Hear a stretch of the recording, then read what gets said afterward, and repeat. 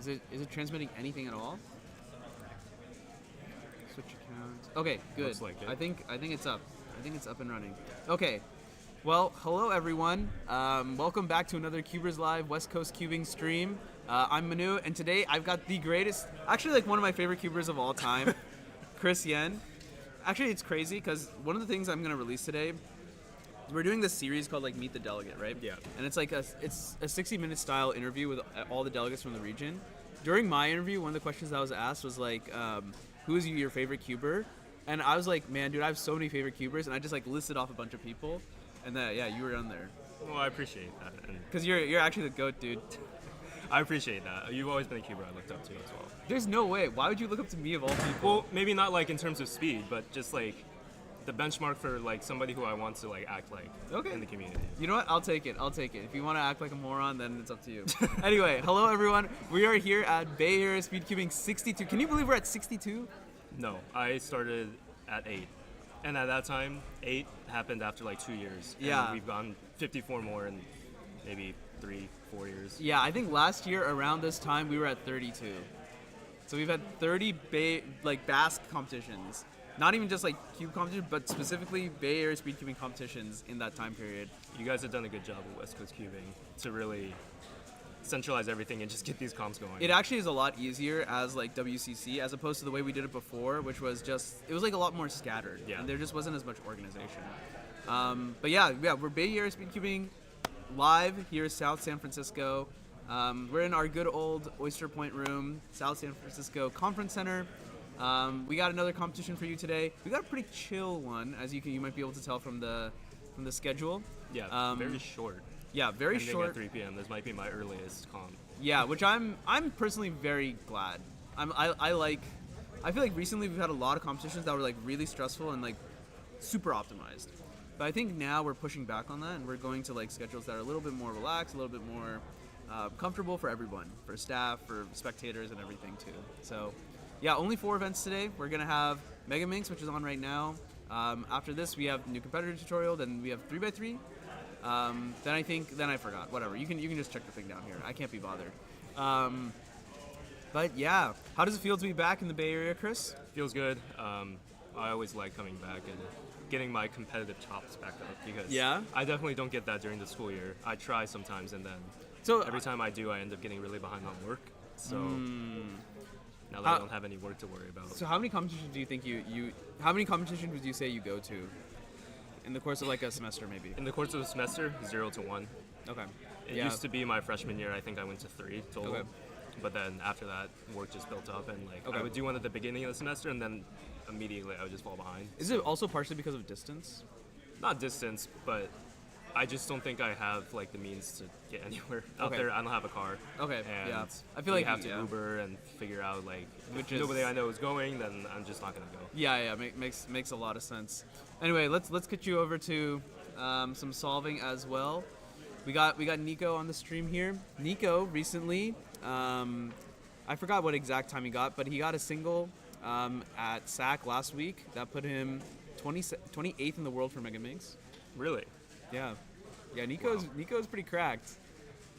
Always been one of the more underrated all-rounders in my opinion. Yeah, I think he's really like come into form as of like the last like year or so. Yeah. And yeah, Mega Minx is his jam. I want to say he got a 36 at SAC. That really, like that was PR for him.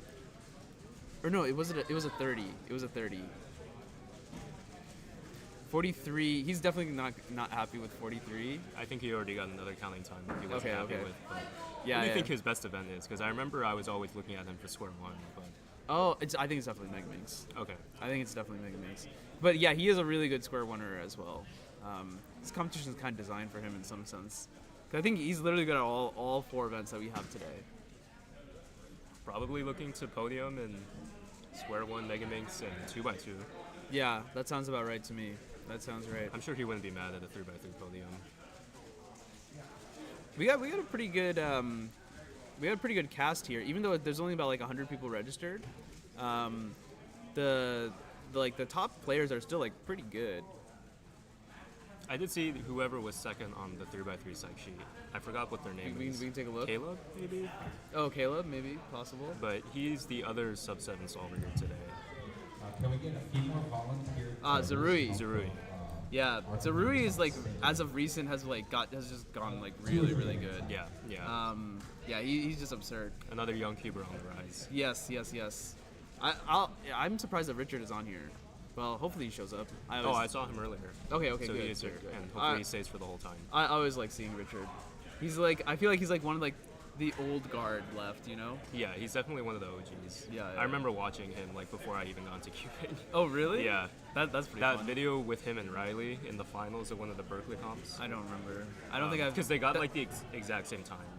Like down to the third decimal. I see, okay. But for some reason that video was really popular, and I remember watching that. Fair enough. And he beat me a couple times, so. Yeah, Richard is just a really good cuber. Good he has guy, like too. he has like dozens of national records also. Oh yeah, 55. So he had ASR at some point. He did, yeah. 3x3 average 2014. That's pretty cool. So probably the most decorated. You're probably the second most decorated in this comp. There's no way. No, dude, it's J-Ru. It's definitely J-Ru. Dude, this kid is crazy. No, never mind. You He have actually has just less as than I do. many. Well, no. How many do you have? I have three. So that's actually kind of surprising. But I mean, yeah, J-Ru's been. He's like also a kid, but he's been like meteorically on the rise recently. Yeah, he's gotten like really good at a lot of different events. I think like Clock is his main now.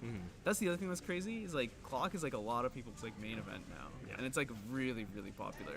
And Clock is like really fun now because of the new hardware. Yeah, the hardware is good, and the new methods. There's so many new methods. I recently found out that this thing called like pseudo 7 simul, where you do like something, and then you get like 6 moves instead of 7 moves. I don't know how it works. It's crazy.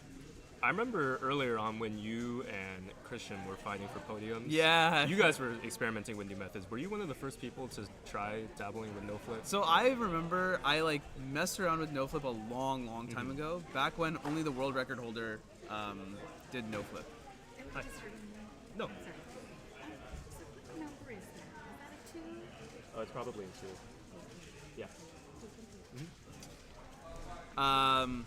Yeah, so back when only the world record holder tried no flip once, because he like made a video about it, and I was like, oh, this is interesting. And then I think I messed around with it a little bit, but then I determined like this is like not possible. I remember you saying that. And you I was said this like, is not going to go anywhere anytime soon. Yeah, I was like, this is just not going to work. But I was wrong. Well, mainly because I think the hardware was also bad. Yeah. Because we didn't have magnetic pins at the time, or like it was like the self-magnetized pins, and a lot of clocks, we didn't have like magnets in the clock. So it was difficult to like be precise. But now that you can be precise, you can do 7 turns a lot easier. Although I still find like turning simultaneously to be really tough. I need to keep up with it. Hello everyone in the chat. Yes, that was Michael Chai Tea Latte competing in his favorite event, Mega Minx, although he's kind of a bit washed now. I think Chai didn't even bring his Mega Minx today, so So he's using somebody else's Mega Minx? I think he might be using Nico's other Mega Minx. Okay. Or he might be using Ruby's or Mitch's or something. Is he second on the psych sheet? Yeah, he is. Oh, but it's pretty cluttered between 2 and 4. Yeah, I feel like recently Mega Minx is like, I don't know, like I'm like really into Mega Minx now. Like just like maybe like 3 months ago, like my PR average was from 2019. Oh yeah, and you're it was pushing like sub 114. Yeah, like I'm so ready to get sub 1, dude. I'm so looking forward to it. It'll be great. People always told me I should get into Mega Minx. I feel like you would be really good at it. That's what they all say. But I feel like at this point I don't have the patience anymore to learn a new event. It's not. I don't think it's that hard to learn for what it's worth. Like I think like a ton of 3x3 principles carry over. Yeah, that's what they all say. They're like, oh, you're good at F2L, so I should get into Mega Minx. Well, there you go. That's like literally it. Yeah, it's just a lot of F2L. Yeah. But honestly, I feel like F2L is not even my best solving facet. What would you say is like one of your like? What would you say is your best solving like subsection or whatever? I don't want to say last letter because my turning isn't very fast, but sometimes I feel like because I can predict one look a lot of the time. That's pretty like good. more than most people. Yeah. But it's also not very fast because I don't turn very fast. But I don't know, dude. It's like, well, I guess at your speed you kind of have to turn fast, but I feel like that's something that like a lot of like people who are like my speed or slower, people who are getting into it think that they have to turn really, really fast. Yeah. But I think that's what's more important. The fact that you can like one look and see what's going to happen. I think that's really. I think a lot of like newer cubers really underrate that. it's also to a fault sometimes though. Like I'll do a worse solution because I can one look it. Oh, that's interesting. Tell me more about that. That seems unobvious to me. Like I use a lot of two flip outs because I can see like where the pieces are gonna go, and then I can predict maybe a ZB or something. But then the ZB may be kind of slow. I see what you're saying. Yeah. But who knows? I don't really run stats on any of it. It's kind of hard, but maybe it ends up being just as fast, but still no real like actual reward. I see. I know there's also like recently I feel like there's more people who will like not do the OLL and just get a ZB instead and then do the ZB. Yeah, I do that all the time too. Oh yeah? But those people who do that reliably know full ZB, and I'm nowhere close to knowing full ZB. Well, I mean, yeah, that's like a huge time commitment. It's like, like what 470 algs or something. Yeah. I feel like all the ZBs I know are just like either A, random, or B, just things that like they're like a 3C2E, and it's just like, okay, well this is just useful to know for like FMC or something. Yeah, I really only know the ones that are like really easy to recognize. Yeah. But even like soon and anti-soon ZBs have become more popular recently. Yeah, I think that's insane. Like, because I know Juliet does full ZB. She knows like, full ZB. like every single time, and I'm like, I think with the EO and everything too. I think the Soon ones are just insane. Like, I don't even do the COLs for Soon, just because they're just insane. I just can't. Well, COLO in general, just no. Don't do No? it. Yeah. Okay, well, the other thing is, so I use ZZ now. Oh, okay, yeah. Yeah. So then it's just like, okay, I might as well just do COL. No, I don't think you should. No, really? Yeah. Interesting. I like my U perms though, and I hate getting V perms because my V perm is also from like 2016. So. Oh, you didn't learn the new. No, I one. don't know it. Dude, I'm an old dog. You can't teach me any new tricks, man. There's a lot of new OLLs and new PLOs now that cubes are better. Oh, big pause for Michael. Yeah, I mean he's doing PLL recognition. 5501. Actually, the other thing is his Mega Mix doesn't have black, so. So that must be really hard. It's pretty hard, and the other thing is, I feel like if you just have like a white star, it isn't that bad because then it's all the black is gonna be in the last layer. Yeah. But he uses green star. And adjacent color is really tough. Exactly, and yeah. So that is really gonna mess you up. I was gonna ask if he just decided to do cross or star on black, just to avoid that problem. That's actually I have no idea. I feel like that isn't insane, but I feel like. Actually, nah, dude. I feel like the recognition would be too difficult. Yeah. Because a lot of people for Mega Minx, they have like a fixed color order. So after doing F2L, they'll like move across the cube in like block building fashion in the exact same order every single time. Yeah. And I feel like, for me, it's just like I don't even think about like what's the next color. I just know that like purple is the next color. You just immediately start yellow. looking for the next one. Yeah. I heard that too, and I feel like color neutrality is like way too difficult on the Mega Minx. Yeah, I don't know if color neutrality. I don't know if like. I guess at some point we're gonna have to get there, because otherwise the record is just gonna be impossible to beat. Yeah. But I think that's like a long way away. Are the world record holders? Do they do a set order? I actually don't know. I don't know much. I should look more about it. I haven't kept up with. I think Nicholas Nyang still has like the same order. I don't think so, because he's insane, man. I was looking at some of his videos to gain some inspiration, and from what I can tell, he just looks ahead a ton and can still turn really fast. And so he just has like really solid fundamentals. I don't think he knows like he definitely knows full PLL. I think he knows most OLL, if not full OLL. So he just has like insanely good fundamentals. So I don't think he needs to rely on like color, like even like a pseudo color neutrality. Mega Minx is like probably the only event that he really does. Huh? I think he's pretty good at big cubes also. Oh yeah, I remember seeing that. I think he's decently good. But I mean, yeah, Mega Minx is like what he's like known for. Yeah. That's an interesting shirt. Yeah, so that was Jonathan Rutenberg. This is some other competitor. It's so tough. It's so tough knowing all the competitors, dude. I was gonna say I don't want to comment on these because I didn't do a good job preparing for who's gonna be here and everything, but the fact that you thought to prepare is pretty good. That's definitely something I'm gonna need to do at NAC. I'm gonna need to like study up on like literally everybody. Or live streaming Atherton. We're gonna attempt to. Okay. We'll see. We still don't know if the venue has like internet and power. So, but if it does, then we'll give it a shot. Just because there's like so many events, and I feel like this is like a lot of interesting people to follow as well. Yeah. Are you gonna be running the stream for NAC too? I'm not gonna be running the stream, but I'll be commentating. Okay. If you know Matthew Mayernick. No. Okay. He's like runs stuff. He runs the streams on like the eastern side of the country. Okay. In particularly the Midwest. Yeah.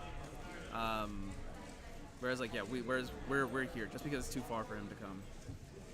So yeah, he'll be actually on the production side, and then we got a pretty fun list of casters. I know me and Brandon will be casting. I think Nick Silvestri is coming back. We got Kevin this time, so he's on the stream, and I think Keaton is back too. Oh, that's good. I think Keaton's a really good commentator. He has the voice too. Dude, Keaton is such a great commentator. Yeah. He knows exactly like how to balance like the nerd cubing part of it and like the general appeal. And he has such a vast like plethora of experience. Yeah, so exactly. He's an old cuber. He's a delegate, and he's basically had a world record. Yeah. He might as well have had the world record. Yeah. So. Yeah, Keaton is always the one. I think that's the other thing I mentioned in my interview is like, yeah, Keaton is also someone I like really look up to. I think he's just so cool. Yeah, me too. All right, Michael, try getting one flat here. The thing is like, so even though I'm clowning on Chai and about like how like, oh, he's like not as good anymore, he's still like beating me with the wrong color scheme and not his cube. So he's too good. You never slow down too much. Wait, what was that? You never slow down too much. I guess that's true, yeah. The other thing is, like, again, it comes down to fundamentals, I think. If you have solid fundamentals, then some of that stuff is going to transfer over. Even if your look at it is not as sharp. Yeah. If it's still better than, like, most people's, then it's still going to be better than most people's, even if you switch. All right, this person is a little bit under the table, so let's switch over to this person who has fantabulous hair. Looking quite good. By the way, everyone, I should mention, if you're watching this live stream, you may be on the Cubers live stream. You may be on the West Coast Cubing channel. If you're on only one of them, you should subscribe to this channel, whichever one you're watching on. But you should also subscribe to the other one. Cubers Live is like the streaming branch, videography branch, content branch of West Coast Cubing. And West Coast Cubing is like trying to put up its channel as well, so we can showcase all the cool stuff that a lot of cubers do. We got a ton of ideas coming out for the West Coast Cubing channel as well. So you'll definitely want to subscribe here. You could also find a really good podcast on Cubers Live. Yeah. Overinspected. Chai and I were just talking about it on Friday. We're bringing Overinspected back. Good, because I want to be on an episode. Okay, yeah, for sure. I think we would love to have you on. I think, because the other thing is like, I think you have like the vision. Did you see our episode with Maddie? When was that uploaded? Because I watched all of them up to maybe like 34, because that was all that was up. Okay, I think that was, I want to say that was like episode 40 okay. or so. And well, it was in season 3, so I want to say it was like episode 43. Okay. That one's a really good one, and the reason we really love that one is because Maddie just sees things that like other people don't see. Like he's like looking into cubing like a year, 2 years from now, and he's like, yeah, like this is what we need to do in order to catch up with all the Chinese kids who like know ZBLL at age 6 or whatever. And he's like thinking like really, really far ahead in advance. He thinks a lot about like the mental game also, which is really interesting. I would definitely recommend watching that one. And I feel like you're also like that to some extent. I think maybe I'm not sure if I'm planning that far in the future anymore, because I mean I'm that's not fair, like but I think you have like the experience to potentially see that far. And part of it is like because he's still like in the game, he's still active, whereas like it's tough with school and stuff, right? Yeah. So. But he's also a grade A student. Dude, yeah, Maddie is insane. Like grade A student. Dude, like incredible golfer. Yeah, like state level baseball golfer. player. Painter. Painter too. Yeah. I don't know how Maddie does. I think we asked him that during like how does he like manage all of his hobbies, and he's like, yeah, it's like tough now because he feels like he has to like focus on just like 2 hobbies. Yeah. Yeah, I think at some point he's like, we're like, which one? If you had to pick, which one would you pick, baseball or golf? I think he spent like a good like 30 seconds like, baseball or golf, going back and forth. And I think he ended up deciding like golf is just slightly better, but he would be really sad if he had to give up baseball. Yeah. Well, it's working out for him so far. Yeah, yeah. And Maddie is still competing at like literally like the top level. I think there was a competition in Hawaii like 2 weeks ago. I think he got like WR6 OH single or something. Wow. Okay. Yeah, something pretty good. I want to say 683. Really? Maybe. I don't remember. Something like that. It was definitely a 6. Because OH was something that he never really tackled too much. Well, is that the end of Michael's average with a 57, 57? I think that's it. I think that's it. Is this the final? This is the final. Okay, so we realistically could have had another round of Mega Minx. We probably could have had another round of everything with Probably. the amount of time we'll have. Probably. But you know, it's chill. Actually, darn it, Chai. He should have added another round of Mega Minx. I'm just so Mega Minx filled. Like, I think in the last week I competed in Mega Minx. The week before that I didn't. The week before that was what competition? Claws Up. I competed in Mega Minx there. Next week I'm gonna compete in Mega Minx. The week after that I'm gonna compete in Mega Minx. I'm so Mega Minx filled, man. It's a great event. I love Mega Minx. Did you beat your PRs this comp? No, I didn't. So, let it be known, Chris Martin stole my cube. Okay. Do you have an official hashtag for this? A hashtag? A hashtag. You can use West Coast Cubing as the hashtag. West Coast Cubing. Yeah. My grandson's here, but he's from Texas. Oh, cool. So every region is different. Every region is different. Yeah. But yeah, let it be known, Chris Martin stole my cube. He competed with it in San Diego yesterday, and he's gonna give it back to me next week. That's why I didn't do that well today. Okay, it's because I didn't have my cube, and I didn't practice because I didn't have my cube. It's the cube or not the cube? No, it's definitely the cube, not the cube. So the other thing is the GAN Mega is really, really good. Okay. Yeah.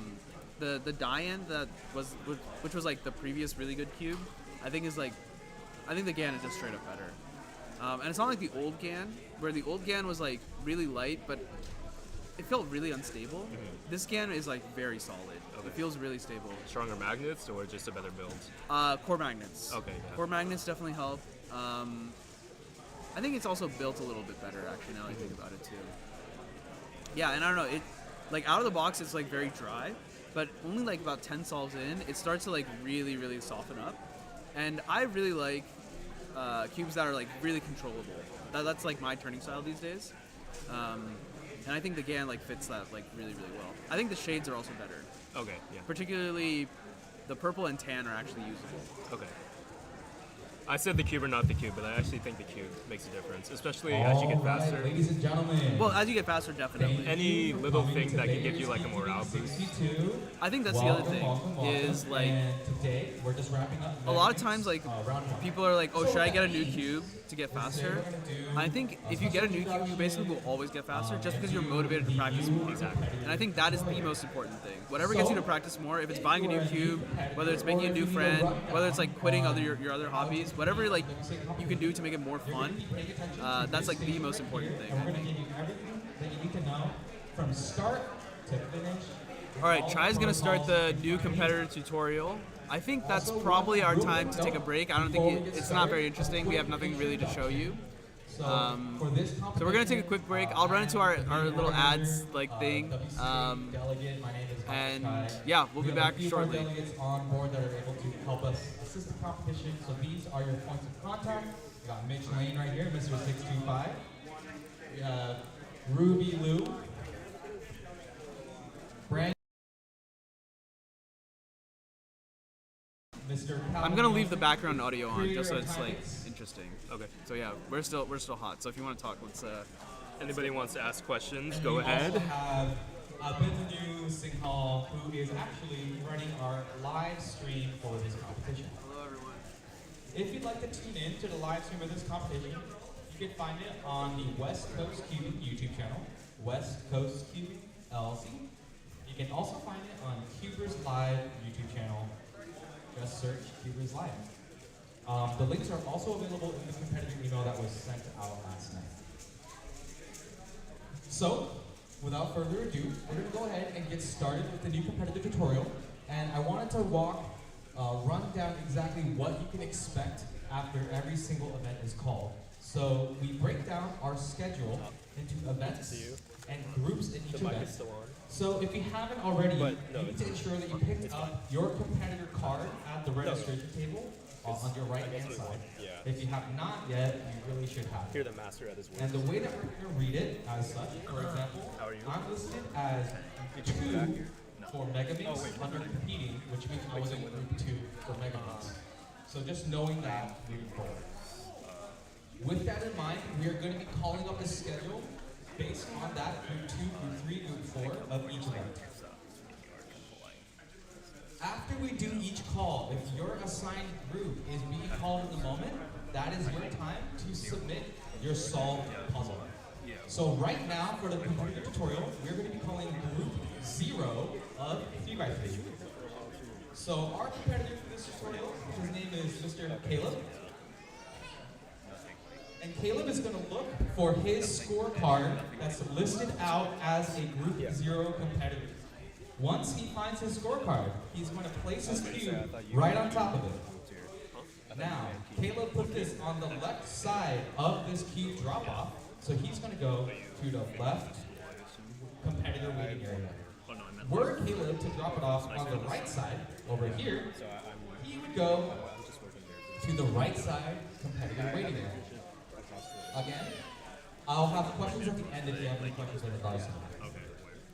So now that Caleb has submitted this puzzle, we have dedicated staff members that are going to scramble it and run this puzzle. No CS for me. Also, we have our famous judge, Mr. Stanley. Round of applause.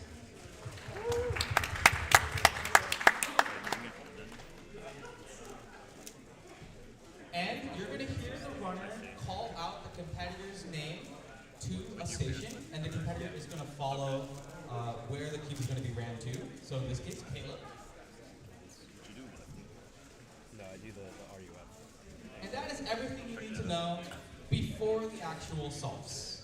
So now the nitty-gritty stuff, the stuff you're all here to watch, you're here to see, you're here to get your best results, right? So what do we need to know? There's a few things that we're going to need to know, and the first thing that I want to show you guys is how to use the G5 timer. So if you guys have ever seen this timer before, you know that there's a sensor on each side of these, and you need to use your fingertips to start and stop the timer. So there's going to be a light on the left-hand side that's always yellow, and when you hold it down for a long enough time, it's going to turn from red to green. Once it turns green, when you release the sensors, it starts the timer. Wait, were you going to? Of course, when you need to stop the timer, you use both of your fingertips to hold down the sensors, and it'll stop the timer. There is a chance, if you don't hold down the sensors long enough, you will not activate the timer.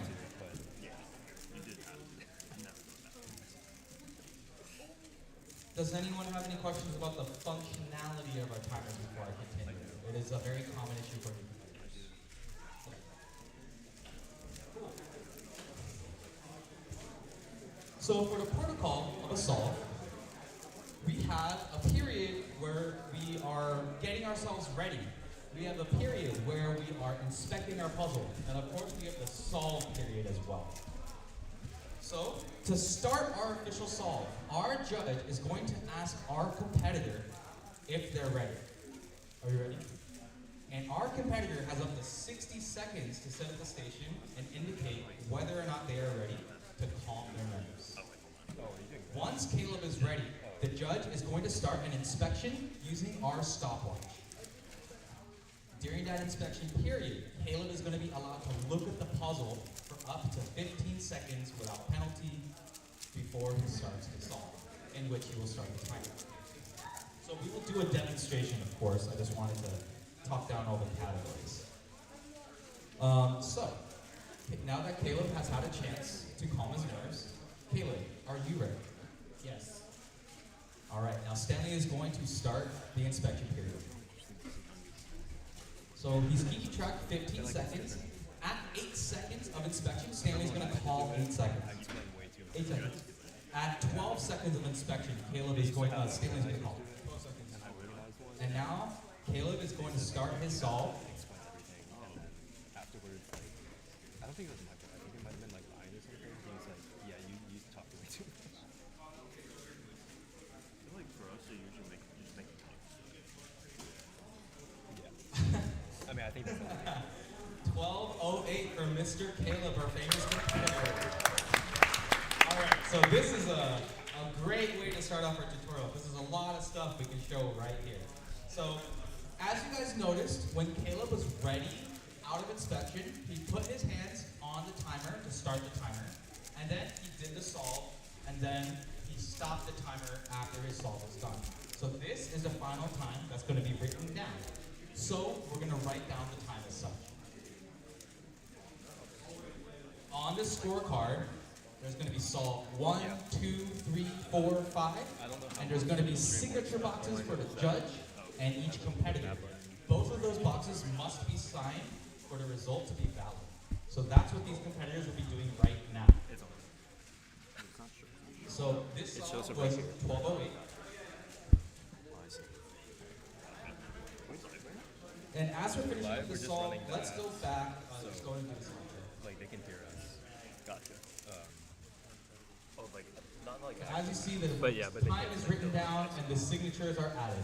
We're going to go back But to the then inspection if I hit period. this, it'll show So only the Stanley camera, and if I called do 8 this, it'll be seconds and 12 this in the seconds. upper corner, and then The rule of thumb this is there. if you hear 12 seconds, start your timer. You cannot pass 15 seconds of inspection I think or that's 17 seconds of inspection, and there will be penalties applied otherwise. We'll get to penalties at the end of the tutorial. So, Caleb, after 12 seconds, thorough. They know what starts they're the timer and proceeds to do a solve. And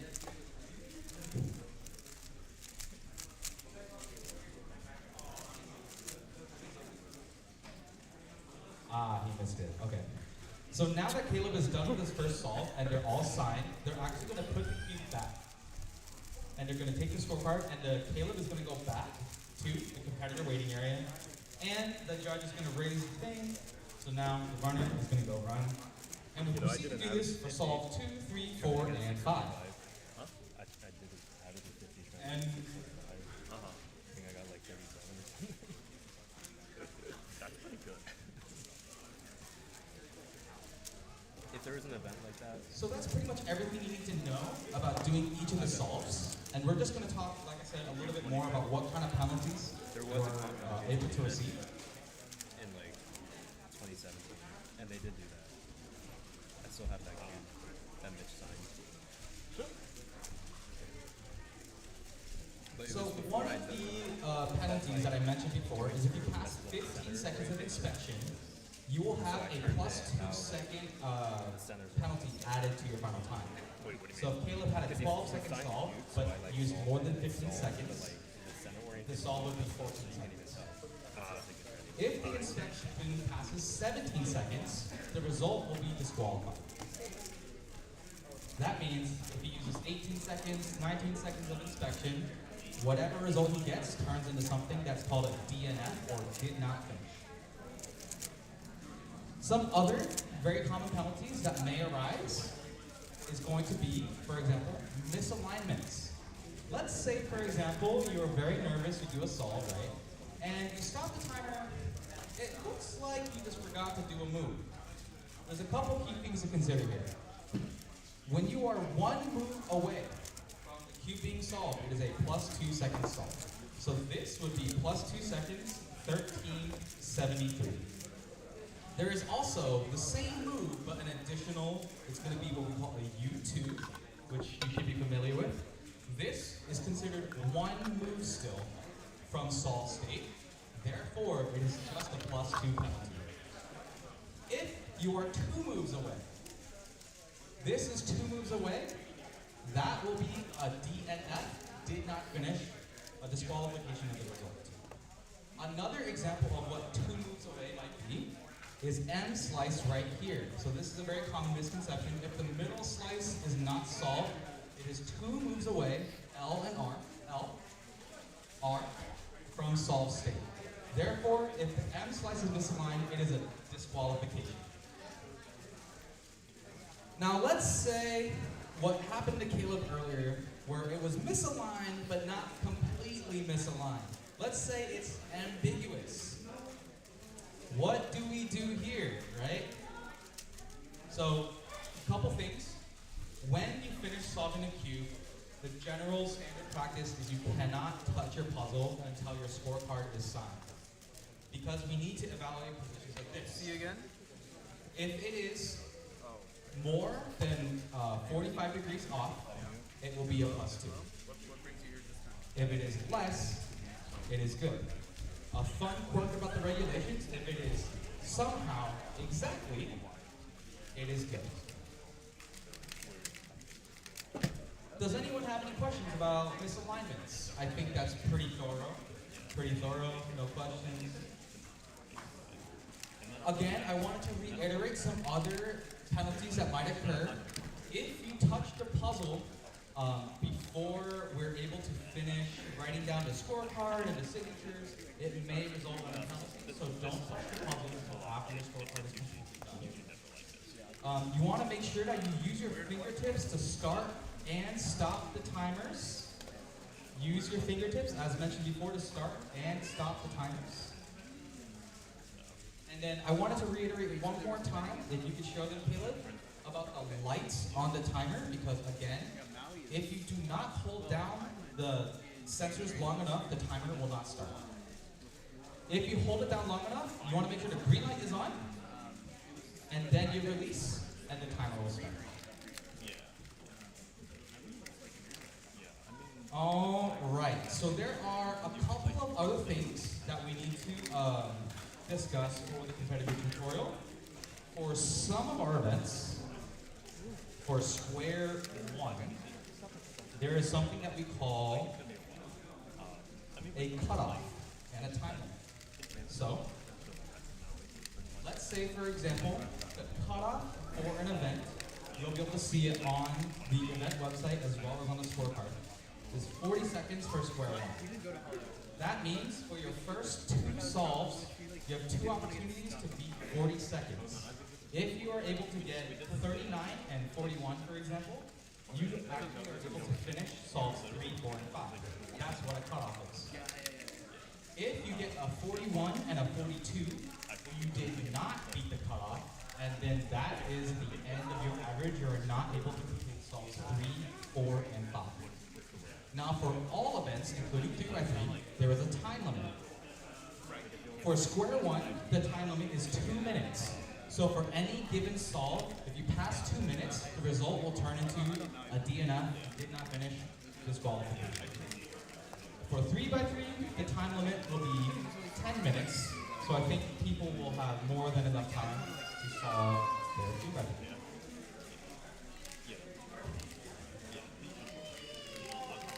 So after discussing a lot of the basics, were there any questions in the audience that they'd like to ask us? The new competitive tutorial?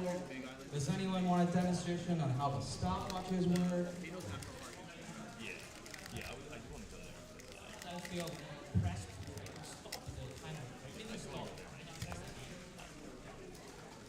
So the question asked was, sometimes it didn't stop at first. Can I continue to stop it? Yes. As long, if you stopped it wrong the first time, it just means you didn't actually touch both sensors. So it didn't mean that you touched both sensors, so just stop it again. What you cannot do is after the timer stops, you cannot move the puzzle, just like how I mentioned, you can touch it.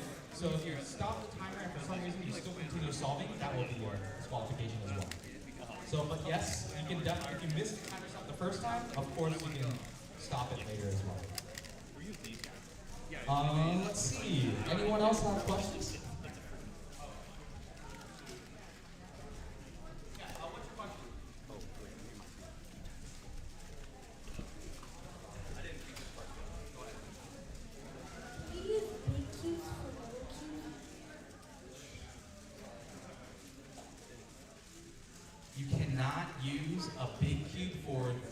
So the question was, can I use a 5x5 for a 3x3 event? You cannot.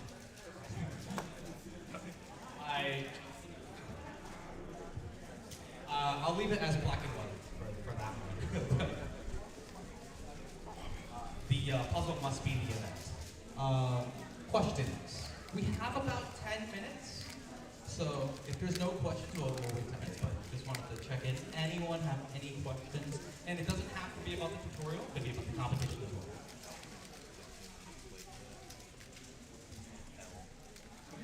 Okay, so I'll run down some more basics about the competition. And again, if there's any questions about the tutorial, feel free to ask.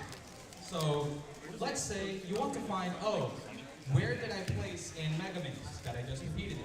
There is a website called WCA Live, and the URL is in the competitor email that we sent. It is live.worldcubeassociation.org. Find this competition name, and you want to click the event that we just finished competing. Of course, our dedicated staff team is inputting data in the moment. We try to pride ourselves on doing it very quickly. Sometimes it might lag by 30 minutes to an hour. You'll be able to see which place you got for that round. And if on the left-hand side it's green, that means you advance to the next round if there's a next round. So that's how you find out your results. Again, if you want to check out the live stream production as well, you can find the YouTube channels Cubers Live and West Coast Gaming. If you'd like to take some photos, we have the backdrop right over there. We love that backdrop. I love that color. So feel free to have that. There's water stations over there as well.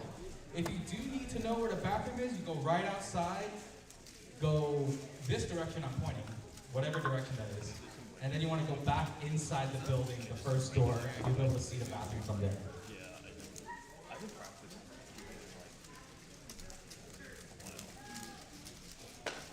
I think like at some point. So a lot of people actually want to record their own solves. A raise of hands, how many people want to record their own solves? Okay. So, there's an interesting regulation. When you are recording yourselves and you haven't done it before, make sure that you're not using your front-facing camera, so the screen has to be away from you. So like this. If you can see the screen, that is against the regulations. So that's a fun fact. Some other basic stuff. No flash photography. No flash photography. We love parents taking videos. We love parents taking photos. But what we do not love is Caleb getting blinded mid-solve by flash photography, which you can't. All right, and as a general practice, please stay out of this area right here as much as possible. We need to give our competitors sufficient space to be able to solve in relative peace. And the last thing I wanted to mention is this is a totally optional section, but if you are curious about West Coast Cubing, if you're curious about the WCA, about delegates, about organizing competitions, or if you want to give us feedback as a delegate organization team on the West Coast on how we're doing for our competitions, we are hosting a little panel from 11:45 to 12:30 today, or whenever we finish the prior event. And during that time, we'll be able to clear out any questions, and if you have anything you want to tell us, feel free to let us know. We want to use this period as to get to know what you guys are looking for out of competitions, why you attend competitions, and anything you can do to make our competitions better. So, yeah, and if you want to know more stuff about the World Cube Association in general, feel free to ask us during that time as well. Alright, so I'm going to go ahead and wrap up the competitive tutorial now, and we will start 3x3 in 5 minutes. So if you are in group 1 for 3x3, you definitely should prepare now. And if you're staffing for group 1, please go ahead and get set. Thank you.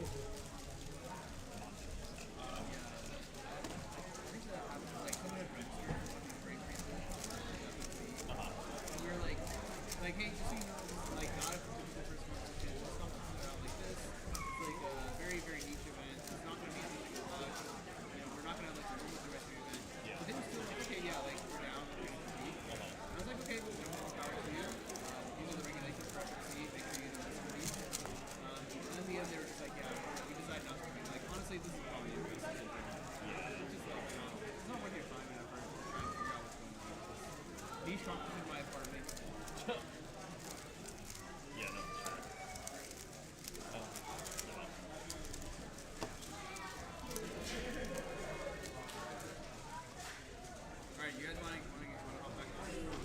Well, I have to compete. Are you in group 1? I can leave. I have to run up my account. I'll be in the on deck chair. Okay, sounds good. All right, welcome back, everyone. Hope you all enjoyed Mr. Chai's competitor tutorial. I brought with me another great friend of mine, Brandon Lin. Say hi to the stream, Brandon. Hello, everybody. Hello. What was I gonna say? I don't know. Therefore, it wasn't important. How are you doing, Brandon? I am okay. I am visiting from New York. I am I'm not from the Bay, so this is actually the first not the first time I've done one of the live streams for Bay Area comps, but Okay. What was? yeah. Wait, really? It was Western Championships 2018 or 2019. I was like doing Okay. commentary. That was before. during that time. That was before I was doing live streaming stuff. Yeah, I think yeah. that was like Weston and Devin doing the live streaming Yeah, stuff. yeah. back then. Kevin was also doing it. So Okay. Yeah. that was for a sure. while ago. For But sure. yeah, this is great. I don't have like many opportunities to do live streaming for comps a lot. Yeah. So this is a pretty fun thing. I feel like that's definitely something that needs to be more expanded to like more places. Because Yep. I feel like the only places in the country right now that got live streaming are here, and there's some in the Midwest. And Michigan, because Yeah, whenever Marinick is available. Yeah. And then there's like the big competitions. Yeah. But apart from that, like, I feel like there are more competitions that need to be like live streamed. Yeah, I feel like New York also has like a ton of competitions, right? we do have like a lot of competitions. I did see that like Q. Yeah, I can lend one. Yeah. Manu is gonna take care of something while I take a look at this live stream. We're still getting ready for 3x3 right now. Yeah, how's everyone doing? Manu is back. I'm back. As I was saying, I feel like you guys have a ton of comps, and or at least I see Evan Liu is just competing Yeah. every week, and not even like he's gonna be like 3 times a week. Evan goes to a lot of comps. Like he's, that, yeah, that's insane. Yeah, he's also located in an area where it's like pretty convenient to get to comps. Like like in Westchester, you can get to New Jersey, New Pennsylvania, upstate New York very easily. I see. So it's really nice. I was going to say, I think they are doing a live stream for New Jersey Championships. Isn't that this weekend? Yeah, this is this weekend actually. So if you want, you can also pop over there for a little bit. You can do like a little multi-stream thing. yeah, 'cause, You know, exactly. they're actually probably at lunch now, Yeah. and we're just getting started. So you can watch us, and then when we go to lunch, you can watch them. Yeah. I think that actually works out really nicely with the time zones. Huh? Exactly, yeah. I forget who's doing it, but I did see Carter Williams was posting about it, so Okay. he's doing it. Okay, cool. Maybe he's doing it. I'm not exactly sure, but shout out to them. Go I'm check sure. them out. I'm sure you can find it on Go YouTube check them out. or something. Yeah. Yeah. But yeah, no, definitely we should. I feel like we do need more people with expertise and like being able to help out with the setup and everything. Because like it's definitely like a non-trivial setup to get everything. That's true. That's working. true. The and wires, stuff. bro. The wires. Yes, it's man. always the wires. and like taping down the wires to make sure people aren't like tripping on them and stuff. Yeah. That is definitely the most annoying thing. But otherwise, like, so Chai and I were here on Friday and we set everything up, and Okay. we set up all the live stream stuff in like probably like 30 minutes or so. It's pretty fast now. So. I see.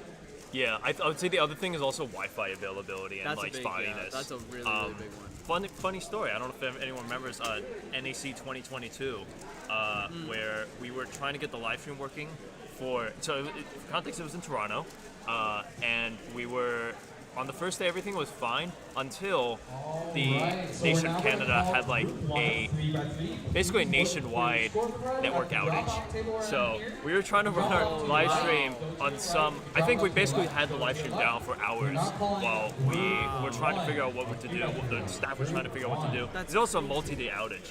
So That's crazy. yeah, it was.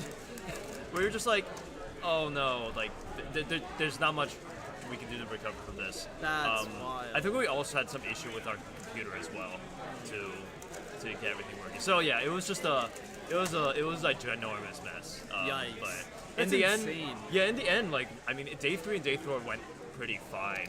Yeah, I feel like NAC 2022 was like the first like really big stream that I'd watched in a while.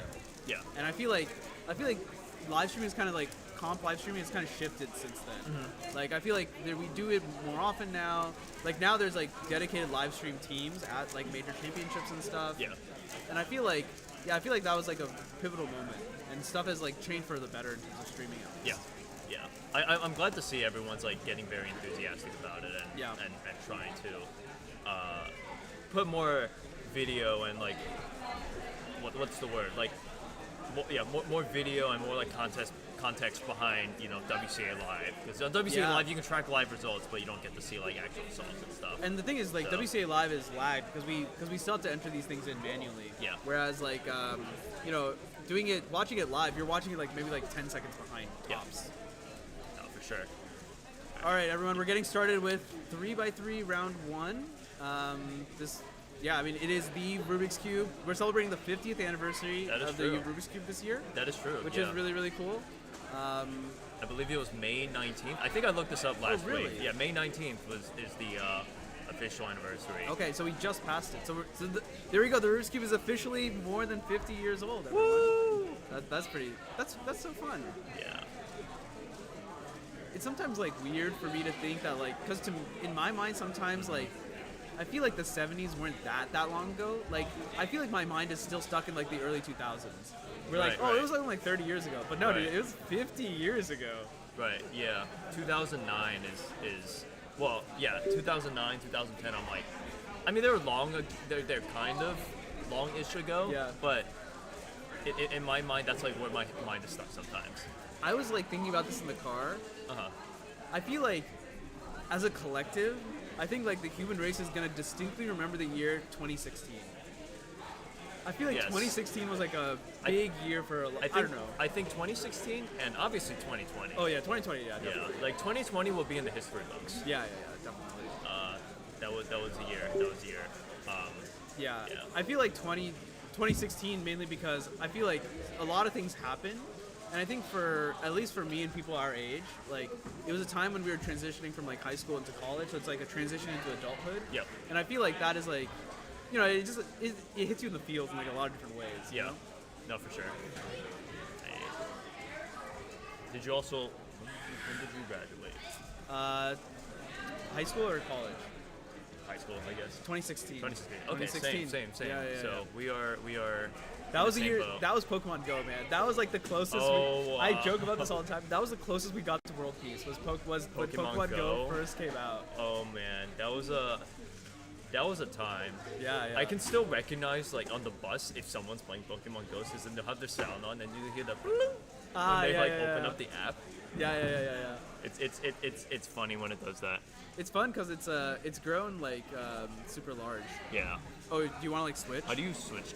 So we only have two cameras, so you can just like between cut and auto. I see. Or like auto is like a crossfade, and cut is like a hard cut. Auto is the. Yeah. It's like a little crossfade. Got it. Yeah, unfortunately today we do not have like the overhead cams. One of the cams like just for some reason it's just not working at all, and the other cam is stuck on like a fisheye lens, and so we're like, well, if we can't use one, we might as well just not use either of them. Yeah, so this one is the one that they see, and then the preview is just the one that's going to be up next. Gotcha. Yep. Oh, okay. Wait. So this preview, this is the one that's up next. So when you hit cut, that's the thing that's going to show up. Oh, okay. And then program is what they currently see. Oh, okay. Yeah. Okay, cool. Learning how this thing works. The ins and outs of the ATEM Mini Pro. Yeah, this thing is great. Like Mayernick has the same thing, except it's just bigger. It can just it can support 8 channels instead of 4. Oh wow, okay. Yeah, I've seen a setup at we saw a setup at NAC last year or Nationals. Yeah. Yeah. Cool. Are you going to be commentating at NEC this year also? I will. Cool. I saw you doing it too. Yeah, I'm going to do it. Are you going to do Rubik's All-Stars? I don't think so. I'm trying to figure out my travel situation, but I don't think I will. Are you? I think I am going to. I think I'm because I'm gonna start graduate school. Okay. So I'm gonna transition in between like working and going to graduate school, so that I've got a nice like 2-week time block. I'm like, okay, I'm just gonna take all this time off. I'm gonna commentate all Rubik's All-Stars, NEC. I'm gonna go to Euros also. Oh, you're going Euros. Okay. Yeah. When is Euros? I know it's in Pamplona. It's the week after. The week after NEC. Gotcha. Yep.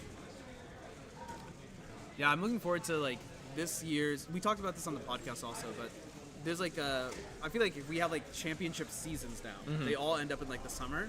Yeah. I feel like there's like a nice like build up towards that. That's gonna happen this year. Yeah. And NAC and Euros, I think, are going to be the big ones. Yeah, no, for sure. I do like that it's. I mean, it makes sense that most of them are during the summer. Yeah. Yeah. They just announced the Asian champs. They actually announced it. But it's in November, in Malaysia. Okay. Yeah. I feel like November might be a nice time to be in Malaysia. It won't be like overbearingly hot. At least. Man, yeah, that is. Malaysia's like It might hot still be year round. yeah, it might still be insanely hot. It's I think it's like slightly better, but also like I think it's still like it's still insanely hot there. Okay, fair enough. Yeah. Fair enough. Well, it'll be a better time than here at least, or at least like most places in the States. I mean, yeah, it'll be better here. Yes, that is true. Okay, that's cool. I might need to go. I have a couple friends in Southeast Asia as well. Yeah. Will you be free in November? Maybe. I mean, it depends on when. And school I feel like is a lot harder to get around. Right? Yeah, no, that's fair. Because work, That's I true. feel like you can be like, oh, I'm just gonna take PTO. Whereas Yeah. like school, it's like, well, you can't really take PTO for school. in the Yeah, same way. yeah. I mean, yeah. No, you can do that. Okay, yeah, but because I heard like I saw like a couple posts that like when is Asian Champs gonna be announced? It's supposed to be 6 months from now, and nothing. There's no announcement yet. I think they were still trying to decide on the date because really? they were trying to figure out. Yeah, I don't exactly know, but they were still trying to figure out like the exact logistics on this. Kind of a lucky apron there.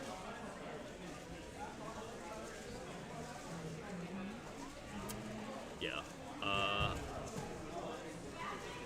I did also Oceanics is in December. Oh, it's this year? Yeah, Oceanics Oh, I is thought in it was like gonna the be next year. end of December. Okay. Well, I guess that makes sense because for them it's that'll be their summer. So. Yeah.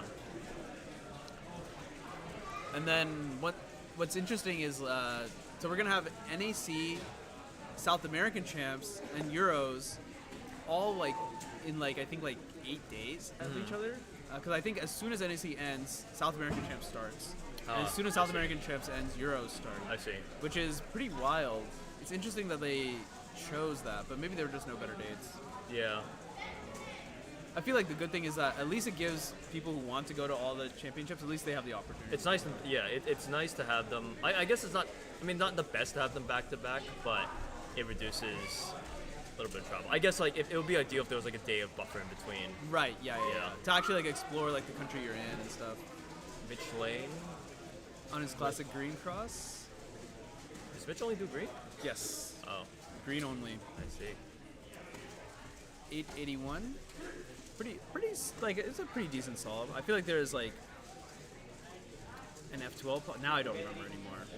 I feel like there's an F12. I think his F12 was maybe a slight pause, but still pretty decent. Yeah. I feel like that you can't be like a top player or even like I feel like it's really hard to be like sub 9, sub 8 while pausing a ton. I feel like at that point you basically have to eliminate all the pauses you have. Yeah, I mean, at a certain point, if you turn fast enough, you could theoretically be a sub 8, but then you reach a plateau where you're like you need to pause, you need to stop and evaluate what's going on, and also just figure out. And just being able to look ahead to what your next things are. Yeah. I mean, most of the people that are sub 8 and sub 9 are able to do that anyway.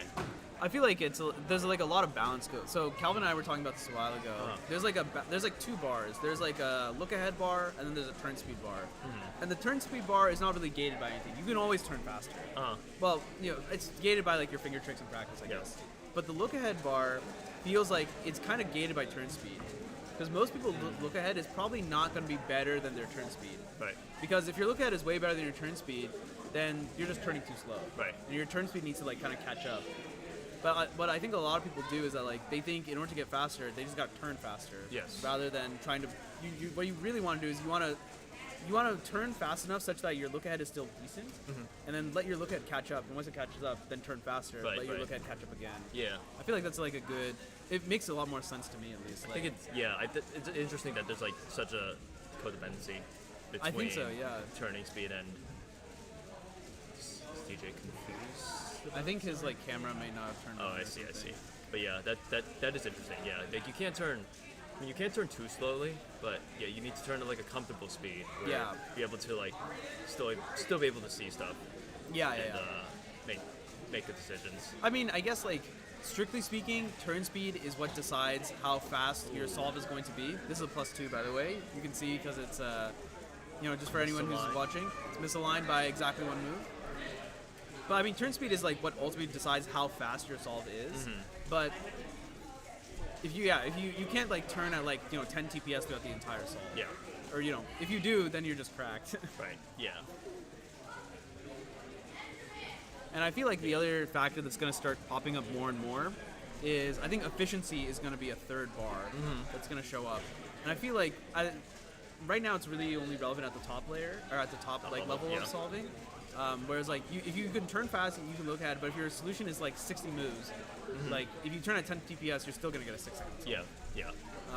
So it's like you got to be able to reduce efficiency, or you got to improve your efficiency as well. Yeah. And that's something I think like Timon is like insanely good at. Timon's really good. Yeah. It's also efficiency is one of those things where it's like there's not a whole lot of concrete resource on it's like there's not like a specific tip to improve efficiency, right? It's like maybe you can learn a few F2L tricks, but to ultimately get there, it's going to take a lot of practice, a lot of experience, just knowing where your F2L pairs are going to go, for example, or there's not like any concrete advice on it, so it's and obviously it's like only applicable at the highest level. Yeah. And I think there's like a codependency between all these things. Yeah. Like, because if you have a super efficient solution and you execute quickly, but you need to pause in order to figure it out, well then you're just gonna lose time, right? Yeah, no, for sure. I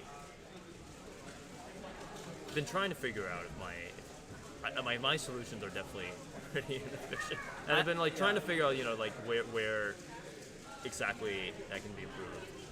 Yeah, I feel like the F2L I do is like still from like 2013, 2014, Rito's hunting story level F2L. Yeah, no, for and it's sure. definitely like not particularly good. I was watching recently the video that Timon made on the Cubicle channel. That was like, it was like a little cut of like his like course. It was about like why you suck at F2L. Right, I think I watched part of that. Yeah. Yeah, and that was like really interesting. And one of the things was like you just need to learn Alex for F2L. Yeah. And that's really interesting because back in the day we were like, don't learn Alex. Like you can just do it all efficiently. Everyone was like, do not learn Alex. It was do not learn Alex. Every time, like, I remember people when they submitted Alex sheets or they sent out Alex sheets for F2L, they were like, don't do this. Just do it intuitively. Yeah. But yeah, some cases are just too annoying. Yeah, some of them are just take like way too many moves, and the intuitive solution is too long, but the unintuitive solution is genius, but you're just never gonna find it. Yeah. There's always something to learn. Yeah. And there was one I got for what was it? Can I set it up? So like, judging by the moves you're doing, it seems like some keyhole. Was it this? Thing. Yeah, that. This one is one I recently. You want to show the camera real quick? It'll be a bit tough. I can attempt. This F2L pair is the one that I'm looking at. And because so I use EZ, right? So everything is oriented. Oh, you use EZ, okay. Yeah, so I don't want to rotate. I just want to do everything normally. The solution that I saw is, how am I gonna show this? Is like kind of like this, where you like hide the corner here, and then move this down to here, such that it pops back up here. I wonder if that's faster than what I do right now, but it does look it's definitely better than what I do. It does look interesting because it's all art. Which one is it for the A10? A10. Okay. I like the fact that just RUD moves. Yeah. Chris, what do you think about this? Oh yeah, I do that sometimes. Yeah, is that actually good? It's really nice because it preserves EO. all of this. Yeah. But doesn't 2gen also preserve everything? That one's also really nice. Okay. So. But like it preserves like everything. Oh, it preserves everything. Oh. This corners too. 2gen preserves EO, but Oh, interesting. Whoa. Oh yeah, it preserves CO too. Ooh, 747. Nice. But yeah, those are the only good ones. I see. I guess if you have like this EO, then you have to use F moves. Yeah. Well, if you like want EO, then you need to use F moves at least. Yeah. Oh, but if you're using ZZ, I don't know. I feel like D moves can kind of mess up a little sometimes. But you should use keyhole a lot, I guess. Yeah, I think so. Keyhole is one of the tips that Timo mentioned. Yes, yeah. To use in there. I definitely underrated keyhole. I thought it was like too advanced / like this is like not really necessary, but I think it is very interesting and not that difficult. It just takes time to like sit down and do it. Yeah. I was disappointed that he didn't go over like the thumbnail case in that video. Thumbnail case? Oh, in case. And he didn't go over like solving it. Oh, the more you learn, the more you know. You can talk about it in the transition because I got to compete. I also gotta go. Yeah. All right. Well, Chris, it'll just be you. You can just blabber on about whatever you want. You can talk about cubing. You can talk about not cubing. Oh, God, come on, Jeremy. Jeremy, we all lost the game because of you now. Oh no, not the game. Jeremy. Pure agent of chaos. I love how that's still a meme nowadays. I feel like the kids don't know about it though. The game. I feel like this is for the better, honestly. Otherwise we'd just hear like I lost the game over and over. Yeah. Almost DNF'd by M/. Yeah, that's Zane Qureshi. He's recently come back to cubing. Okay. Yeah. He's been getting good results still too. I see. And yeah, as we mentioned earlier, this is TJ, our newest delegate in Northern California. Woo! Congratulations, TJ. Well deserved. Well, although TJ is also going to be moving to Southern California during the summer, so really we're just shipping him off. It's his Northern California is his training camp. Kind of, yeah. What's crazy is 3 of us are actually going to be moving to SoCal like this summer. TJ, myself, and Ruby. Oh wow. At least you're staying in the state of California. Yeah. And we're like very close with SoCal, so. Yeah. I'd rather hear game than Sigma. Yeah, dude. Have you heard like this thing? People say like, what the Sigma now? No. It's actually absurd. That's probably weird to you guys because you guys are like. Dude, it's absurd. Dude, I was doing Megaminx last week at SAC, right? And like out of the corner, like I just hear someone in the corner of the room say, "What the Sigma?" And I'm like, "What is going on?" No, it's old even for me. Like, Okay. that's like extra levels of brain. Chris just called us old. We are pretty old. Relative to Chris, at least. All right, Brent and I gotta go. We leave you in the capable hands of Chris Yen. Chris Yen, everyone. Woo! What's up? I don't know about commentating. You'll do great. You'll do great. All right, everybody. I've now taken over as the sole commentator. So now that competent solvers are in the booth, go ahead and ask any questions you want about speed solving. Manu actually had a good tip on that one F2L case. We bantered it up there. I love yapping, so go ahead and ask any questions you want. If you're wondering about my average, since I wasn't on stream, I was not doing too great. Scrambles were pretty easy, but I ended up getting, I think, a 724 average, which obviously not what I'm looking for. I'm just trying to get back in the swing of things, but anyways, enough of that. This was the case that he was talking about, and his solution was actually pretty good because it preserves every top piece. But there's also this 2-gen solution, which you may find interesting too. You do RUR prime, U2, and then you just solve this case. That ends up being pretty fast. But yeah, always good to learn a lot of F2L tricks like that.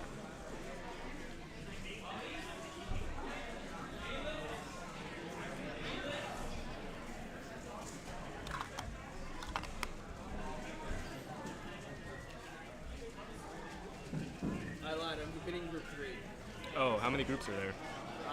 Probably like 4? 4. All right. Actually, no. So I'm not going to it's be about alone, Yeah. ever. We're back. Sorry, guys. You're stuck with me. If you had just finished competing in Group 1, please stay in Group 2 to do a judging assignment. Thank you. How much do you think like warm up affects you? Oh, a great amount. I just realized warming up with a square one that's significantly slower than your 3x3 Yeah. really affects how you turn the 3x3. In If a I good had way or only bad turned way? the 3x3, I would have thought it felt very controllable. But then, since I started with the square one, Yeah. once I went back to the 3x3, it felt very uncontrollable. So I might need to go home and get another 3x3 to warm up. Maybe during lunch. Yeah, because lunch is actually pretty long. It's really long, yeah. Which is good. I think it's good to give like a good amount of time for people to just take a break. So on the stream we have Sebastian Stone. Sebastian recently getting 408 single. Oh, I did hear about that. Yeah. Was that one of the Reno competitions? Or It was Sacramento? in Chico, Which which is about 5 hours north of here. Yeah, that was pretty crazy. Both Sebastian and Kenji getting sub 5 singles as well. I think Kenji got 474. I remember seeing the scramble, and to his credit, I actually couldn't find a very good solution to that scramble. There you go. So what's interesting is I heard that both of them ended up with the same solution. That I think like you had like two pairs to start off with, and then a third pair that was made, but you actually didn't do the third pair. You did a different pair that was like it was a different 3-move insert. Okay. And that gave you LL skip, or Okay. maybe it was soon skip, but yeah. So pretty exciting. We're just starting 3x3 Group 2, Round 1. Looks like we have a new competitor at the front here. Okay. Well, TJ's on it, so he'll deal with it. I think they did not realize when they were supposed to start the timer, which happens, you know. It's a very new competitor thing. Unfortunate +2 there as well. Yeah. Off by just that one move on the U slice, or on the U layer rather. So what would you say is like your like main event now? Do you think it's still 3x3? I think it's always been 3x3.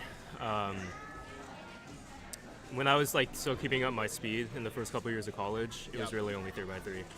But and here's Richard J. S. Apagard. I don't actually know where that started. I just have heard no it. idea where that. I think it was before my time in NorCal at least. But Richard, yeah, one of our favorite cubers, legendary cuber. Nice J prim to finish, 6.52. Very smooth solve. I think it's the fastest solve we've seen so far today. It is, yeah. I got a 657. That was my best single. Okay. Looks like he's using, I want to say, a Worm 2022. Yeah, let me adjust this camera. The exposure is set really high on it. Everybody familiarize yourself with the name Richard J. S. Apagard if you haven't already. One of the OG Bay Area speedcubers before my time. An absolute crazy number of Filipino NRs for him. I think he's approaching 60. Yeah, and I'm glad he's still sticking around. I don't see him very often anymore, but he's probably slotted to get a couple podiums today. I think you said it higher. Oh, it got higher? Yeah. Well, that doesn't make any sense. I lowered the ISO. Maybe let me set it on auto. Okay.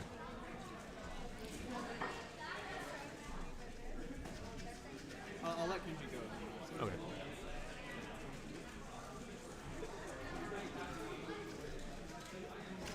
Pretty fast turning there. Interesting little algorithm.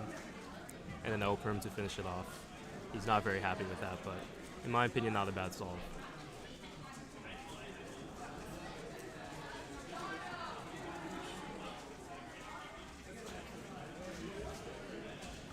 Very smooth turning here. Nice TOLL and an F perm to finish, which you never want to see, but actually a very good time. Very smooth turning. I'm always jealous of people who can turn very well in competition. Yeah, that looks better. I also reduced. Oh yeah, that looks way better. I reduced the shutter speed also. Okay.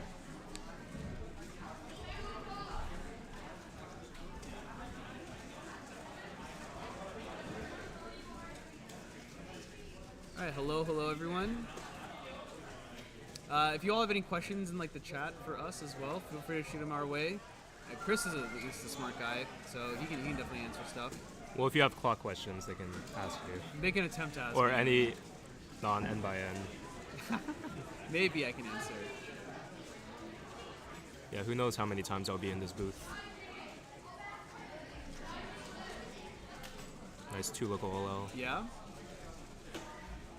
And Pretty good for like a 4 look, right?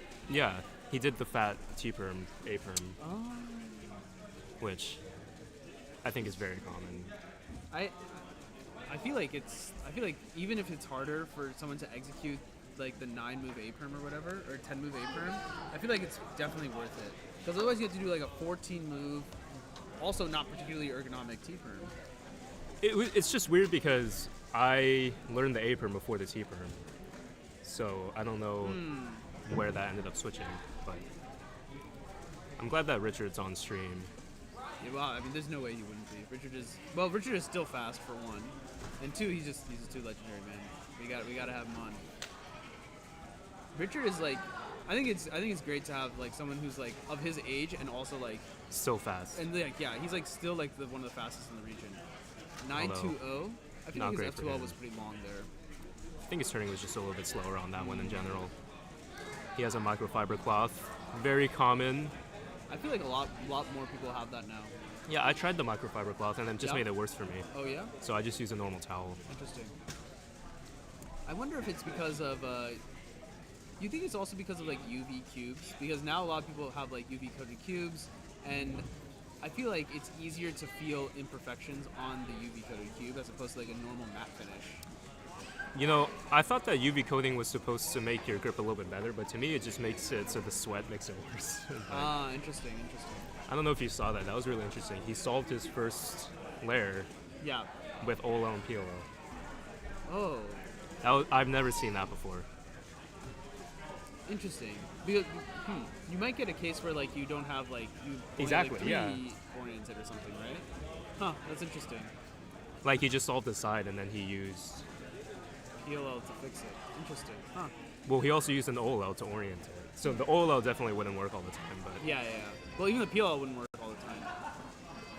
Because if you Yeah, have like 2 corner swap exactly. and 2 corner swap on yellow, then it wouldn't work. wow. Huh. That's very innovative. New method. New method, maybe.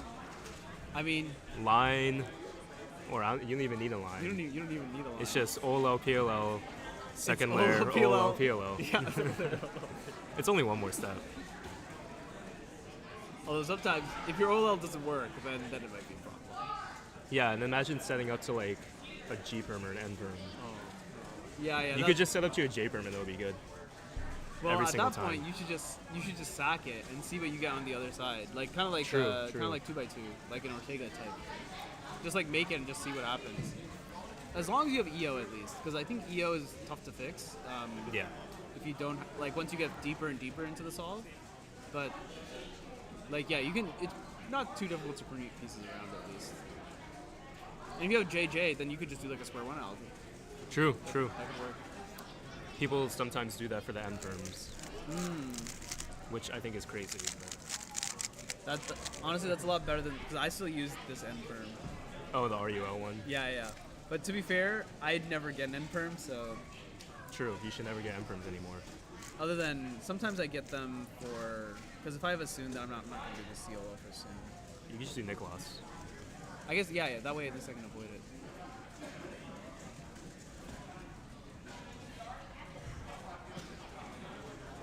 One of my pretty favorite efficient things there. while watching is like just see like everyone's different solving styles. Looking for Lewis Hub Yeah, that was very smooth, and this And turning this is a lot more much erratic. faster. Yeah. and but Randy. other person John. getting a much faster time. Yeah. He was really efficient. Oh yeah. It was nice to see. I feel like as a kid, I like people who turn fast. Now, like, obviously people who turn fast are still really cool, but like, if I see like someone who's turning slow and still gets like, like a sub 10 time, I'm like, you are really cracked. Like you know what's up because Yeah. your solution must have been like 45 moves maybe. And you're turning at like a really like nice comfortable because 5 TPS is not insane. it's probably pretty easy for all of us to turn at like 5 TPS. Like if we did a 5 TPS T-perm, we would probably feel it's pretty slow. Yeah. That's why I like watching Timon solve so much, because he really doesn't have the fastest turning out of anybody in the world. But he's so fluid and his solutions are so efficient. Yeah. Again, I feel like Richard had a pretty long F2L here, and pause going to OL into PLL. It's a bit rough, but he was using the old-fashioned execution of that G-perm, which is always tough to learn. I think people really like how good it looks if you execute it correctly, but now people, they use that, like I said, which is almost ridiculous. Yeah, I recently learned that G-perm. Yeah. It took a long time to beat into my head. From the RUF.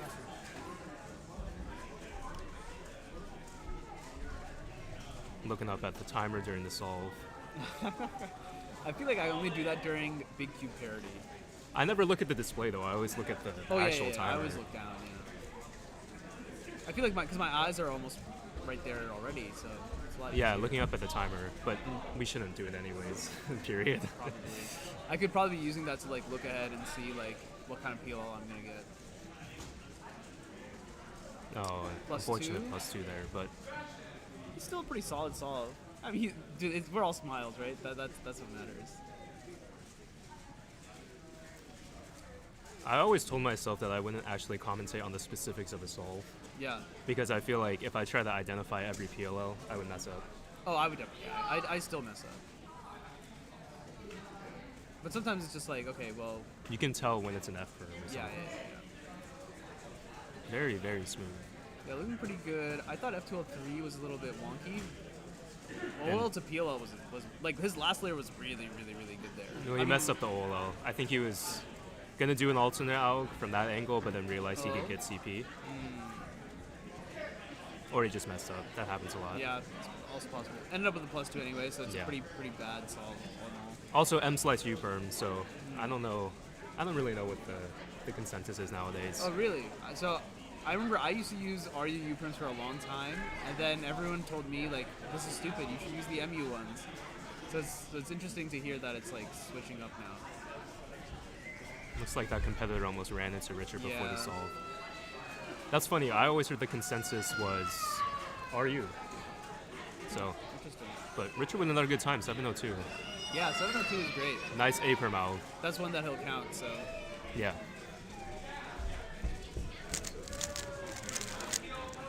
This baby is really funny. It's like this baby really hates speed cubing. They like cannot stand the fact that people are cubing so quickly.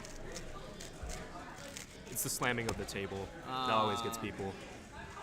Yeah, that's definitely possible.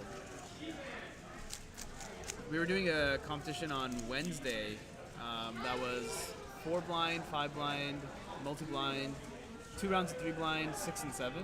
So we had 6 and 7 at the same time as multi-blind, and I kind of thought it would be okay, but it was actually really audible. Like when people would like stop the timer and like put their cube down, it wasn't like so bad that it was distracting, but it was definitely like, huh, I can hear it. Looks like the exposure on that camera has gotten high again. I think it's like some weird auto setting. I don't know what's going on because I set it because now it's back. Now it's fine. People walking in front of it maybe. Yeah, it's weird. I wonder if it's I don't know. Saw a nice S slice there. That's always good to see. Oh, they're but not really happy upset. with the time. They are really upset. 1167. 1167 is good though. This F2L case is 3 moves if you use S slices. What? Yeah. Oh, I see. Yeah. I see. That's one that I never would have come up with on my own. And it's nice for things like this, because this is like an you 11 have to mover rotate with a or something. rotation. Yeah. So if you just do that, that's like so much faster. That's insane. That's so good. But of course, the S slices are always hard for look ahead, and but I feel like we're gonna get to a point where people will be able to look ahead with S slices. oh yeah. And S slices have like revolutionized dot OLLs. Like now it's completely fine to get a dot OLL. Really? Yeah. Huh. Because, I feel like most of us would do some sort of partial edge control to avoid getting a dot. Even if it's just something as simple as, okay, I'm just going to sledge instead of RU or prime insert. Yeah. So we got Micah on one side, we got Richard on the other side. Hopefully Micah finishes his solve before Richard starts. It looks like he will. Yeah, it's decently likely. Nice A-perm. It's a little fumble on the OLO. It's crazy because like he's disappointed, but it was 7. Yeah. It was 7-5. Richard very shaky. Ooh, what happened there on that rotation into the O-perm, but it's just shaky. It's hard to turn in comp. Yeah, very true. Although, one thing that's always worth remembering is this is round 1. Exactly. Honestly, these results don't really matter that much. People are always trying to beat their PRs, though. Oh yeah, PRs are definitely one thing, but you know, for like awards and stuff, for podiums, only finals matter. So all we right, have Caleb and then Brandon. So hopefully this lines up pretty well. Yeah, I think Caleb's decently fast. He'll probably get like a 10-second solve here. All the pauses. Thought it was This the is other be a one. 9. 880. So pretty good solve for Caleb. Brandon was warming up earlier. Oh, that lockup did not. Bad OLL. T-perm though. 1095. Yeah. That's actually not terrible for him. Yeah, I think that's still pretty solid for that OLL, for that lockiness. I guess the T-perm kind of saved it. It was one of the F2O pairs he really messed up because he was trying to compensate for overusing one of his fingers, but. Hey, Varun, how's it going? What's up, Varun? What's up, Varun?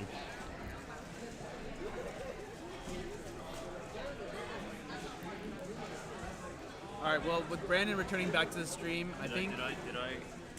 Was my last solve there? Yeah. It was.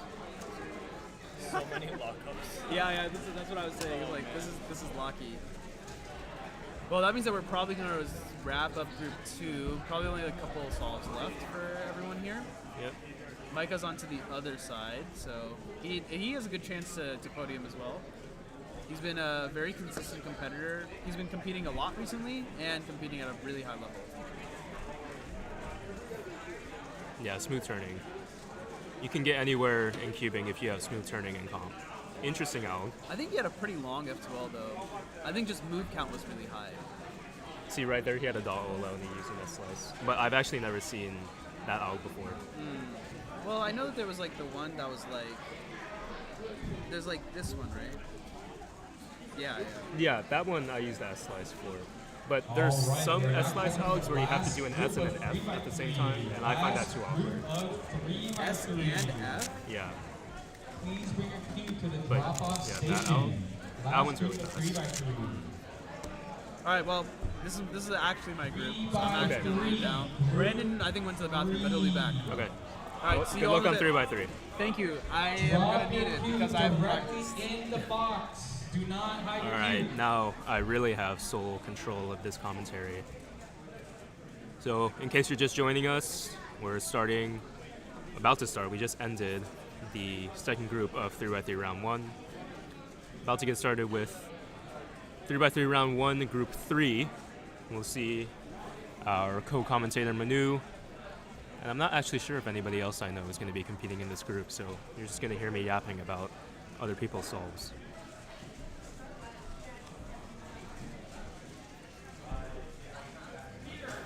Go ahead and ask me questions in the chat while we fill up the time. I like to yap a lot about 3x3 solving and not much else because I'm not really keeping up with much of the cubing news nowadays. But when it comes to 3x3 solving, I can talk for a long time, no matter what it is.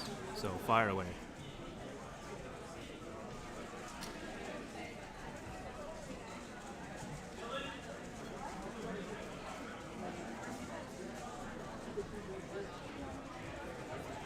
I'm unfamiliar with a lot of the people who are competing today, so you're just going to hear me talking about the solves and not really about many people. Looks like this is going to be the first solve in the group, or the first solve in the group on stream.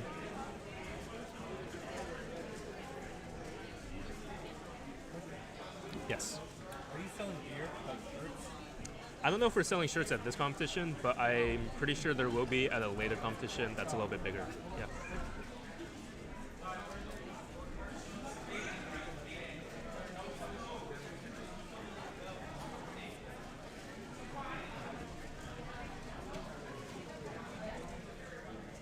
Standard beginner F2L and 2 look OLL there. I into an F perm, but he's using a T perm into an H perm.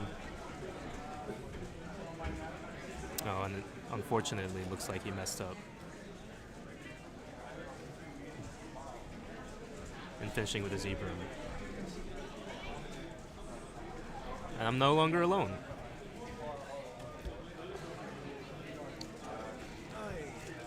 Hello, everyone.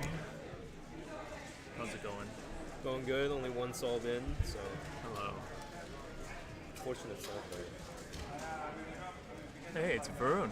It is ruined. He says he would have pulled up if he knew I was coming. He just wanted to dodge the smoke. The what? He wanted to dodge the smoke. The smoke? Oh, sorry. That's new. Is this all? Oh, I think I understand what that means, but like, I've never heard this before. All right, here we have I Michael need Chai. I need to update. I don't know how I can update my Zoomer lingo, but Disappointing round 1 times. Yeah, I know. I'm not very good anymore. what did you get? 724, which even right now I think I would want to get sub 7 at least. see. But I underestimated warming up with a square 1. Makes it really difficult to turn a 3x3. I used to do it all the time, and now I can't. Wait, but I feel like in some world it makes sense because you can like, because square ones don't corner cut as well. So in theory, It's just that my square 1 is so much slower than my 3x3 that when I went back to my 3x3, Oh, I see. I could not control it at all. So I might need to go home and oh, get a new one. I think I know what you mean. People have said that my square 1 is slow, but I don't believe them. It's decent. It's passable. Passable for somebody who's not particularly good at square 1. Ooh, wide F move insert there. And a lefty A perm Interesting out. A perm. Interesting timer stop as well. There's Nico.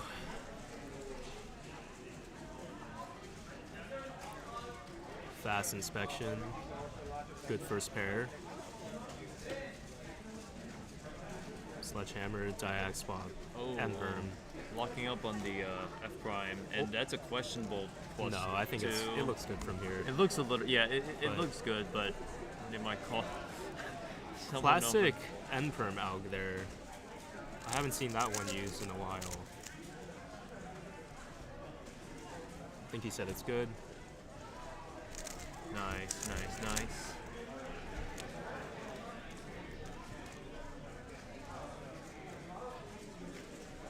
Wow, smooth turning as well. Seems like a lot of people have figured out how to turn in comp. I can never figure that out. Also an N perm. That's a more modern. That's a more modern alg. I think you just did. I think you. Sorry, you were saying about people turning and then they locked up. That was the classic caster curse. The beginning of this all was smooth turning. Everything except for the N perm, but that's a hard alg to execute. Yeah.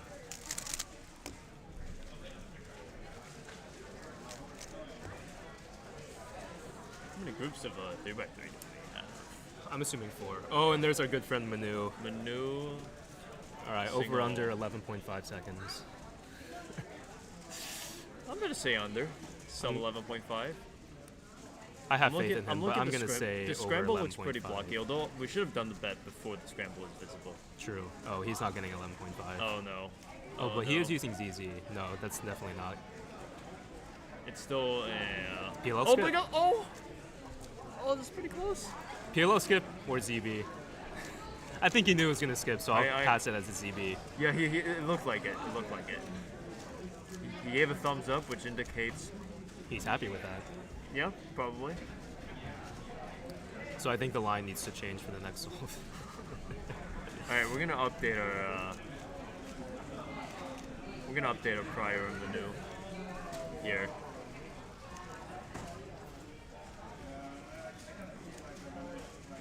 When was the last time you came to a Bay Area comp, Chris? Last summer. Last summer. I couldn't come during winter break. They like to have comps during winter break at the end of January, but I go back in the middle of January. I see. All right, Nico. Ooh, It seems Tough like rotation it there. seems like the Bay is getting comps every week at this point. Oh yeah, we were talking about the rate at which comps are held now. I mean, when I started, it was BASC 8, and now we're on BASC 62. I think Manu said that there have been 30 BASC comps in the past year, which that's almost 2 a month. It's a lot of comps. So, or that's 3 a month basically. Yeah, no. And there's other comps too other than the BASC stuff too. So it is really every week. Yeah.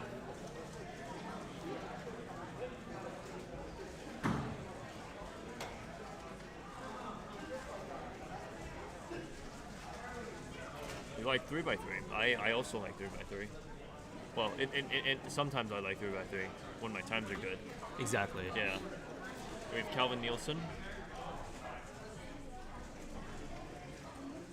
Square One enthusiast. He's been in the Square One game for a while now, actually. Yeah. He's always been there. Ooh. Oh, that's a big pause. Little keyhole.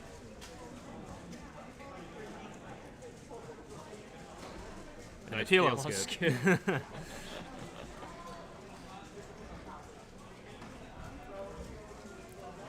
It looks like over here we got 767. Wow.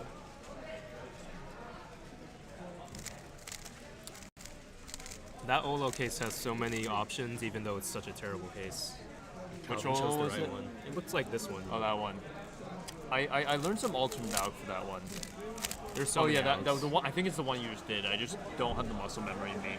I to do it nowadays. usually use this one. I see. And then, if there's like CP opportunity, I'll do the 2-love one. Good turning here too. Into a lefty apron. Clean lefty apron. I think he got a 7 on his last solve. Pretty fast turning, but pretty shaky. A little bit shaky and locky, unfortunately. And not the right time to use that out there. Interesting timer stop. Sketchy timer stop. Are we allowed to record from here or no? No, I think. Well, that's up to the judge mainly. Yeah, but it doesn't look like they're gonna catch it. We got a 9 on the other station too, though. Yeah, but we got the 4. Yeah, we don't have Pura at this comp. We only have 3x3, 2x2, Square One, and Mega Man's just finished. So looks like he would have PLL skipped if he used the AUG I was just talking about. Is it just me, or we have seen a lot of PLL skips on the main stream stage? We have.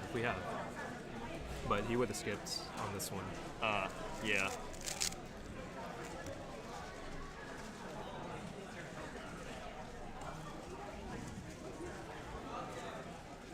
Nico is competing on the other stage. He just started inspection. Looks like we'll switch over to him when this solve will finish pretty soon. Oh, this turned. Yeah, and that AUG is hard to remember when you're first learning it, but a good B berm to a 17. Nico on OLL here. Kind of a doesn't do the COLL. Messy OLL. Yeah. I wouldn't do the COLL. But which one? Which was it? Was that not an H case? It was an H case, but that case is so fast to do that. Like if you're gonna get edge, it's like I see. It doesn't really matter.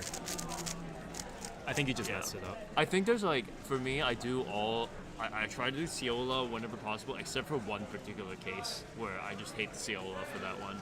It's like one of the pi cases. Oh wait.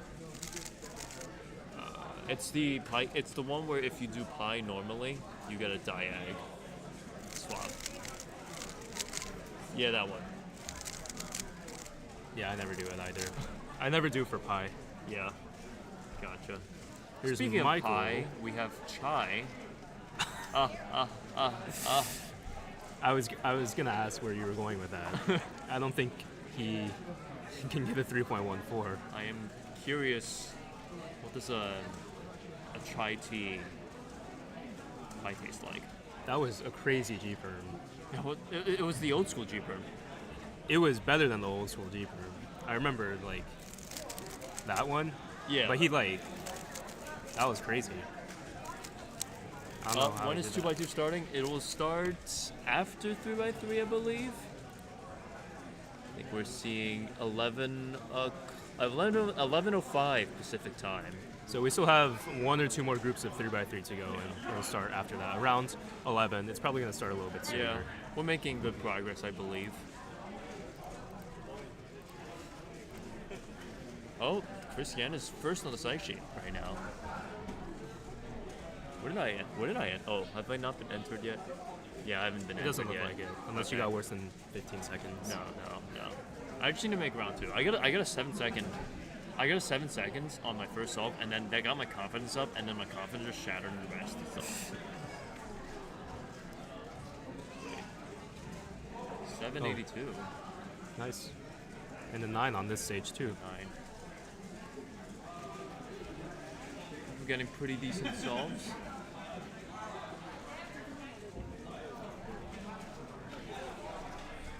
Oh, we have 11 viewers right now. Okay.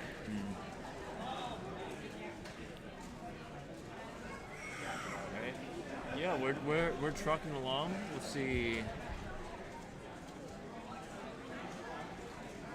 If there's anyone. I wonder if anyone else that is quick who has not competed yet. I was trying to figure that out too. Yeah. Pull up the competitors list.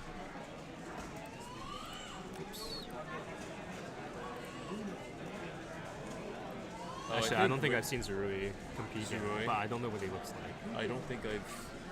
Wait, they have a 2023 ID and have a 6.5 average? Yeah. That's crazy. I was looking at their pastimes. It looks like that they're still trying to figure out how to get consistently sub 8, but it's been a couple months since their last competition, and it seems like nowadays a couple months is like enough to figure it out. Right, so. yeah. Ooh. Nice old CP. Oh, I messed up the U-perm. No. Time That's to why do I don't like using the M-slice U-perms. I don't do M-slice Z-perms because there's too many M-slices in there. I do righty now. On Z-perms? On Z-perms, yeah. Okay. I do I do M moves on everything else. That is well, this is a 6? Yes. 635. Very, very nice. Oh, actually, this is Zurui. Oh, okay. I am not familiar with the area competitors, so you're going to have to give me I'm not either anymore. Oh, no. But missed opportunity to ZB there, but it doesn't seem to matter, so. Could have done FT perm, F prime. I had a phase where I was learning some of the ZBs from you. Actually, I was mainly just learning 2GLO. Yeah. So I think I finished 2GLO, but then, yeah, I forgot it. 2GLL is definitely the best one Yeah. to start with. Yeah. Oh, and Manu's back. Manu is back. We're gonna have to get 3 casters on frame. There's Nico. Rotation during cross is interesting. I feel like I do rotations on cross all the time. Oh, and he missed the 2GLO that time. Yeah. But no harm, no foul. Got a J perm, so. Yep. I feel like such a hater. Critiquing all these solves. Should. When's the Chris Young critique service coming? I've had it for years. Really? Nobody comes to me. I've had like 3 clients. Oh, really? Yeah. Okay.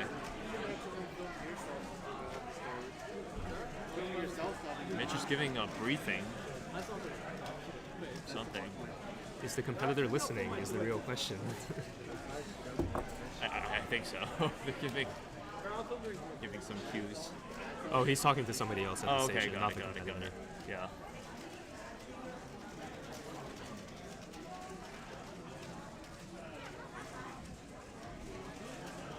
Oh, they're doing Slices during cross. Okay, I thought they were doing root for a second. It can work out sometimes. Yeah. Definitely not a habit you want, but something to keep in your back pocket. Nice solo, bad G perm. Well, you are pretty critical today. Oh no, I'm not saying he did it. Oh, you mean bad. like the case is bad. Oh, okay, yeah. okay. Yeah, makes sense. Well, actually, honestly, that's not even the worst G perm in my opinion. Another G perm. That's the worst G perm. That is a yeah. The other 3 are not so terrible to get.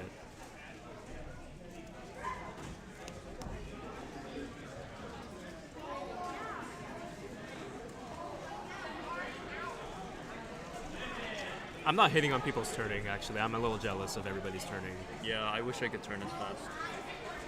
But That's why I do blind now, where turning doesn't. Well, I mean, turning still matters, but like, it matters a little bit less. You got to get to 10 TPS. 10 TPS on blind. Yeah. Oh boy. That's an adventure. I mean, I can't even do 10 TPS on a. I don't know. I don't think I could do 10 TPS on a normal solve. I mean, all your PLOs are probably 10 TPS. Probably.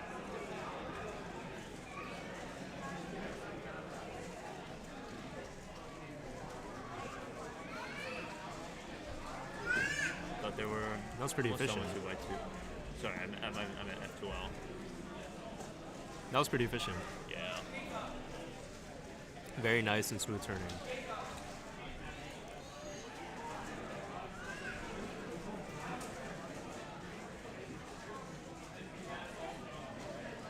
Yeah, I remember. I don't remember when exactly it was, but there was a specific time where people moved on from the wide U layer G perms and then moved to using RUV G perms. I remember that too. Yeah. At some point when hardware became, I mean, more decent. I don't want to say super good, but like much more decent than it used to be. I want to say I remember the order too. I think most people switched for this G perm pretty quickly. Yeah, because this one it flows pretty nicely. And then people switched to the GA perm pretty quickly. Yeah.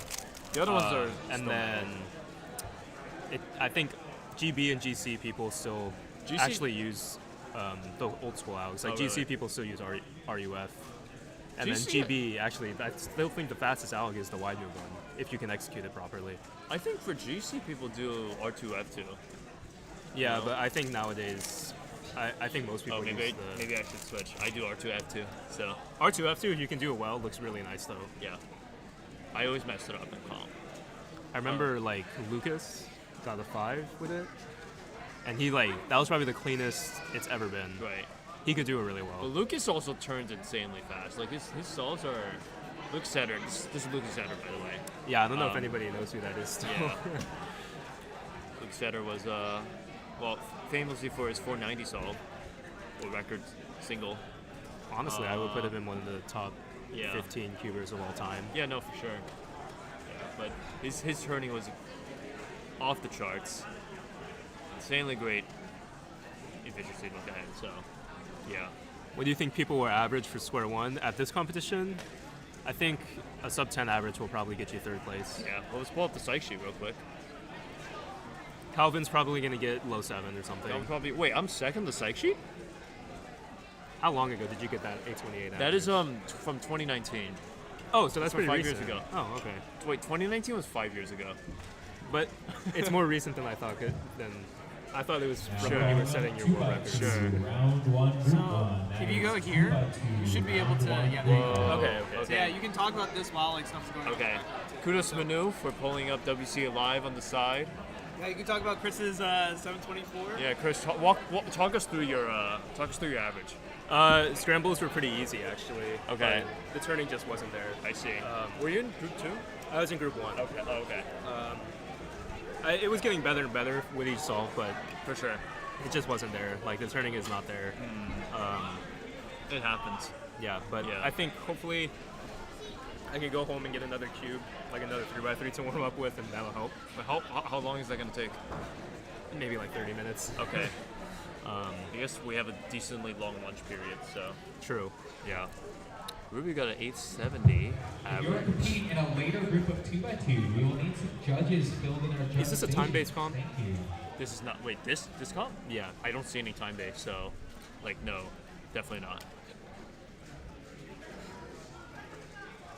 Yeah, doesn't look like it. Yeah, they're not doing that.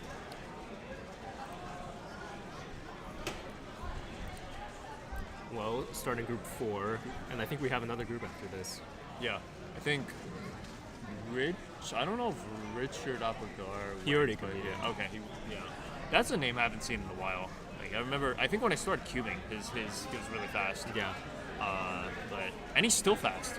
Yeah, he is. He got He's still 652. He's still crazy fast. So, yeah, good for him. It's nice to see that he's like still in the area. Yeah. Did he originally compete in the Bay? When he was don't younger, recall. yeah, he definitely was in the Bay. Him and Riley was the whole rivalry. Riley Wu. But now Riley's moved on to ping pong.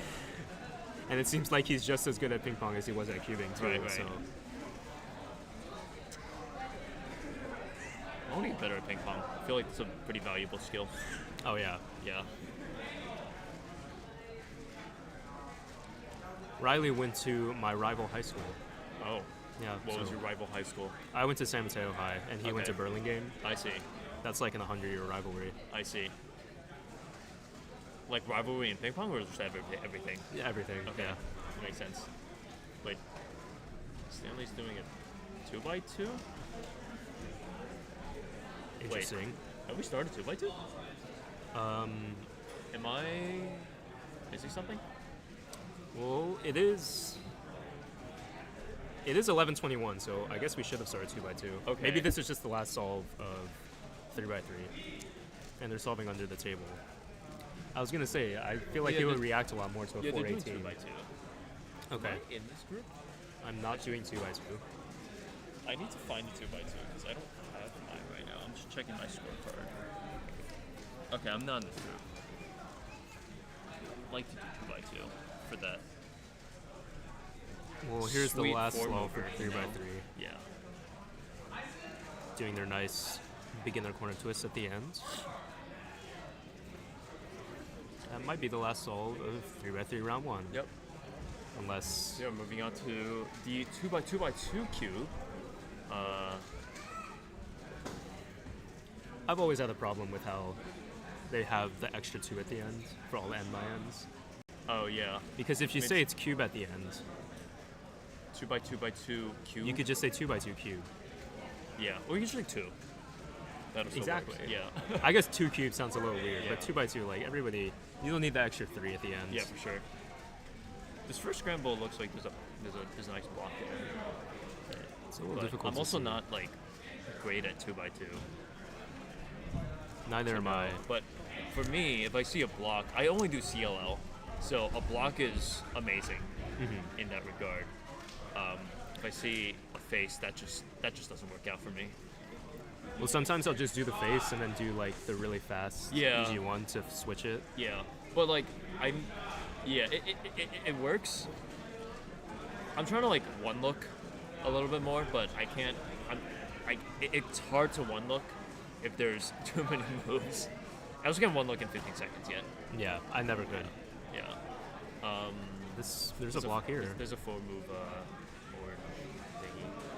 246, nice. Stanley. I couldn't tell what the CLO was there. It's a little I can harder tell. when people are one-looking things.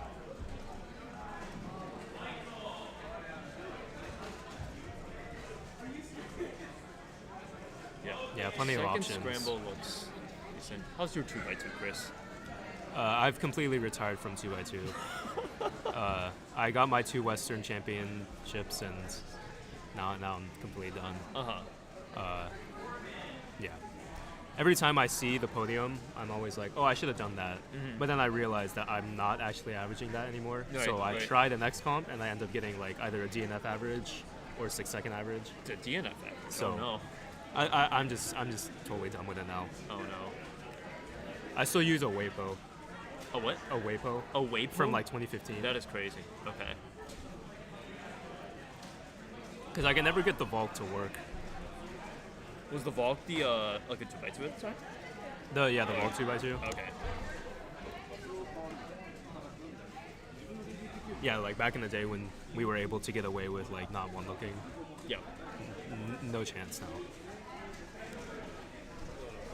I think I was also using a waypo for the longest time. And then I just decided to get an angstrom. I forget which angstrom. Interesting timers start and stop there.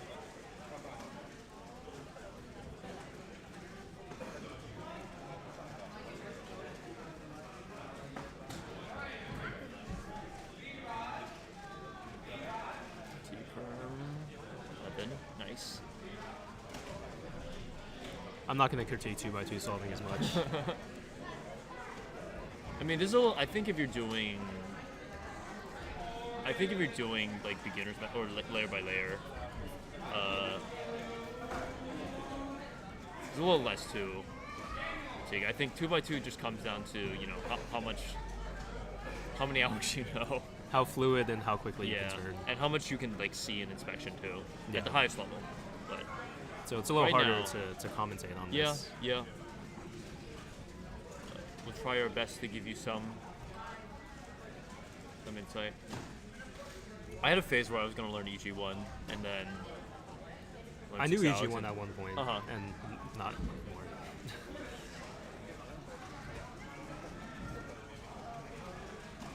Now I'm wondering if I remember the CLO algs. I don't remember some of them. When I compete, yeah. Every time I'm like, I learned some new algs, and then I don't quite remember them.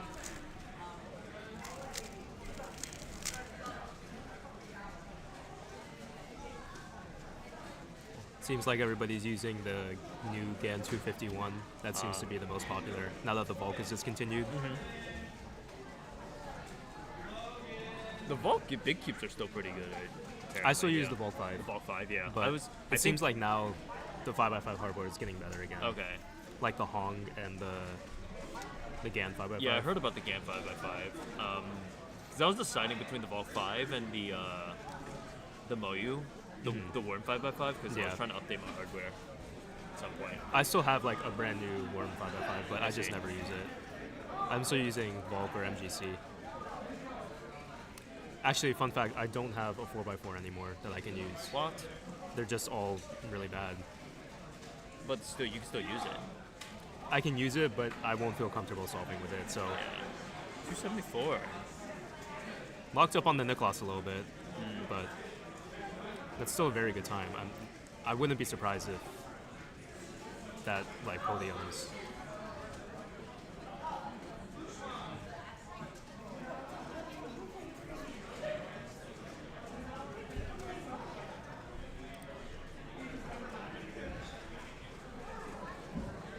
Taking a look at the live results from first round of 3x3, Chris narrowly beating out Zeroy. I'm just trying to see if my everybody's average still entered. Wow. Okay. Yeah. So it looks like we're still pretty far from all the results being entered. Yeah. We will get those results in soon.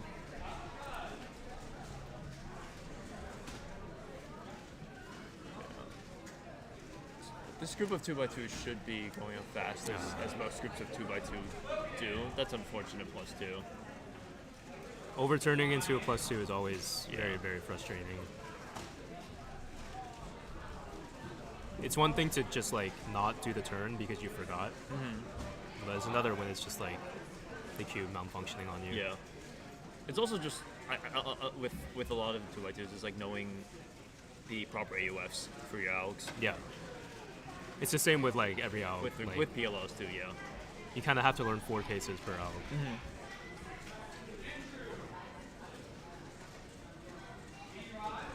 Yeah, a lot to know. Everything comes with practice, obviously. But I think Manu would like this guy's shirt. It says the game is never over. I know. I was. I saw it because he was judging. I think he was judging the station next to me. And I saw his shirt. He was talking about it, but I never understood it.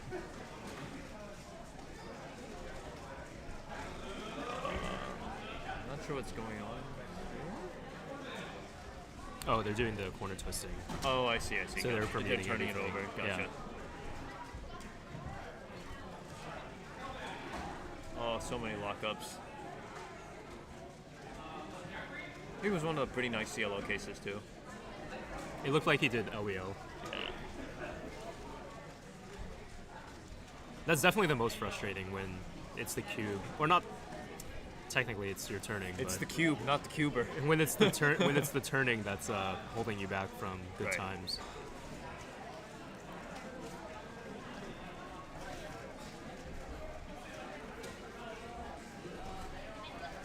I think the cube makes a difference, actually. Yeah, I mean, to a certain extent, yes, the cube does make the difference. But beyond a certain point, if you're averaging a specific time, it's not gonna make much of a difference. If you're averaging 5 Nice 2 by one, 240. He doesn't seem to like that. It was a nice one look, but a Yeah. couple lockups on the last couple turns. But I think that's going to be a good average. I saw him get a couple other He got a twos. 2-2. I think he had 2. Oh, well, we saw 2 of his twos. Yeah. I don't know if he's been doing other solves off cam.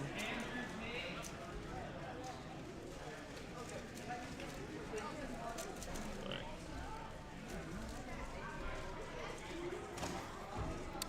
Wrapping up group 1 of 2 by 2.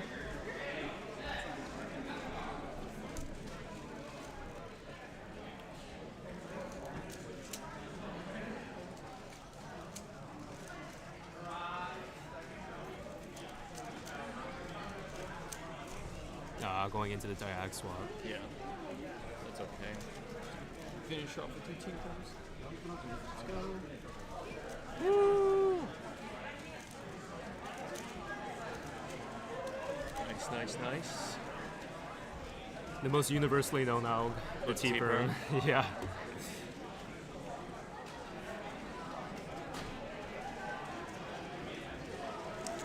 I would think that like Soon is the most universally known. Oh, or you're just talking true. about PLO. But it applies to so many different events too. Like, Oh, I know what you mean. I think that's my cue to go. Are you competing? no. All right. Everyone, you're gonna be left with Chris and Manu. Manu probably coming in. Back. All right. See y'all later. Good luck in 2 by 2. I need 5 2. Wait, you need one? Huh? You need one? Yeah. I'm a little bit weird, and I like to execute my T-perm with the thumb right here.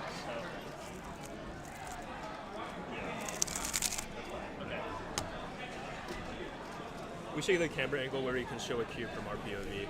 That would be really interesting. Then we could do a lot more alg stuff. Instead of having to like do this kind of thing. We could. Yeah, it's not that hard actually, because it's not like integrated. It's not like one of these cameras that where like we have to use like an HDMI and we have to send it into this thing. We can actually send it into the computer directly, just through a port or one of these ports too. That's actually pretty. That's a good idea. I could see that. But the other thing I could see is like an overhead cam for us. Yes. That would be really easy because we can also just buy one of those things, like the sticks, and then just stick something on it. I would be doing that like the entire time. I think that's a good idea. Like every single solve I would see, I'd be like, oh, this is how you could have. This is what he did if you want to get a better look at it. That is a really good idea, actually. I should pitch that to Marinick for NEC. Especially if you have commentators that are really good at the event going on. Yeah. You could have them come on as a guest and have them analyze solves if that's what they're into. Like, that's something that I would do I think that is useful because some people want to see that, right, from the commentary. Obviously, it's going to go over a lot of people's heads, but some people want to know. And I think once you get to like the highest level, people really want to see that kind of stuff. Yeah. That is a really good idea. It'll be difficult to find people who are like wanting to commentate that are like at that level because they're probably trying to compete. Right, yeah. Hello everyone. What's up? What do you think people will average for square one? Oh yeah, we answered that. We just said like probably sub 10 will get you a podium. Like Calvin's gonna win easily, Calvin will easily win. and then everything else after that is like up in the air. I think Calvin will easily win. Yeah, I think you're right. Yeah. Unless somebody pretty young is I feel like square one is not as approachable to younger competitors as like 2x2 and other events are. I double DNF my 2x2 average because I didn't start the timer twice. I didn't start the timer once. Man, dude, it was actually so good. It was okay, it wasn't that good, but it was layer into Soon. yeah. And it was like a Soon that I knew. Yeah, I didn't start the timer. That would have been like a low 2 for me. That we could hear that all the way from here. This competitor is very excited. Can you predict the 2x2 podium? Stanley. I think Stanley is gonna be on the podium. I have no idea. Everyone else is hard to say. 2x2 is so like scramble dependent also. But I guess everyone is gonna get the same scrambles in finals. So. It's unpredictable for sure. Yeah, really, really unpredictable. The only thing that you can predict is Zayn Kanani, dude. That's the only guy that's actually. He is so consistently great. Yeah, like, he's insane. He'll get 1.3 at the worst. Like every single solve is just absolute class. I wouldn't be surprised if he had memorized every 2x2 state by this point. He's probably gone through every 2x2 state. That's actually, I doubt it. That isn't possible. There's 2 more judges on the right side. If you'd like to come up and volunteer judge, you'll become Calvin's best friend. If I recall correctly, there are like 14 million 2x2 states possible. So it's very possible to have solved all of them in your lifetime.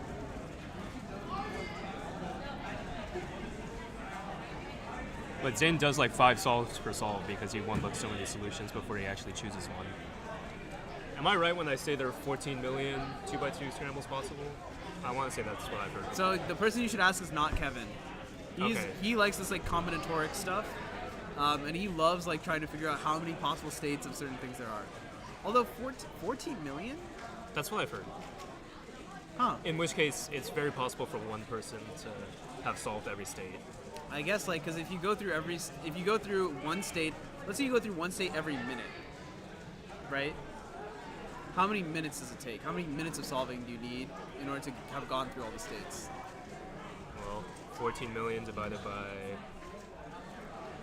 60 gives you hours. 233,000 hours divided by 24 Four. days. 1,000 days. Oh, 26 years? Yeah. Okay. Yeah. Well, So it's literally not possible. And that's if you see every scramble every single minute, without sleeping. yeah. Yeah. So Okay. I underestimated it. Yeah, then. yeah, yeah. So he couldn't have seen all of them, but he's definitely seen a lot of them. He's also does like 5 solves every solve because that's how many like solutions he inspects. Really? Yeah. Like every reconstruction he does, he's like, I saw this many solutions and I just chose this one. And he does it in like 8 seconds. That's insane. That's absolutely mind blowing. I feel like we clown a lot about like 2x2. It's like a kid thing or whatever.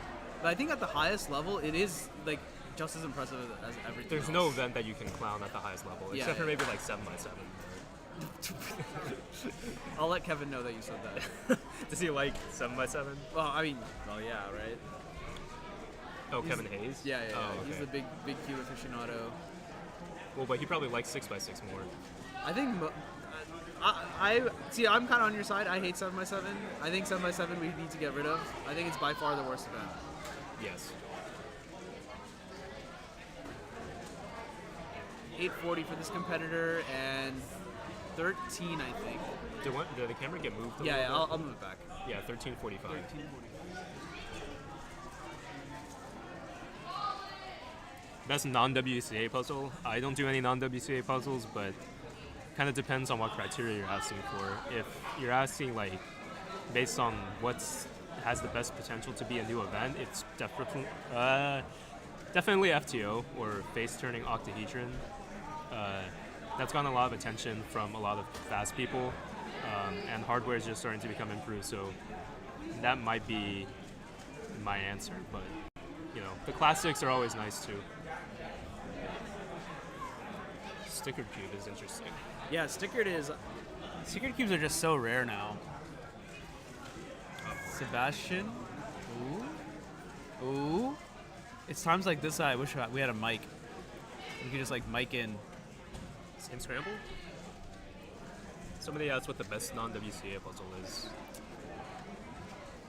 I said FTO. I would say FTO. Like, just because it's... I think it's like the potential. closest to like a WCA puzzle. Yeah. I for one am not into shape mods. I think they're not particularly interesting, but I feel like the puzzle is different, or like the puzzle is the same rather. I actually kind of like 15 puzzle. What is that? Oh, the sliding thing? puzzle, yeah. That's not a twisty puzzle. Though. It's not a twisty puzzle, I guess, yeah. Oh, but sorry, I forgot. The actual best puzzle, without doubt, is Domino Cube. Two Is by that the 2x2x3? 3x3x2. 3x3x2. Okay. The domino cube is definitely the best out of all of them. I heard it's just like a square one. Maybe that's the 2x2x3. 2x2x3 is a square one. Yeah. Okay. 2x2x3 is square one CP. Yeah. Well, and CO, I guess, but there's only 4 CO states. We can't even see We got that. we got the camera in the camera. 616. They're happy about that. This person also has a stickered cube. They brought like an entire box of Clorox also, which is kind of funny. Of Clorox? Yeah, look, they got the Clorox wipes on the Oh, side. Clorox. It's not a bad idea. I mean, cubes do get touched by a lot of people. That is so. true, yeah. I would be afraid of getting the liquid in my cube. In the cube? Yeah. Yeah, that would be pretty bad. At first, I didn't realize that he was actually solving. Very, very fast turning. Yeah, really fast turning. Here we have Tavia. Also pretty fast turning. Looks like she had that looks like the Ortega method. Oh, was that a cross chop? You know, we can look back.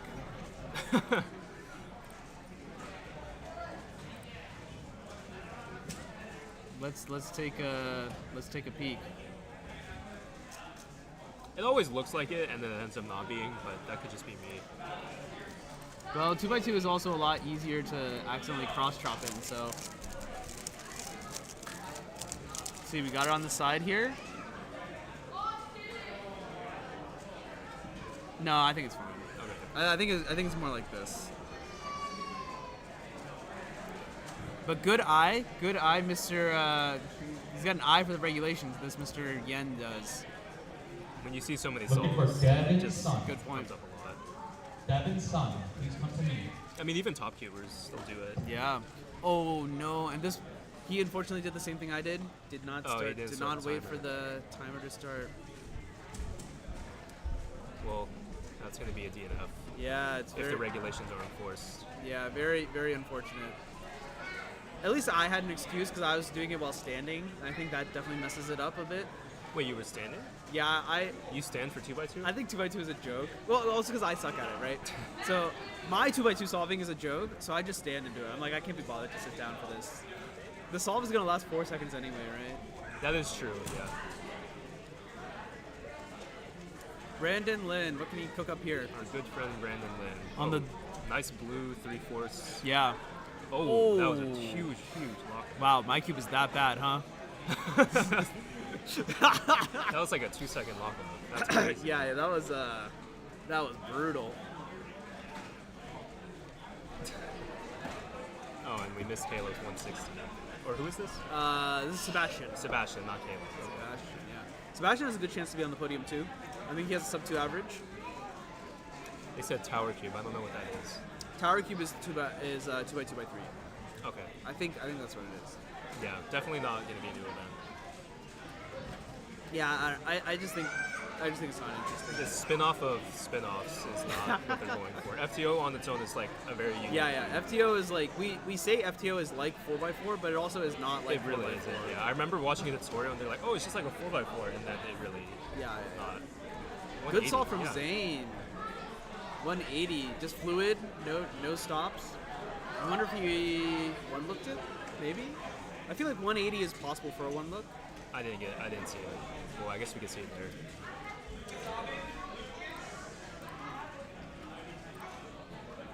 Yeah, so we got to open on our little side monitor here. Let's see, Zane. Oh, yeah. For sure. sure. It has to be a one look. There was actually like no pause in there. All right, we got Lucas onto the stream. Lucas, one of my good friends, usually sits in the data dungeon. He's also moving out of NorCal this year. Ortega method. Looks like he had that case with the op on one side and adjacent on the other side. Yeah, Edge on top. Yeah. Op on bottom. Which I used to use like a different alg, which was like, I don't know, like R2, U prime, and like some rotation thing. But now I just use a square one alg. Yeah, but then which you is have to longer, rotate but sometimes. Because it's with the edge on the left. it is edge on left. Yeah. All right, Zane back onto the stream. We haven't been tracking his solves, so we're not entirely sure. I think he got another one. Okay. So yeah, he'll be looking to solidify this a little bit more. Pretty big lockup. And yeah, this was not a one look either, and it just did not materialize. 444. Sorry about the lockup. It's 2 by 2. It happens. Hey, you know what they say? It's not the cube, it's the cube. Yeah. Yeah, right. Yes. All right, we got Sebastian back. This is actually really interesting because I think Sebastian and Zane are pretty likely to make it onto this podium. One of the four front I think I runners. saw Sebastian got a 1-6. Yeah. Nice. Wow. Well, he's not happy with it. I mean, it was a lot of moves, and he Not didn't one one look it, but I mean, 242. Mid 2 for non one looking is like. And he the did best lock you can up, ask for. right? Like, and he turned like at a really, really good pace, in my opinion, or at least at a reasonable pace. So it can't be too miffed about that. All right, this is Zarui. Zurui getting second in 3x3 round 1 with I think a 742 average. Oh, really? Him and I were the only sub 8 solvers. That did not look like 2.9. It looked like that was like a 4-second solve. It was the 8 move CLL and took another lockup. Not one looked.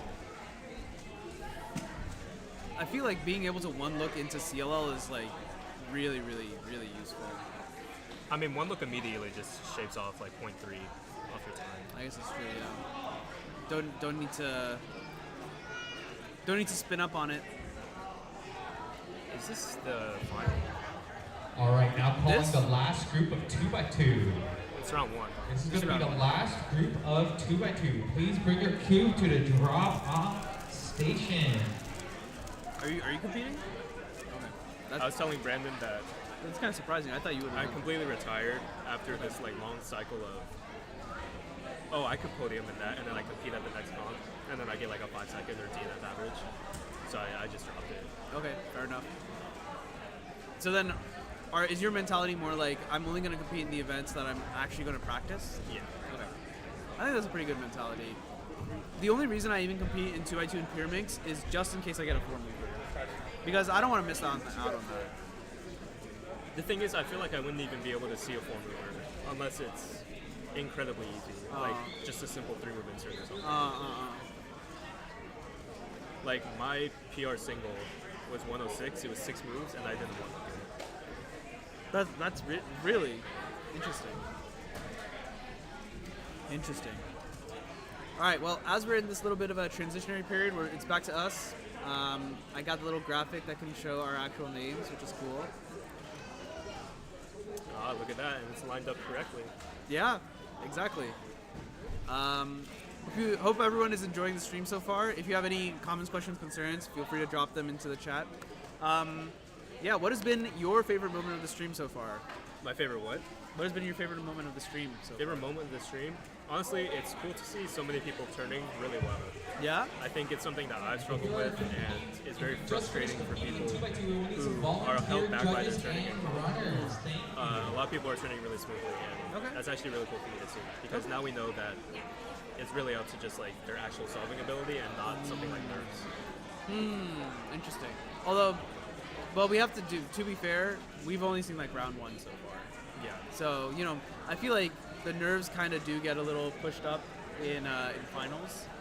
Because, you know, it's finals, there's something on the line. Whereas, like, you're just trying to get into finals. I feel like this is, like, something I've heard a lot of also, is that, like, for World Championships, the semifinal is kind of like the final for a lot of people. Yeah. Because, like, well, I want to make it to finals. I want to do head-to-head finals at World Championships. Like, that's insane, right? And I think it's also true for, like, well, I guess you can talk about this. I think it's also true for, like, major championships. Yeah. Like the one nationals.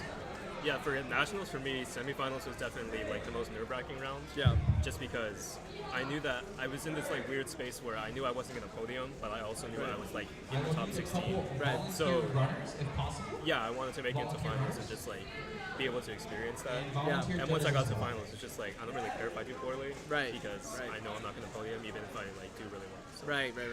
And I think that lines up with like most people's experience. I think most people, well, you know, or the people who like don't have a chance is like, well, I made it to finals. Yeah. And I think nationals finals, or you know, the continental finals or whatever, is a huge deal. Like, because you're just up there. You're like one of the best, I think, if you make it into those finals. I think actually though, world championships, people who are in the finals, they all have a chance to podium.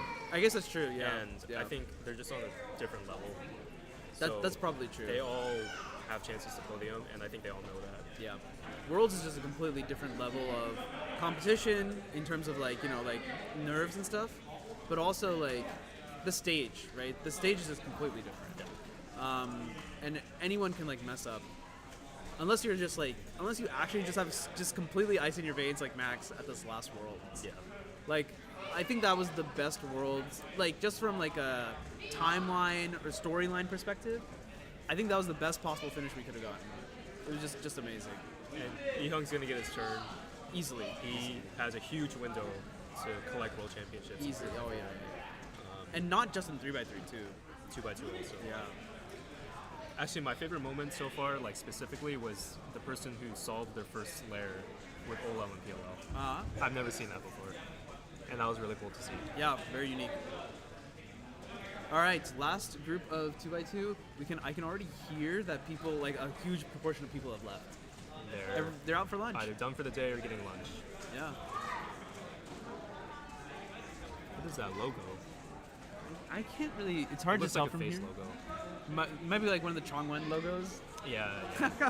I've seen those everywhere recently. The face logos are always the best in my opinion. Pheromone, seeing your friend in the competition. You're not there, but he is. Yeah, that's pretty cool. Yeah.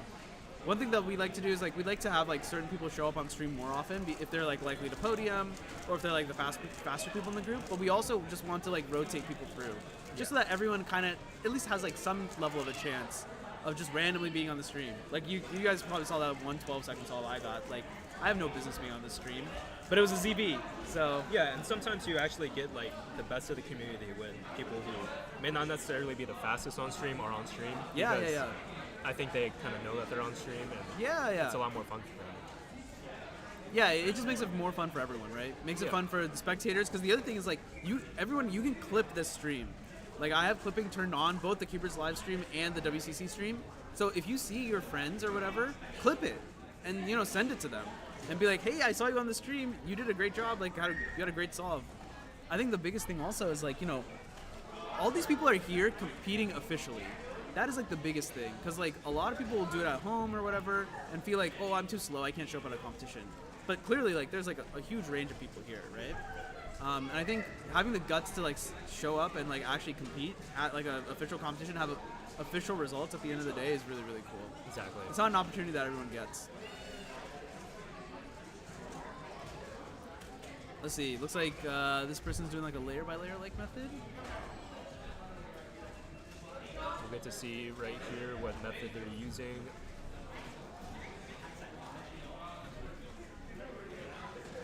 I kind of can't tell. Oh, so they're permeating. I see. I think it's a permeate. Yeah. And then gonna twist the corners. Okay. But yeah, I mean, all the top solvers that are on stream, they don't really care. They're all just like trying to do their best. Mm-hmm. So you're not really going to like see that much personality from them. At least for me. Yeah. But people who aren't going to be on the stream a lot, they like to bask in that moment. Yeah, of course. It's fun to be on stream. And they totally should. Yeah, exactly. Totally should. It's more entertaining in my opinion. Yeah, definitely. I feel like it's fun to watch top solvers on stream for their solving. Yeah. But it's fun to watch everyone else just for being there. Yeah. And it's something that if you're too serious about solving, then it's not as interesting to the audience and stuff. I think it's a give and take. All right, let's move over onto the other side. We got Ethan Mendelsohn, or no, sorry, this is Trevor Mendelsohn. They're both brothers. They're both at this competition. At the last competition, BASC 59, they were both competing in the same round of pyramids, and they were like going blow for blow actually, and it was really fun to like watch them like go back and forth. Are they good at the same events? I actually don't know. I think Ethan is much more into clock Okay. than Trevor. We also got TJ over here. It looks like he has the sunglasses on also. And yeah, this is what I was doing while solving. Was just stand up and solve. Not a +2. I always wondered what the brother or sibling rivalry is like in cubing, because we had the Weyer brothers, and Yeah. it seemed like Sebastian was always the one who was getting the world records, but Philip was always world class at 3x3. And yeah. But we don't really see that too often anymore. Yeah, that's a good point. At least, well, actually, I think we see it, but only one of them ends up sticking with cubing. Oh, really? Because the other one I can think of are the Huang Qi brothers. Yes. And they were both world class, but in different events. Yeah. But like, you know, Max's brother Yeah. has solved before, but it's not something that he's still into. Right, I think right. that happens a lot more often than people actually staying competitive with each other about it. Or the Kanani brothers. They're also both world class at different events. That's true. Yeah. That's true. Yeah. But then again, they're also both really good at a lot of events. Yeah. I think it's also interesting for like younger siblings because like you're in like the same house, right? And you just have like that natural rivalry. That it could go both ways. Sometimes it like makes you better, and sometimes it can be a little intense. Yeah. Because that kind of competitive tension is always there, even without cubing. Yeah. So it could work in your favor because cubing is something that's not super serious, but is also, it can be serious if you end up getting to the high level. Yes, definitely. But, unfortunately, +2. Oh, +2. But I'm sure the Kanani brothers and the Huang Qi brothers have all done it in a healthy way. Yeah, exactly. I feel like you can't get to that point in an unhealthy way, you know? Yeah. Like if you were unhealthy, it would have fizzled out at some point. Yeah.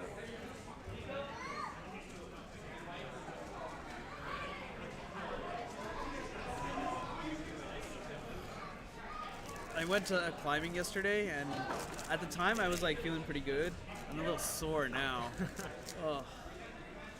I'm also ready for lunch. I'm so hungry. I sprained my wrist playing basketball a couple of days ago. Yikes. I'm glad I can still cube. I just can't do anything else. Just looks like a good screen. On white, was it? Or yellow, maybe? I mean, that was pretty solid. Yeah, very smooth. I think they had. Did they do layer OLL PLL, or maybe they did face OLL PLL? It was layer by layer. You got Ruby on this side. Very, very smooth. Yep. 356. Yeah, pretty good solve. Is she the organizer? She's one of the delegates. Okay.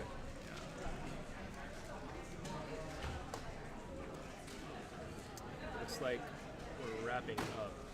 2x2 is a hella fast event, so let's see. When was 2x2 supposed to be done? I think 11:45, so I think we're like slightly behind. We're about 15 minutes behind. Because if But we're we just also have a wrapping lot up- of time. we have for so much time, so everything. Yeah. yeah. So it's all good. It's all good. I think we must have fallen behind in 3x3 because I feel like 2x2 is going at a pretty reasonable pace. Yeah, 3x3 we fell behind because we didn't have enough runners. Ah, I see. It's all good. Locky. J Perm. 766.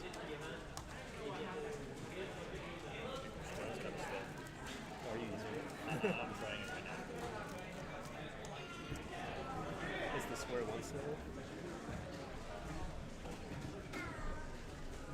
Or is it cute that's slow? Yeah.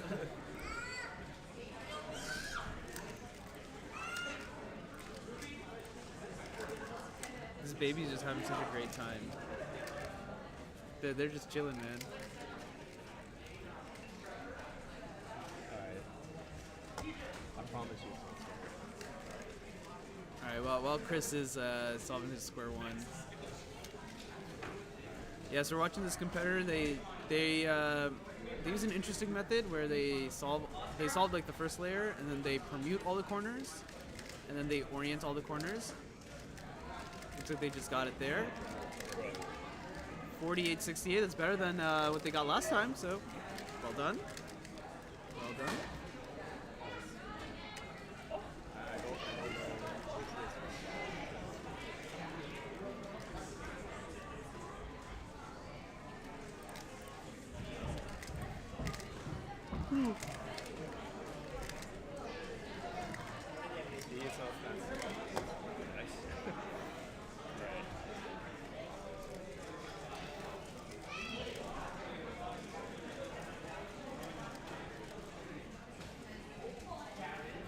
All right, everyone, in this little bit of a lull period, this is time for me to shill.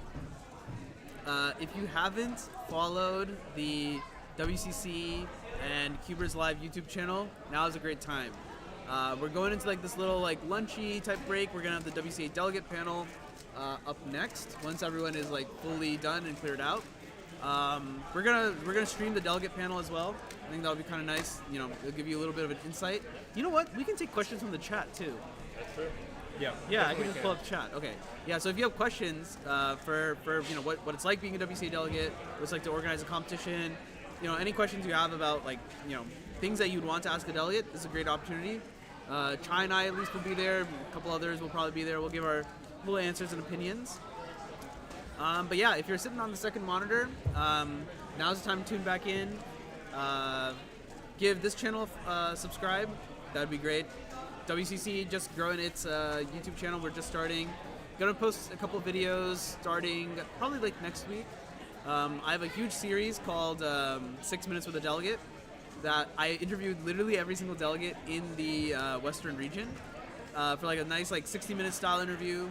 So that's gonna start going onto the channel I think next week. The Cubers Live channel, we got a ton of. We literally have over like 100. I think we definitely have over 100 videos sitting on the Cubers Live channel. 46 episodes of this podcast called Overinspected. My favorite podcast, the greatest speedcubing podcast in the world, as we like to say. That's available on there if you want to check that out. We have some older content also that's sitting on there. We did some.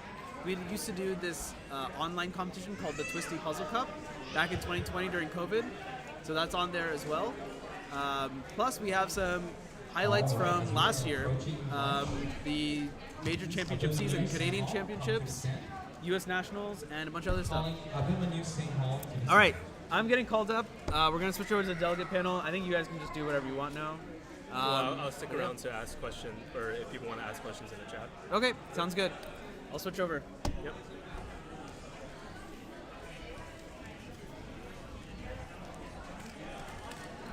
So once again, if anybody has questions to ask the delegates, we're having a WCA delegate Q&A panel during lunch or right before lunch. So if anybody wants to ask questions in the chat, go ahead and put it in there, and we will make sure to get everybody knowing it. There's not really going to be any commentating from us, but yeah, if people want to ask questions, feel free to do so.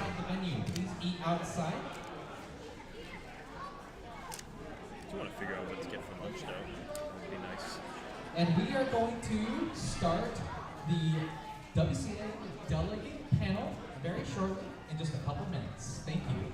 If you want to stay, go for it. If not, just come back when we start. Be back in round 2. Maybe we can... It's going to hide and catch the camera. Oh, yeah. You can come back at 1:20 if you do not want to stay for the delegate panel. Thank you. Now we can be all stupid on camera. That's the words. Yeah.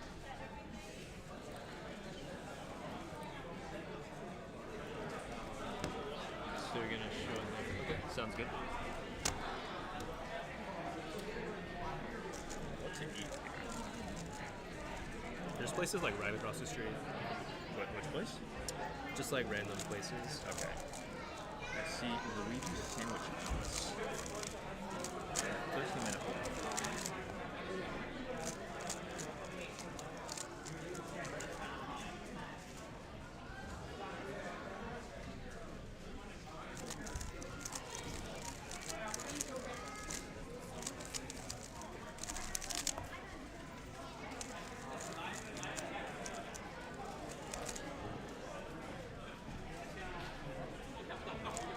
Surely you don't mean the icon, do you? No.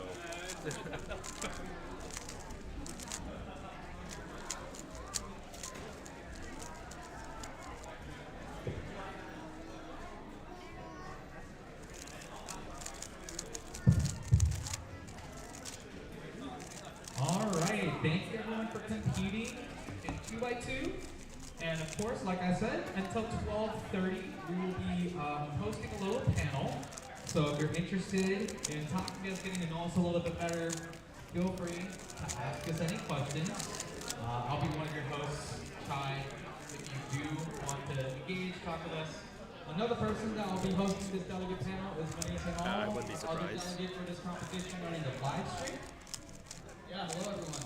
It's Manu. I don't know what I wanted to say, but I'll throw it back to you. I'll go ahead and just give quick introductions about like who we are, you know, and what we do, because I don't think everyone like knows me because I haven't really been in competitions for a minute. But I'm a WTA delegate. I'm actually on the board of directors for Rubik. Actually, and I'm also the executive director for West Coast Cubing. So a lot of the competitions that happen here, I'm on the back end of things, and I see a lot of this stuff that occurs there. And yeah, I try to do competitions as much as I can, but most of the time I'm just behind a computer. Manu, quick intro. Yeah, so quick intro for me. Hi everyone, I'm Manu. Yeah, I became a delegate last year in October 2023. This competition is actually my 100th competition I'm competing in. 32nd competition I'm Not even in the delegating. I am also... How many do you have? 70, like 80-ish? Oh, okay. So, you on the live stream? Hello everyone. Hi, SSF. We did a lot of work with Viewers Live to get that going. On the Instagram, right now on the Instagram, I've taken over the Instagram. So you can see stories and stuff that get posted there, podium pictures that get posted there. Damn it, I've been doing a lot of that stuff. Alright, Calvin. I'm Calvin. I've been a delegate since 2018, and this is my 196th competition. I also have delegated 157 competitions, which is fifth in the world, third in North America. I've been doing this for a little bit. I'm going to be honest, I wasn't really paying attention to what the rest of you guys said. What am I supposed to talk about at this point? Okay. I solved square one, and I've also been on the U.S. Nationals and North American Championships and the World's Bid for 2025.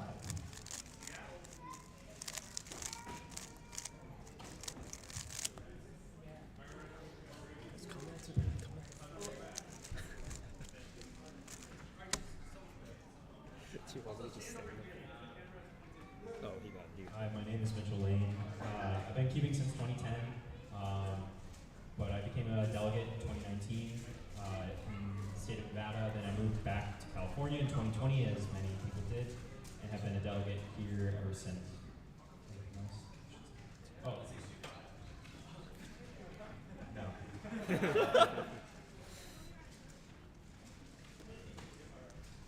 Okay, hello, my name is CJ Kelly. I've been a delegate for a little over a week.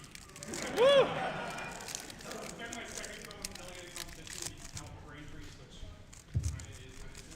I technically started keeping in 2015, I think competed for around 2017. And then I kind of took a long break and didn't really start keeping again in the Bay Area until like 2021. But since then I've done like, what is this, my 72nd competition?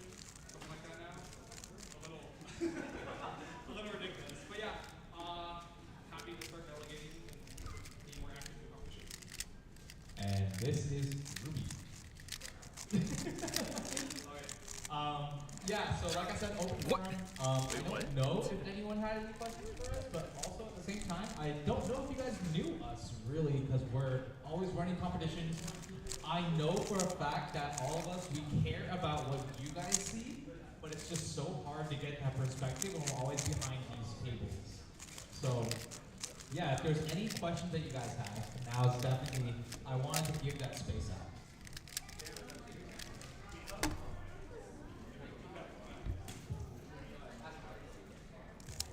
Thanks for organizing all this and all the answers. Are there forums for to learn from each other, like competitions, like meetups, something where they can let each other get better?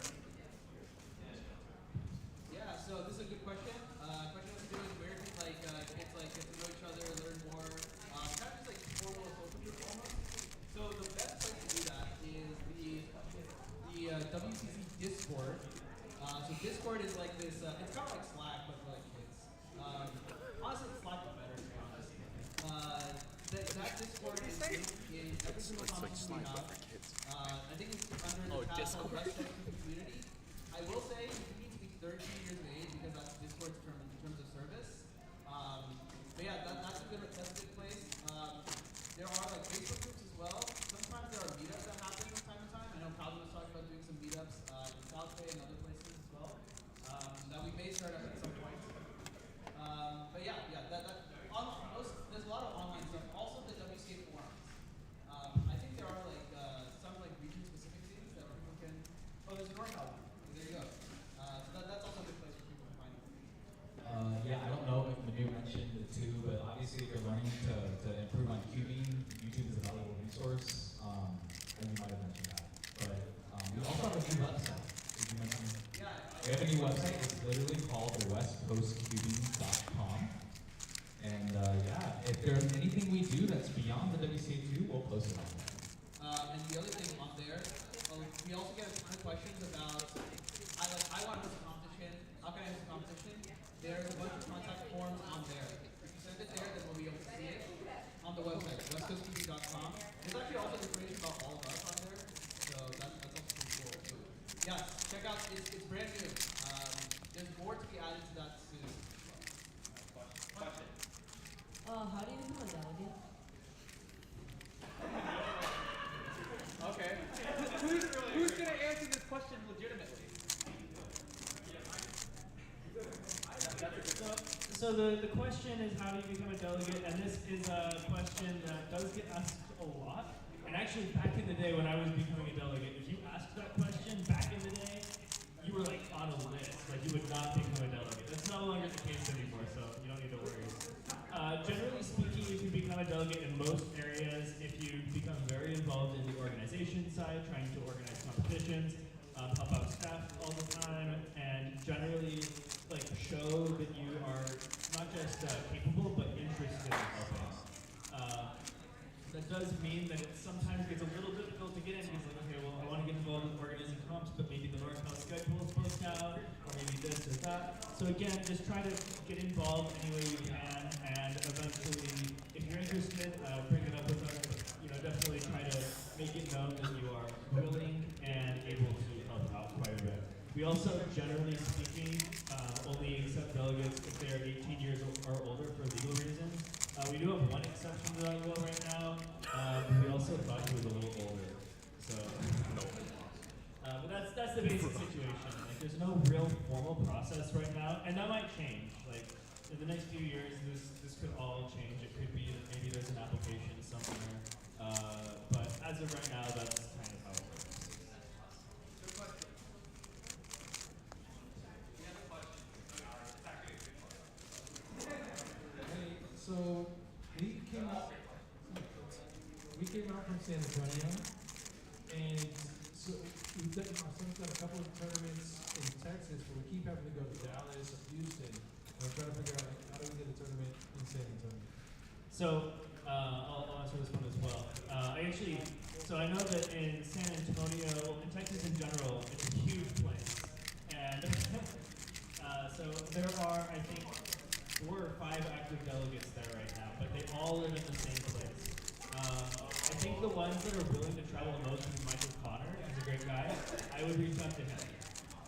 Michael Connor is new to the area, but he's taken over. I think he's the current region lead for like that area of the United States. So I would reach out to him. So you can find delegates' emails on they're not their personal ones, but their WCA email on the delegates page. So if you go to the World Food Association, there's like staff. It's a little confusing right now.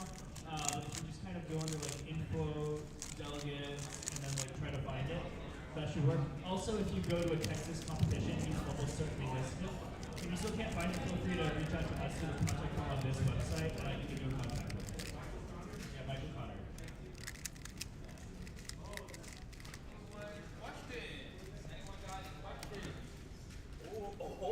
Okay.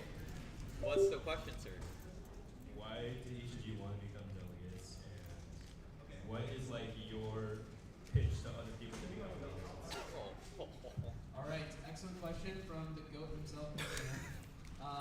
So I will answer the question with a bit of a plug.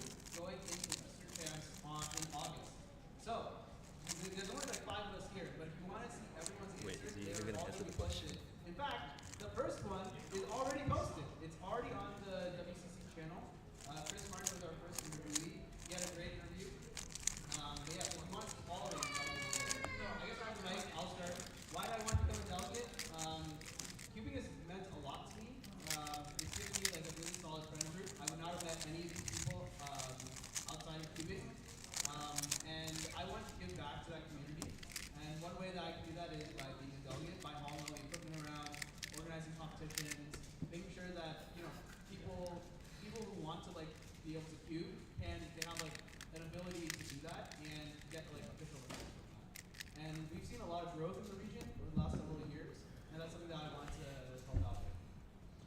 Yeah, there's a lot of good answers as to like why it's interesting to become a WC delegate. I would say the series on our YouTube channel, Meet the Delegate, will hopefully inspire some people to also just know our stories a little bit better and what inspires us. I would say that why it's interesting to become a delegate is not really about the actual role, but the things that you do along the way to become a delegate. I find that cubing competitions are very powerful, especially at a young age, because of how much volunteer work drives you and motivates you and molds you into a better person. I would say almost anyone that I've met that has like a meaningful life experience that I can relate to has some sentiment of volunteer work, whether it's volunteering at a food bank, volunteering at some other organization, stuff like that. Volunteer work is very powerful in teaching you life skill sets. Even here today, I'm sure like for some kids, like judging, running, and doing all that stuff is not really that complicated. But it's important to teach them great social skills within a confine of something that they really enjoy, like a Rubik's Cube. So I would say that if you take the volunteer work seriously, that's where like the delegate part just sort of answers your own question, like, oh, I just want to do more. I just want to be more involved. I want to be better. And I think that's why being a delegate is so great. It's continuously driving you to be better. So I'm a little bit new in the block, so it's a bit more interesting. But I've been staffing in the kind of Bay Area since around 2021, even when I started competing here. And I love just like helping other companies run and filling in whenever I need to be. A little closer. And like filling in wherever I need to be. And especially as of recently, I've been filling into a lot more positions that are a lot more complicated, a lot more interesting. And I started to reach kind of some walls where I want to help more, but it's competitive with the delegate. There are certain things that I wasn't allowed to do or wasn't able to do, but clearly I saw that there was need in this community. So that was part of the reason. And another part is I'm going to be leaving to move down to Southern California at the end of the summer. And they also have a they're lacking a lot of delegates. They're lacking a lot of delegates in competent staff members who have been staffing for a very long time. So there was a need there, and that's part of the reason why I'm a delegate. Yeah, I don't know if you guys have more answers, but some other stuff, like it's really great to, so we have a delegate who's not here today. His name is Chris Martin. We have many delegates that are not here today, but one of them is Chris Martin. And for example, like you wouldn't think so, but there's a very, very strong cubing community in Hawaii, for example. Obviously not very many people live there, but being able to bring competitions to Hawaii is something that's very meaningful to some delegates, right? And those sort of passion projects to make those sort of things happen. That's what I mean by you're becoming a better person driven through the volunteer work that you do. So that all that's tied to being delegate at the end of the day. I mean, there's a lot of other things, but that's what I draw from. For me, I'll try to make this one quick. I am from Utah, and when I started cubing, there were no delegates in my entire state. There were no delegates anywhere near me, with the exception of someone by the name Mike DeCock in Arizona, and Daniel Hayes in Colorado, an AJ player in Colorado. None of those people really left their states. So I actually had to fly in all the time Michael Young, who's our SoCal delegate, because we actually went to the same high school, just at different times in Utah. And so I became a delegate because I needed to help kind of build up, and there was no one else organizing, so eventually I ended up leaving and we ended up training other people, but I still felt like it was pretty cool to be able to help out whenever I needed to. I've also felt some kind of ownership over time to make sure that we can improve competitions, improve the quality, come up with ideas, and in general just kind of make what we can of whatever we have.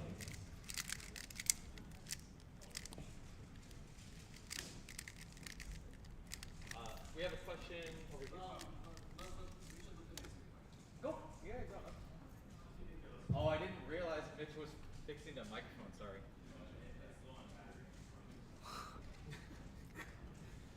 Someone said something. So the reason why I became a delegate was because there was a need for another delegate in Nevada.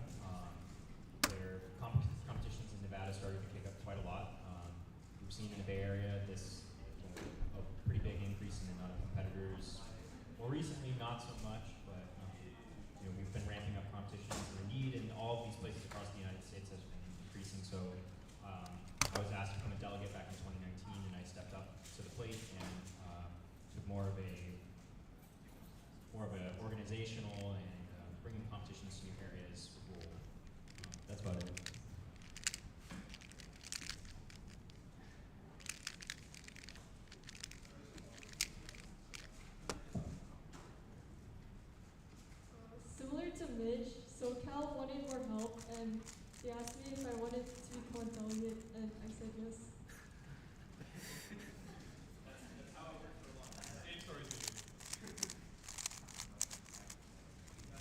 So just to add on to that point, we're constantly, delegates as the collection of us, we're constantly looking for new delegates.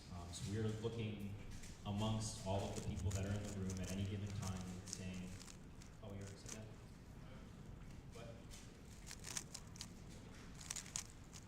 We're always looking at people who are helping organize, or helping staffing, and then also organizing and saying, do we want this person to be a delegate here soon? So that's how TJ became. You had a question, right? Yeah, I've been a judge and a runner before, so how do you become a scrambler? How do you become a what? A scrambler? You will be a scrambler really soon. Don't worry. So we notice who's been judging, who has been running, and we'll invite you to scramble once we have noticed that you've done a really good job on judging and scrambling. Judging and running. So scrambling has a higher kind of threshold for what we need in terms of requirements. So we need people to be very consistent at scrambling. You need to not miss scramble. So when you're practicing at home, if you're following your scramble and you're getting the scramble right every single time, we need people like that. Because if we get missed scrambles, well then that happens in competition, and then Max Park gets his world record revoked. So that's a big thing that we don't want to have happen. We have had it happen many times. So we need people that we can trust a lot. So don't worry, you're going to be scrambling very soon. So that was your question. We got about 5 minutes for questions. I know there are a lot of areas that don't have very many delegates. Other areas that have too many delegates. Like I typically see quite a bit of representation here in the Bay Area. Do you need more delegates? Is there a situation where it's like people would like to be delegates, but you have too many people so it's like, sorry, we don't need you right now. Yeah, that's why we're shipping 3 of us out to SoCal. The three of us are leaving. Yeah, I feel like it kind of depends, because in many regions, like not having delegates is a big problem, like Hawaii. So when Hawaii wants to have competition or needs to have competition, it's a bit of a chicken and the egg problem, because you need to have competition so that there are people who are interested, but there aren't going to be people interested if there are no competition. So that's why Chris is taking on this role of being the delegate in Hawaii, but we're still looking for someone based in Hawaii to be a delegate. We had someone who was going to be a delegate, but unfortunately they were not able to fill that role to leave Hawaii. So yeah, there's a big variation. Sometimes there are. I would say that too many delegates is rarely an issue. Usually it's a problem if there are too few delegates, because that means that there's just less things that can be done. Yeah, I was going to add on to, I'm assuming, are you in California? You're based out here? Yeah. Okay. So so this goes into the questions and answers. So it's based on a lot of delegate activity, and some of us are not as active as others, as you might be able to tell. I'm one of the more inactive ones, but the reason why I wanted to do this panel, the perception is we have a lot of delegates. But the answer to that question is it's more nuanced based off the workload. And as long as the training is sufficient and we're giving people the opportunity to run and grow, I personally don't think there can actually be too many delegates. So part of this panel is to sort of let people know that, hey, this is totally something that we can include other people, right? And just wanted to basically share that story and understand that we're always looking for help too, and we're looking to grow our team. I would say so. Yeah, we aren't that scary. Yeah, no, it's not like we had too many, and because of that, Manu has to go to Southern California now. Great question. Great question. All right. Any other questions? You want to ask a question? Okay. I probably got 3 more. So your volunteer opportunities just relate mainly to the competitions. Are there in between kind of things that kids can go to get more community with the viewers? Yeah, so we haven't seen it as much in NorCal. Some for the It's chat. something we've been hoping Some will for the kind of chat. take off.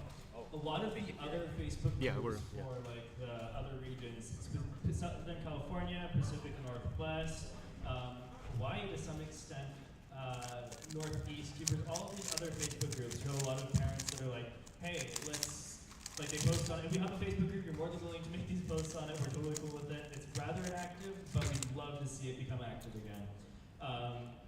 You basically just kind of make a post like, hey, you know, we're gonna do a meetup at like this library or this food court or something, and you know, just get a bunch of cubers and see who shows up.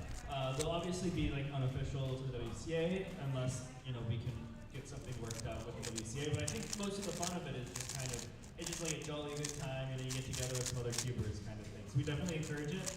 A lot of the regions that we see these thriving in are regions where parents are doing this on Facebook, but that doesn't mean that you can't have kids who are like, hey, I rented out a study room in the Mountain View Library or something like that. Like that's totally a thing you can do and totally a great way to volunteer to show that you have like these capabilities to do things, which also are great in terms of like evaluating like a delegate or an organizer to take on these responsibilities if that's something you're interested in. If not, that's also great. But those are like the big ways to see. Did I answer the question? Cool. And again, the Facebook group is just NorCal Cubing, 2 words.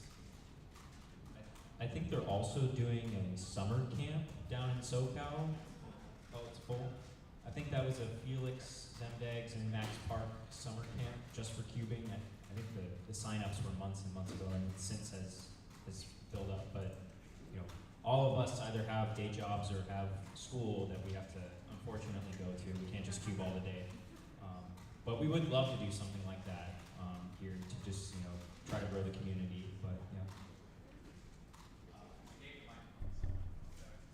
But somebody from the chat asked, like, what are some of the things that delegates do outside of competitions? Because we know you have a lot of responsibilities, even in a competition, but I also know that there are things that you guys do outside that not everybody knows about.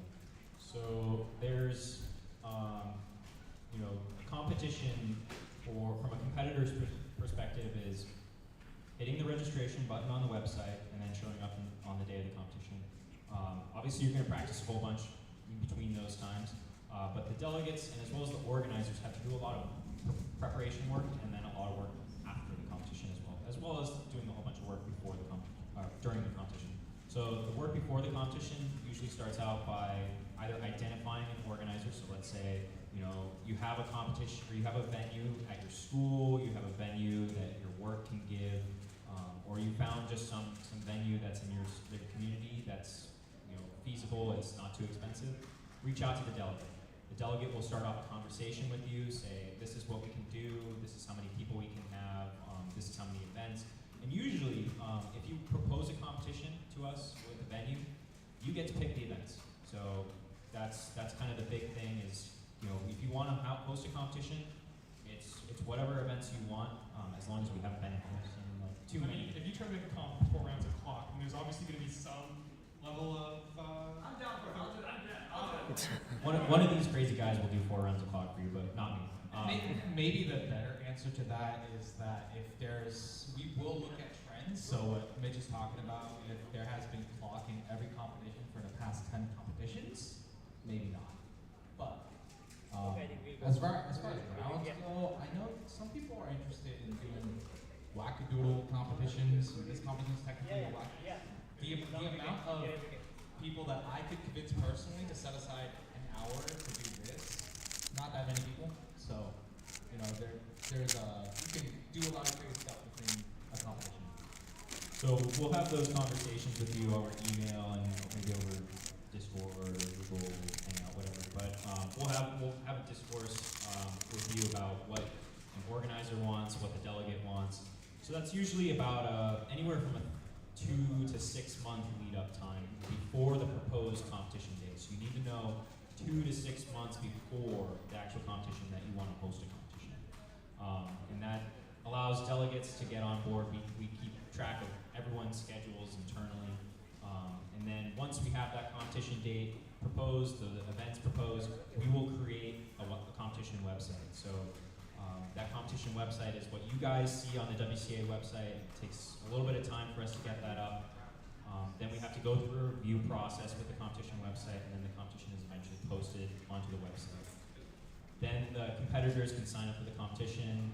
You pay your registration fees, and then your name is on the registration list. After that, once the registration list fills up, we wait for the competition date. We have to generate a couple of things for the competition. One of the things is all of these scorecards that you see that we use throughout the competition that go on the boxes.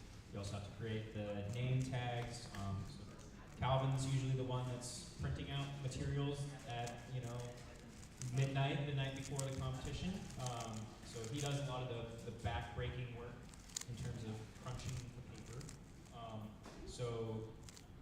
And then usually the day of the competition, we try to keep things going smoothly, so there's a lot of management skills in terms of making sure things are going on time. If there's a problem, how do we resolve that problem? So, and then after the competition, we take all of the results that are uploaded to WCA Live. We export a file, it's called a JSON file, and we upload that to our submission results website. That submission results website will give us it'll kind of tell us if we messed up. We'll go back, make some edits to the results. Also, if you send us any emails about errors in the results, we'll put that in there too. And we finally upload the results. So whenever you get an email after the competition that says the results have been posted for this competition, that's because we're uploading the results for the competition. Another thing that we have to do after the competition is the delegate report.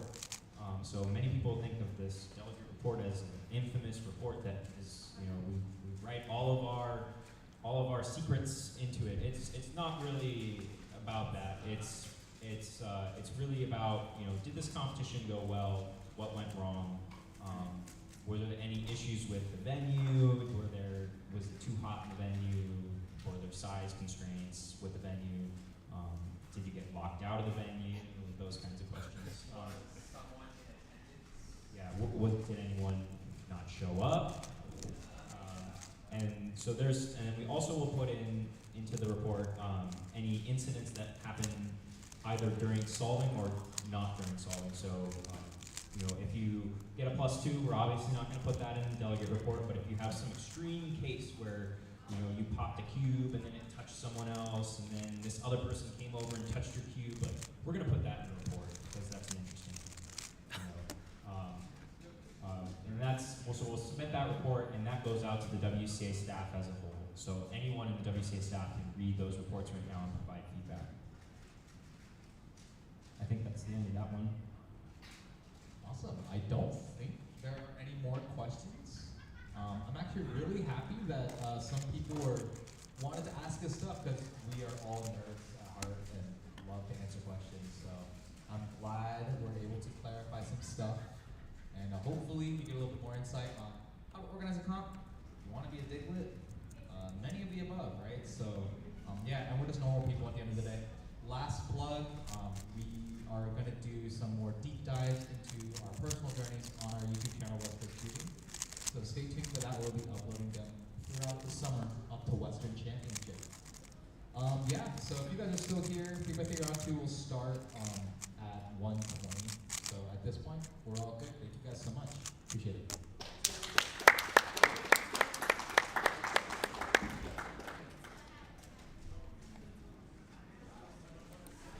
All right, and that's going to wrap it up for the WCA Delegate panel. If you have any more questions, I'm sure you could just put in the chat and we'll make sure to get it to them and get an answer for you. I did see that somebody asked how often do BASC comps happen? I decided not to ask that to them because that's a comp that could, or that's a question that I can answer directly. There have been 30 BASC comps in the past year, and that's just BASC comps. There are also other Bay Area competitions like Berkeley or more specialized competitions that just have different names other than our normal naming system. But I would bet that if you want to go to a comp once a month, then you can probably do it. There's comps all over the place in many different areas. How often do BASCs happen? Yeah, I just said, if you want to go to one once a month, you probably can. Oh, you can easily go to one once a month. You can go to one basically every week if you want. If you want to go to SoCal, you can. I don't know about Bay Area. Well, Bay Area, yeah, we've had a competition like, well, okay, if you include, what is it called? If you include Sacramento. Yes. And if you want to include Rito, you could, but yeah, even if you're just talking like Bay Area, yeah, we have like 2 comps here every month, so yeah, you very easily could. I love Christian, same. That was Aaron Bass, yeah. I know. How do we come to Delegate? What to Delegate? Okay, yeah, that's basically it.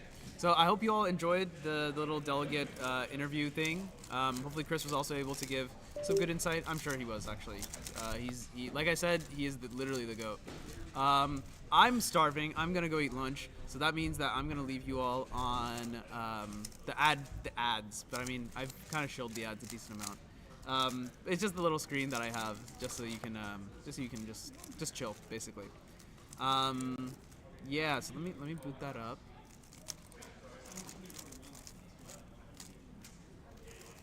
Actually, yeah. Okay, I'm gonna boot that up, and we'll see you guys after lunch. Ta-ta. See you guys. Can you turn off the mic?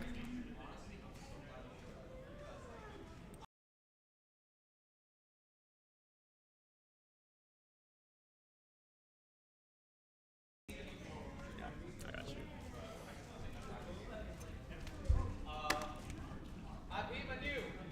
Yeah. Can you help me take a photo? Sure. We can post it on your phone.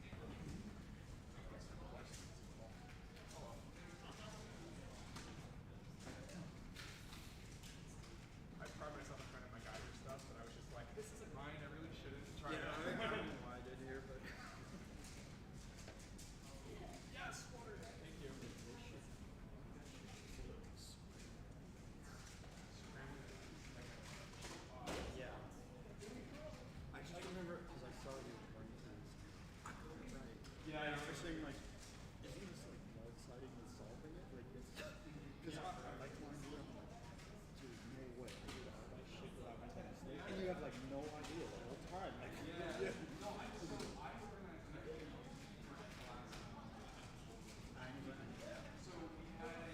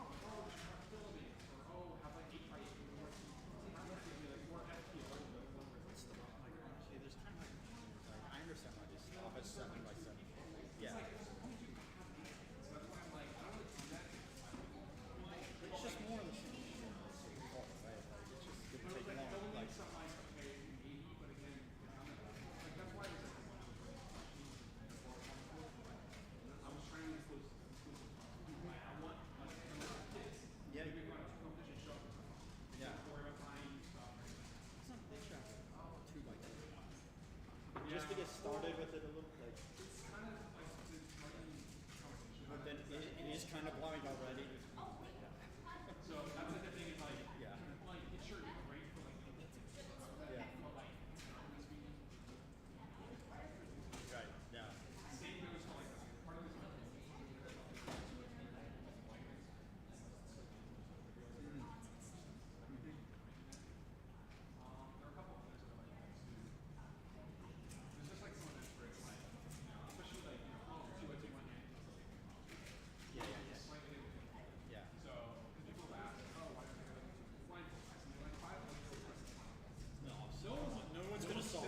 If someone could solve this, or it's like, people are like, oh, there should be modifications. Like, you should be able to do like speed one hand and speed one.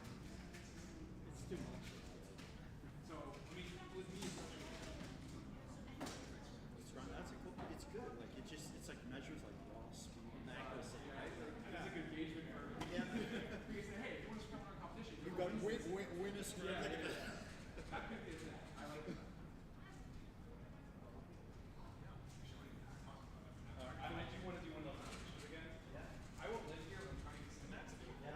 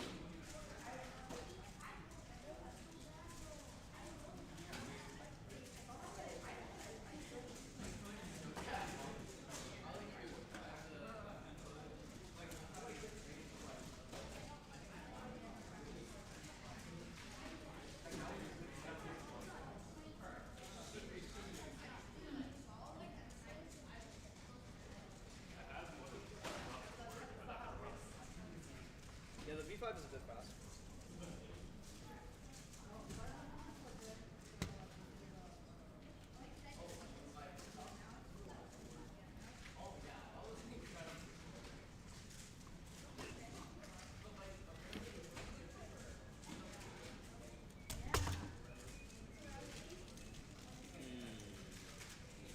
The feel is really inconsistent right now because I set it up a while ago and it was good, but I haven't had a chance to reset it up. What's the next event? It's 3 round 2. Okay, yeah, no, I'm not gonna. But you can definitely make it there and back. It'll probably take like 40 minutes, maybe 30. I think it'll take like 5. Gas.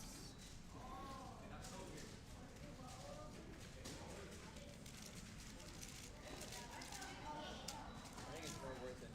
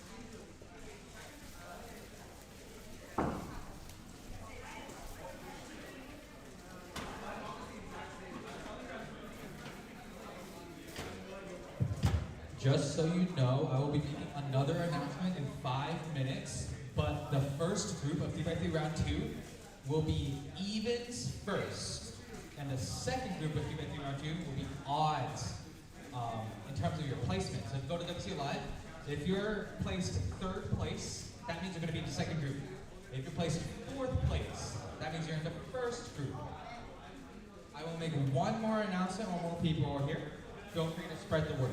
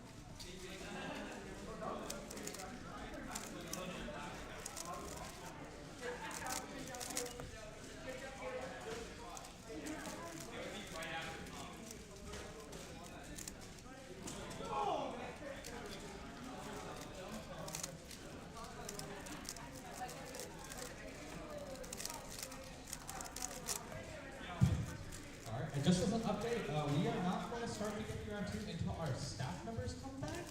They are out getting lunch and should be back shortly. I believe they're on the way back, but just so you know, we might start 5 minutes late. And just a reminder, the first group of TheCubicle round 2, if you place evens, you're in the first group, and if you place odds, you're in the second group. So, yeah, if you are placed second, for example, you're going as the first group. If you're placed first, you're going as the second group. Thank you.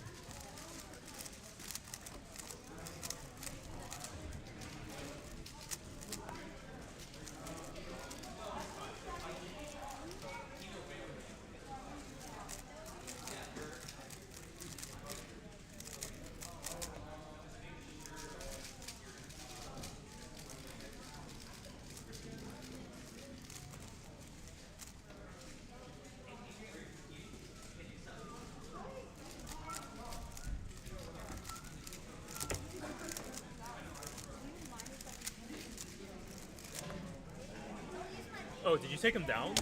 Yeah. Oh, I thought you were trying to fix him. Well, we tried on Friday. Okay. What is it? The camera or is it something else? I think it's the camera. Okay. Yeah, it's a bummer. I will look into it on my own time and try to fix it.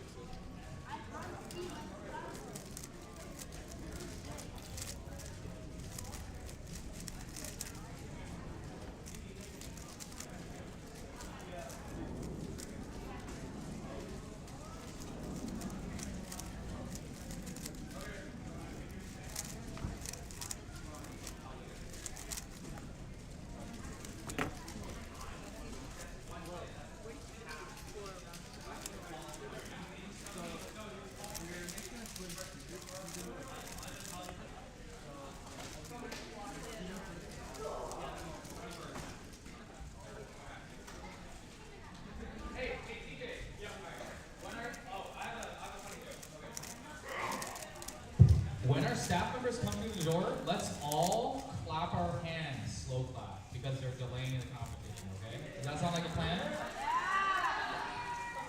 We are going to say the words, look who decided to show up. Can everyone repeat those words as soon as they walk in the door? Correct, yeah, and yell it, yeah. Someone should film this, by the way. Can you repeat this? You got it? This is not something I want to post on Facebook.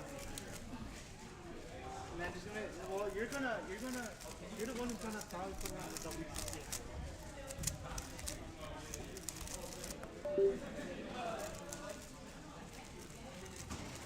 While we're waiting, does anyone have questions about the group 1, group 2? No? It's very clear at this point?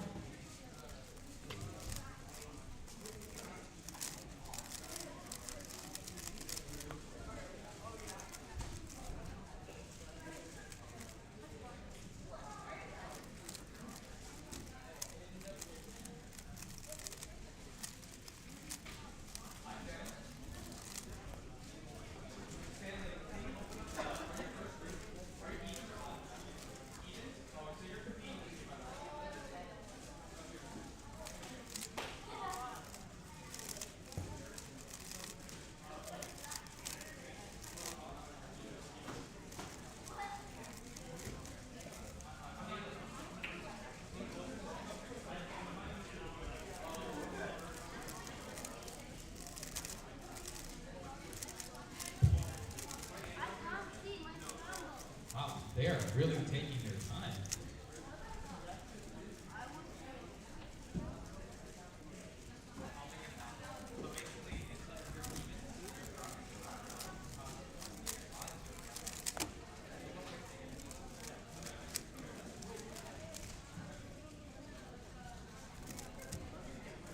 Wow, guys, look who decided to show up. Oh, there's not even everyone. There's more. We need to do it again. I don't know whose this is for. I'll take it. We're going to have to do it again because we're not all back yet.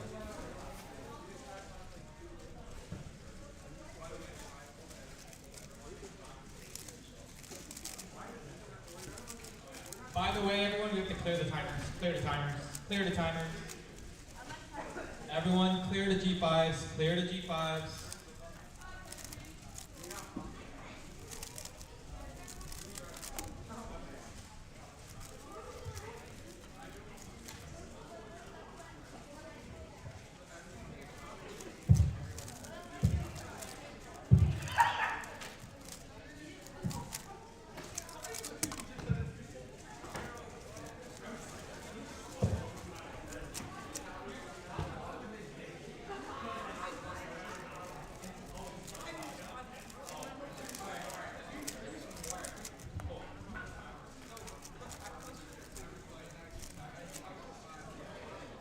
Alright guys, so it looks like we got mostly everyone back here. So as a final announcement, if you are placed as an even seed, you are going first group.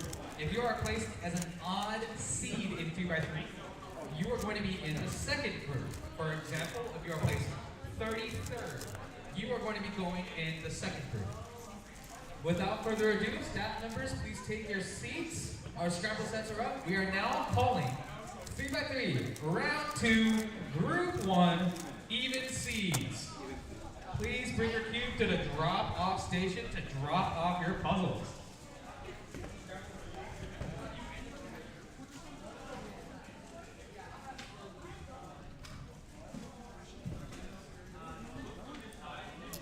Look who decided to show up! Alright everybody, we are back and we're getting started with 3x3 round 2. The first group is going to be the even seeds, which means if you place second, then you would be in the first round. I placed first, so I will be going in the next round. But yeah, we're just getting started here, waiting for everybody to drop off their cubes. We were a little bit delayed because some staff members decided to take their time getting boba, but they're all back now and we're ready to get started. Unfortunately, we're not able to provide overhead cameras for the solving stations that we have on camera right now. Hopefully we'll have that future competitions, but they just weren't cooperating with us. So You'll be Calvin's best friend for 6.25 seconds.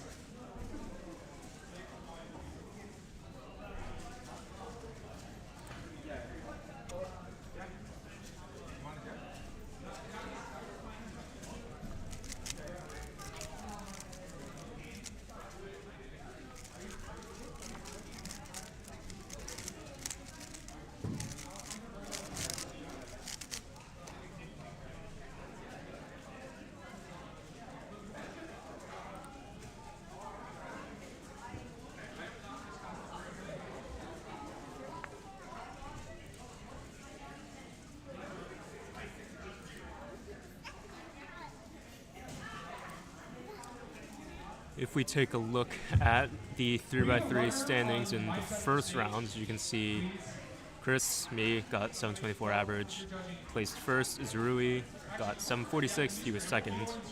And Gershon got 790, and that is it for the sub-8 group. As you can see, this is the standings. I'm just going to scroll through these really quickly. And right now, all of the even number competitors are going to be competing in round 2 right now. But there's the top 12. And we're going to get started here. So here's Nico Harper.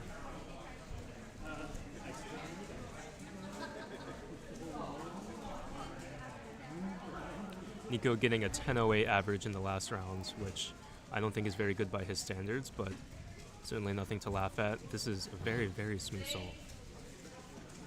And a +2. Smooth up until the end. I don't know what alg that was because he's solving on Blue Cross. Certainly interesting though. Probably an A-perm with commutators, but I honestly couldn't tell.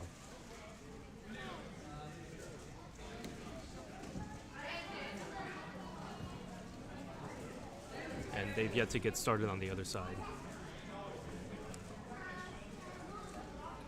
I'm alone for now. Once this group is over and I go to compete, you'll probably have Brandon and Manu to help commentate here, but for now I'm all by myself.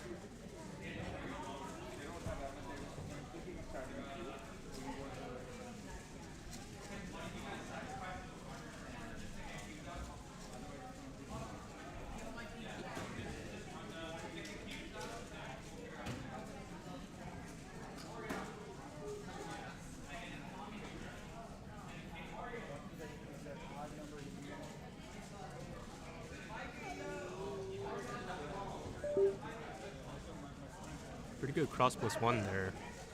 And rolling along into the nice U-perm there. He's happy with that. A33 or A32, very respectable.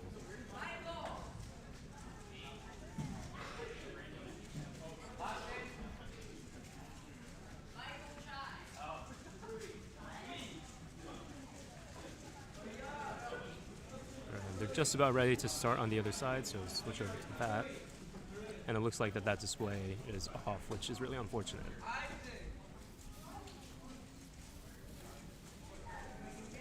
There we go.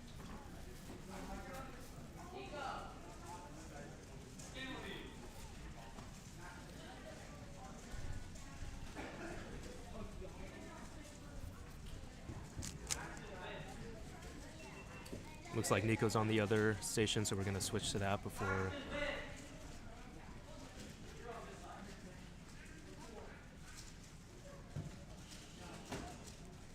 Solving on green cross this time, so he must be dual neutral. I actually don't know. I should probably ask him. Nice fat F insert there and A-perm lefty, but 1175 is not going to cut it for him. And they're happy about 1277.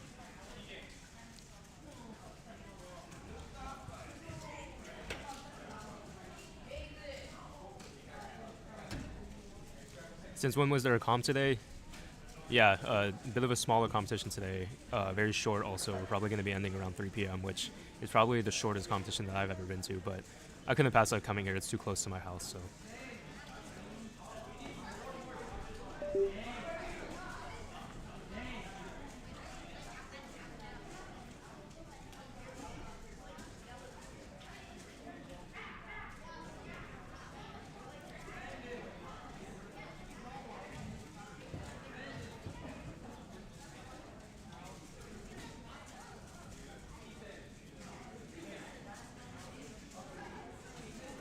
Very interesting on the other station. Somebody's applying lube to their cube before they put it back in the cover. A little bit of hesitation, but a nice OLL into a Z-perm. Can't really ask for much better last layer than that. And pretty clean execution too.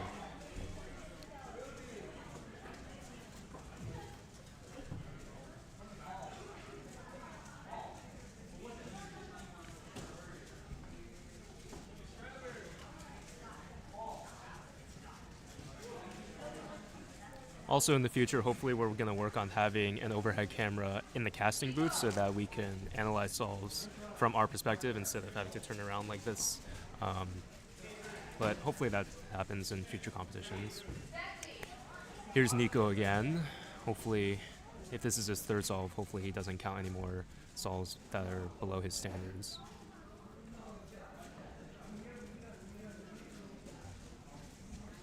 Very, very smooth to start. Long OLL with a T-perm. That's a good solve for him, 740. Basically everything about that solve was perfect except for the OLL case that he got.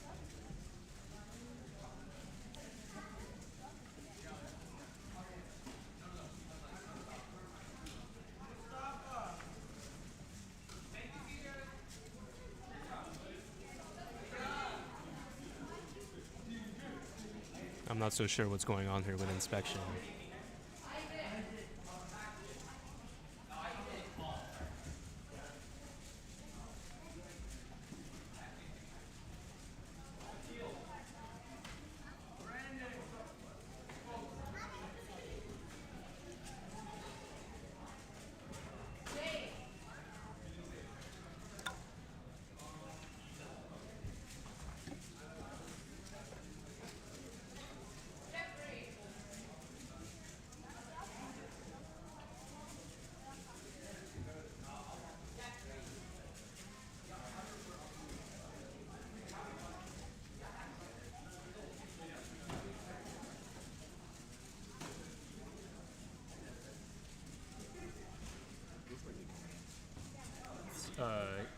Even placings.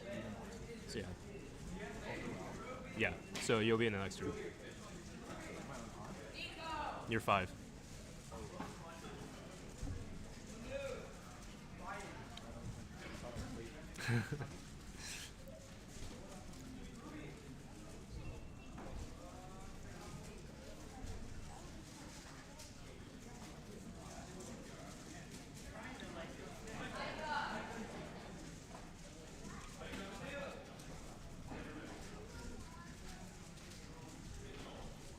Very, very smooth. A little bit locky in the last couple pairs, and bad PLO case. Can't really do much about that.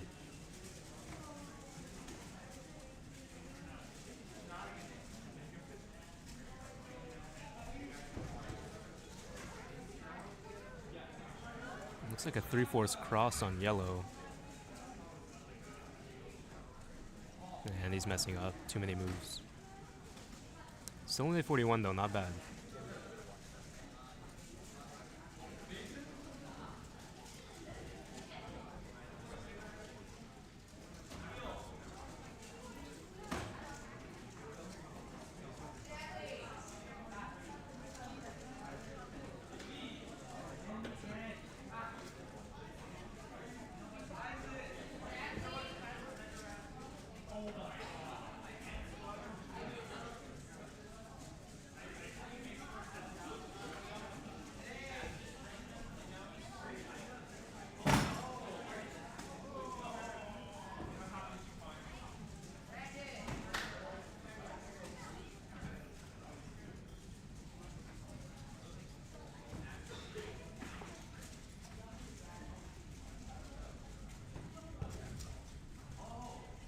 And the F firm on the fat soon.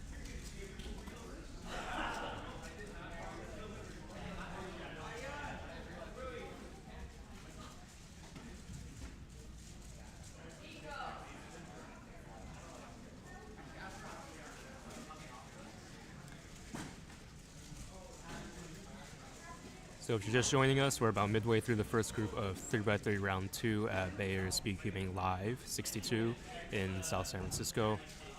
Here we have Zirui Shang, who got second in round 1 with a 746 average. Looking to improve on that here. Solving on yellow cross and very fast to start.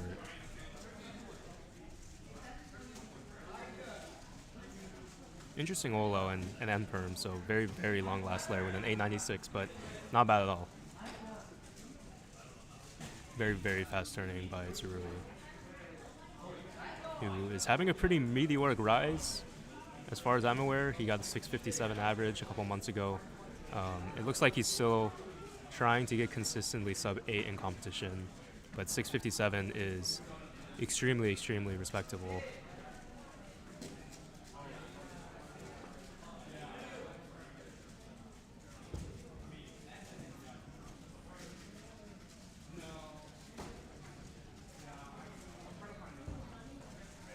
Another yellow cross solve here. Nice smooth turning into a U-perm. 775.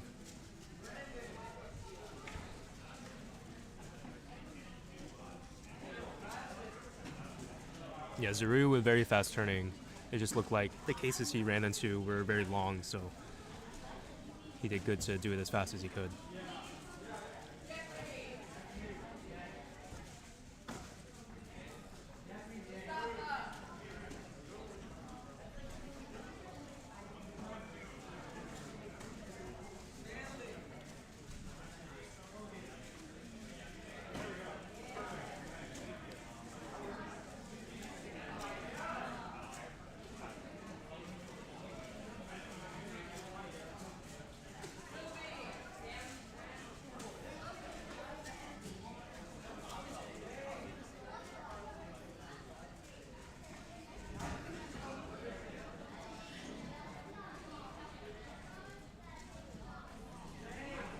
Nice 2-look Olo case.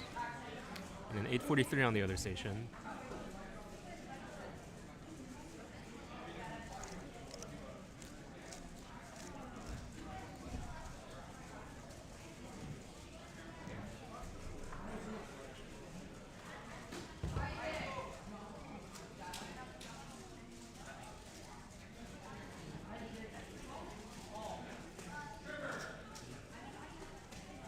The nice part about doing odd and even groups for the second round is that you can get fast people in both rounds.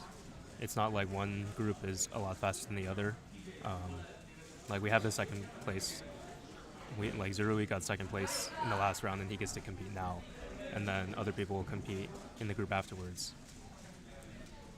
I wonder if that was distracting right there for the camera to almost fall into his station. And a nice PLO skip there on the dot OLO. How goes it? Going well. How was your average? No. No. Welcome back, Brandon Lin, to our commentary. Hello. Is that Sebastian on screen right now? No, I don't know. Sebastian's next to him, though. Sebastian's walking like this way right now. Yeah. Okay, okay. Oh, here's Zerui.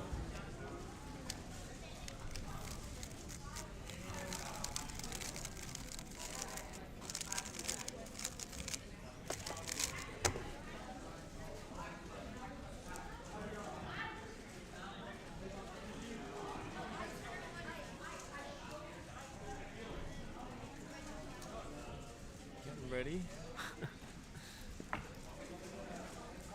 How far away was the boba? 10 minutes. Oh, okay. Drive. That's not Caleb's son. Caleb's son's in the back, though. He is. Oh, okay, yeah. He's doing the Staffing. things with the cubes. Not solving.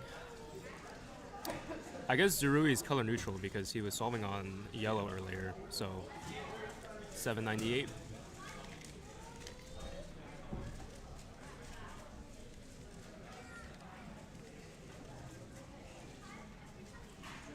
Not as good of an average for him. I think he's barely pushing sub 8, and he got mid 7 last round. So I think this group is about to finish. So then it's gonna be all the odd seeds. Yeah. I.e. Chris. Oh.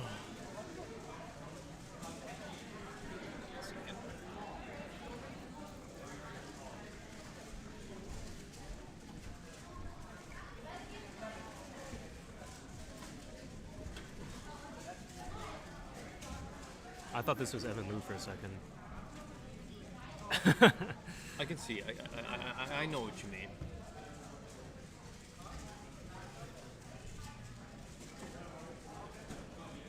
Very smooth turn-in style.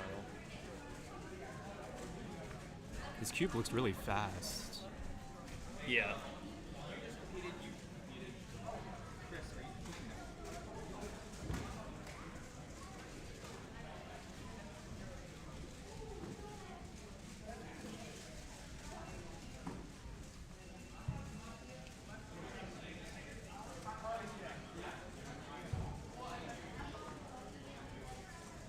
This round was definitely more like golf commentary for me. What's up? This round was definitely more golf commentary for me. Golf commentary? Like, I felt like I had a lot more to talk about before. I see. Or I had more energy or something. I was like, are you incredibly knowledgeable in the sport of golf? No. But I hear the commentators and they're very, This is what college does to you? No. It's just a lot more calm. Darn. I feel like I had everything to talk about before, and now it's just looking at the solves.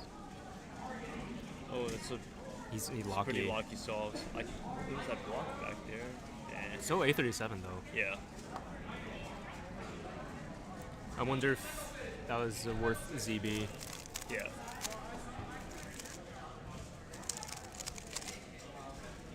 Yes.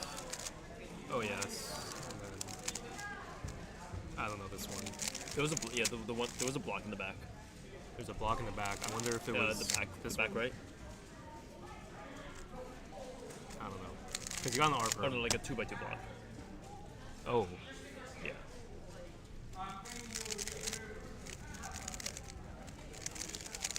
Like this? Sorry. Something like this, yeah. Wow. Chris Yen, Mr. ZB himself. It makes it look like I know more ZB than I actually do. Uh-huh. Because I do it so often. I forgot there was one ZB I knew. Oh, I do this I learned this one from learning LTCT for blind. Oh, that was an interesting timer stop. Wait, hold on. Let me set up the case. Oh, I know which one you're talking about. Yeah, I see this the one? alg you're doing. Yeah, because it's just a CLO. just with an Oh, S really? at the end. Yeah. Or it's like a it's a COLL. Oh, I see. Or OLCP. I don't even remember. Oh, I see. I can set it up. I got it. I think I just need one more. Just kidding. Yeah, there we go. Yeah. Because if you do just the soon, you'll get an F firm. Right. So I learned it because it's also so easy to recognize.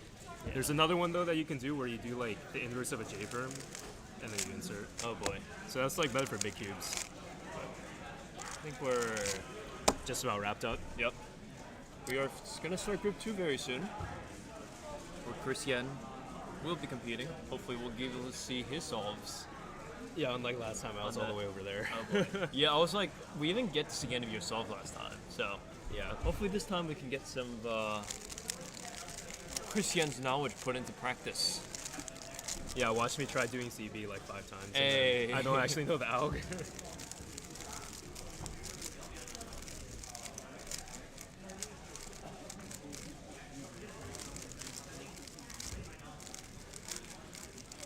Let's see if they're on There are a couple it. people still solving. How's our chat doing? It's been pretty consistently like 10. But nobody interacting. Has anyone been checking out New Jersey Championships?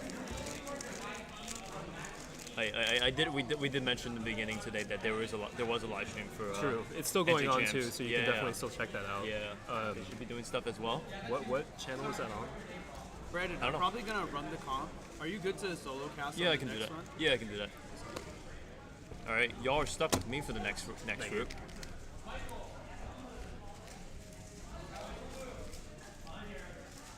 Also, if you haven't already, check out Cubers Live and the West Coast Cubing YouTube channel.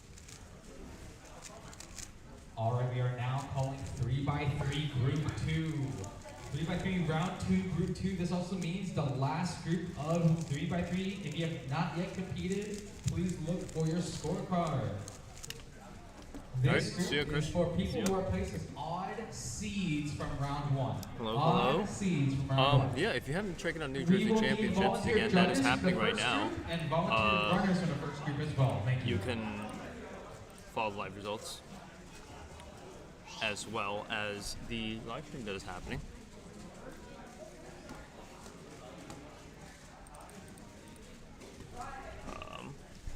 Here we got stuff going on. It's a little blocked by the cover. 11.26. Seems pretty happy about that.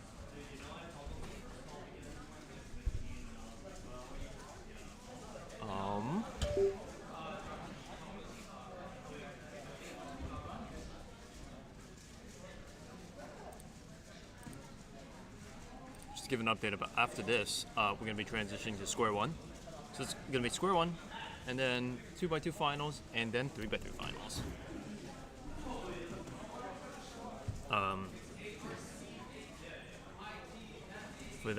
Hopefully that is gonna go pretty well. And yeah, I'm just waiting for the next competitor to come up for 3x3. But yeah, that should be pretty good.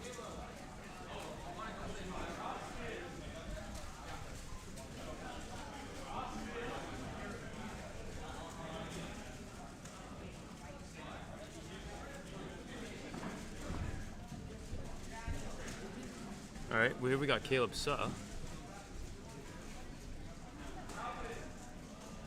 I forgot what he averages here. I saw a scorecard earlier, but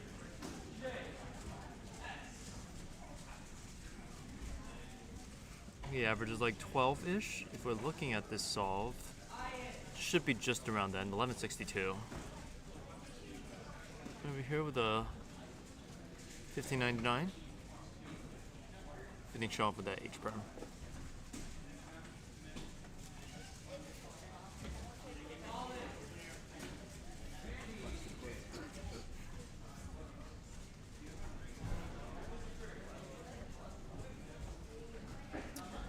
Let's see if they put in any of the results from round 2 so far. Nope, just the first round results have been entered so far. Oh, and here we go. We have Chris Yen going up on the stream. So we'll finally be able to see some of Chris's solves. Everyone cheer him on. Chris is on inspection.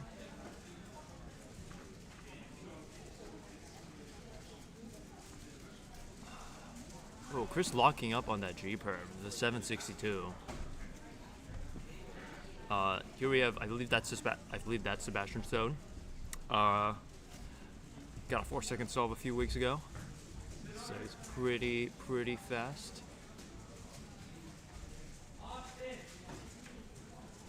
He got 8 seconds, but he still there was a lockup between doing the COLO and the PLO, but it was still pretty smooth.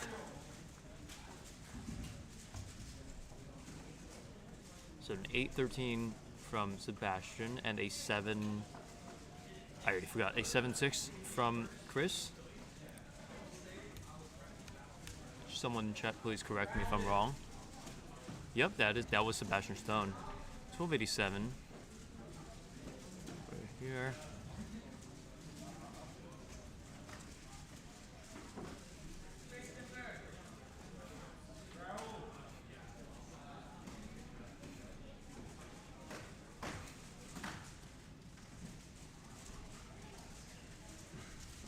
This one's looking a little bit locky. Yeah, that was Austin. Yeah, 9:43. 9:43, a little bit locky on the side. I believe I overheard this. His name's Rahul. I think I was watching it. We were watching his round 1 solves, and they were pretty quick. He had a 7-second single in the first round.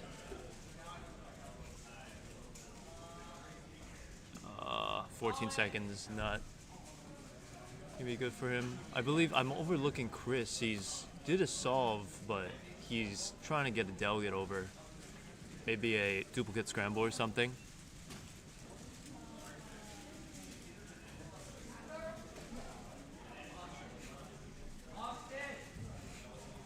Yeah. Looks like Chris is just solving that cube and giving it back. Maybe he... Is that again an extra or the actual scramble? So, let's see. So here's Austin again. So I think Austin had a 15 and a 12-second solve.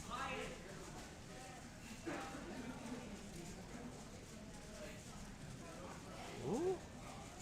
Nice. Solo, 10 seconds. But he's... Oh, but he DNF'd by an M slice, I think.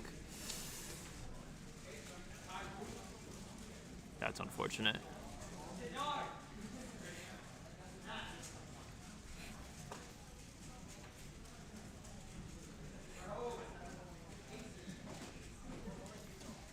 Alright, we have off screen, we have Chris just warming up for his next solve. He'll be switching over hopefully very soon. 11:24 is not very happy. Chris on Olo at 4 seconds to 675. So Chris with a 7.6 and a 675. What is Chris's PR? Chris's PR is a 634. Okay. So probably not going to be a PR pace, but still pretty good.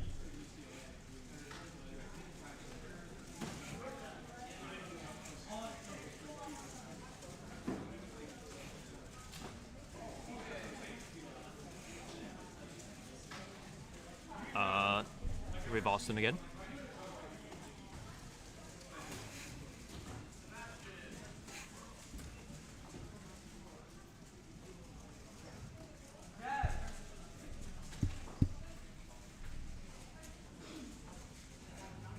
Austin pausing a little bit. There was a free pair that showed up over there. A little bit of a locky Olo into an R perm. 1, 2, 3, 4 is the time.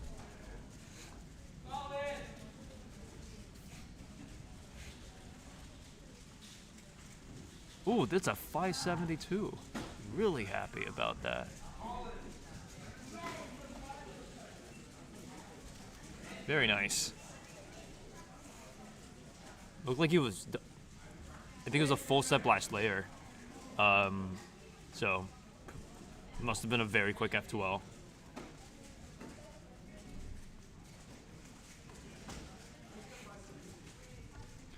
right, here we got Chris again.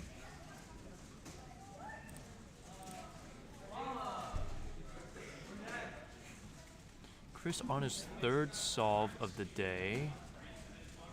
Oh, Chris gets. Oh, that is very lucky. Oh no. Oh no. So Chris was at Olo at like 4.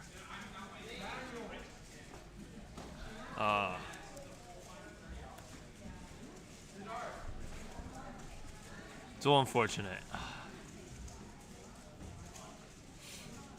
But hopefully he can bounce back, but that 7-6 is going to count. Caleb blocking bit, doing that lefty, doing the Olo on a lefty. The wide F, R prime, U prime F. Olo.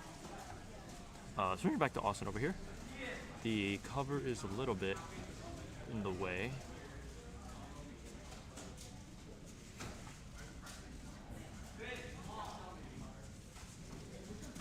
$11.87. I think that's.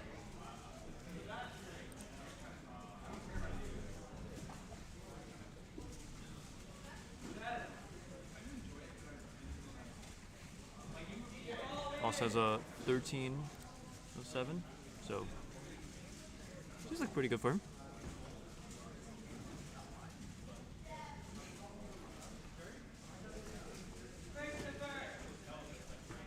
Well, Chris is going to be off camera for his next solve.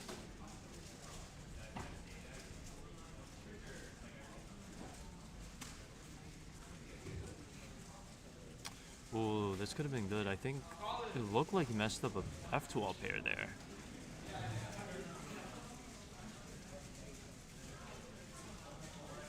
I love the Nintendo New York hoodie.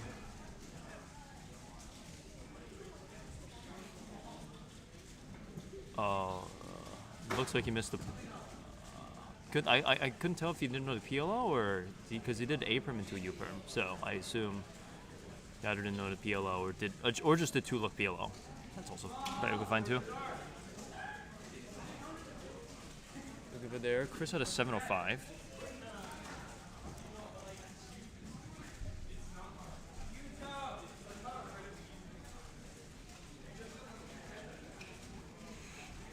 Alright. I don't know his name, but he got a remember he got a 572 as his last solve.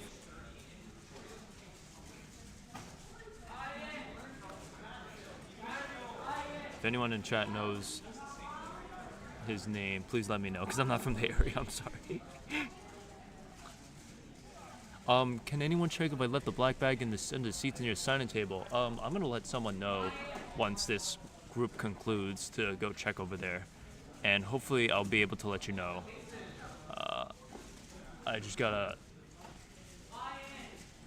let someone know because no one is here and I have to just make sure the stream is running. So, but I will we'll try and keep you updated if they see anything.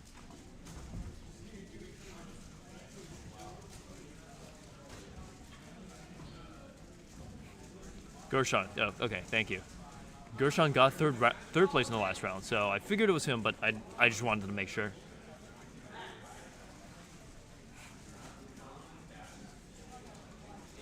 $11.70. Oh, Chris with a 5.33, so that's gonna be his.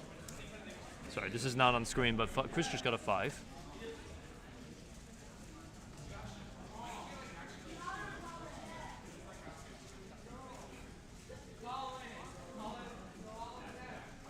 Hello. Fortunately, my laptop was on stream. I know. But your times. What is it? A 7.6, 6.75, 7.05. Yeah. It's like a low 7. Yeah. Yeah. It's all right. Everyone, welcome Chris back to stream. Actually, Chris, are you able to check real quick? Can anyone check if I left a Black in the bag on signing the seats table. near the signing Yeah. table. Do you want to check real quick? Chris is gonna check for you, Lee. Thank you.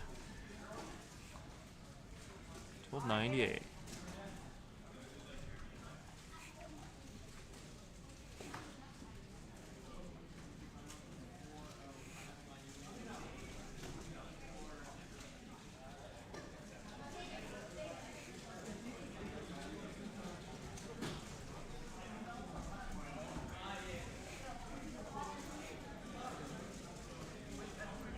Alright, doing a little warm-up routine here.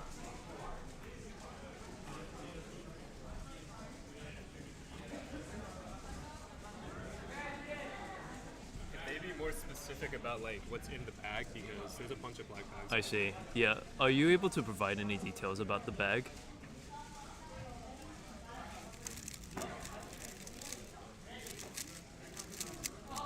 Oh, 1416. He's already shaking his head during PLO there. I don't know if you saw, but Gershon got a 5. Pretty happy. There was what? Gershon also got a 5. I wonder if it was the last solve. No, it wasn't. It was I don't think he's doing. Oh, he still has more solves, but it's probably his third solve or something. Okay. Yeah, 1093. I think Gershon's going up right now. Yep.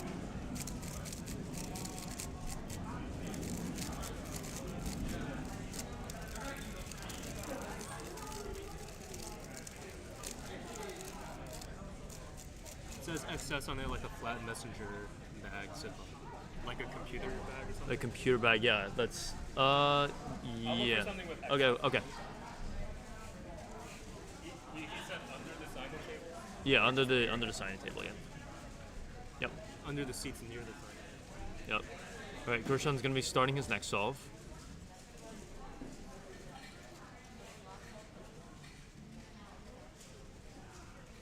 Oh, Gershon prosing during F2L. But still quick turning. Might be a high 6, 724.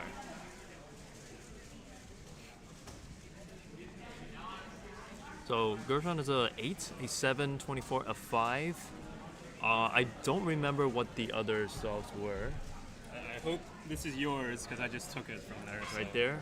We'll leave it here. Okay, I think we found the bag. So.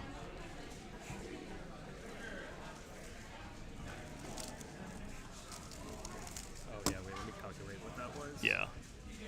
675, 705, 76. I don't know the last digit of this, but.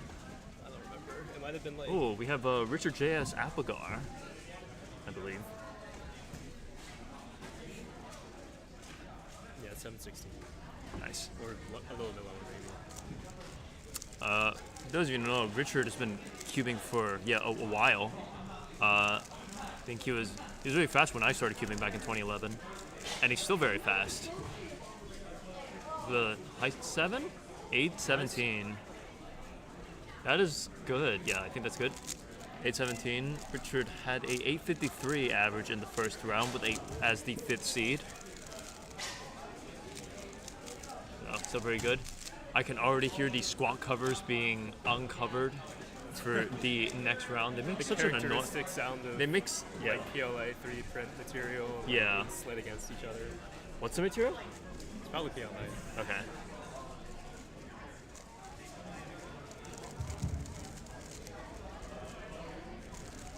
I'm looking for Ruby Lou, Stanley Cran, Lewis, and Caleb. Alright. Am I in this group of square one? Let us see. Oh, actually, hold on. Oh my god. Yeah, I know. That's why I was like, I'm in group 2. So. Yeah, I'm in group 2 as well. Alright. Well, we can get some of your expertise on there now. Yes, finally an event I know something about. Probably no. Christopher, yeah. Oh, alright, goodbye. Gershon doing another solve. So 5, 7, and 8. High 6? Nope, 739. But he's happy about this solve.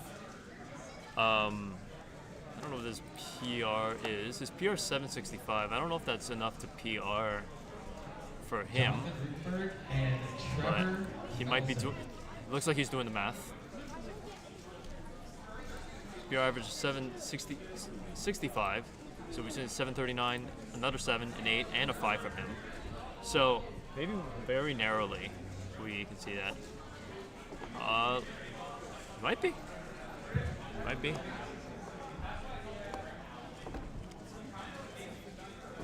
Alright. I think we're done with 3x3 round 2.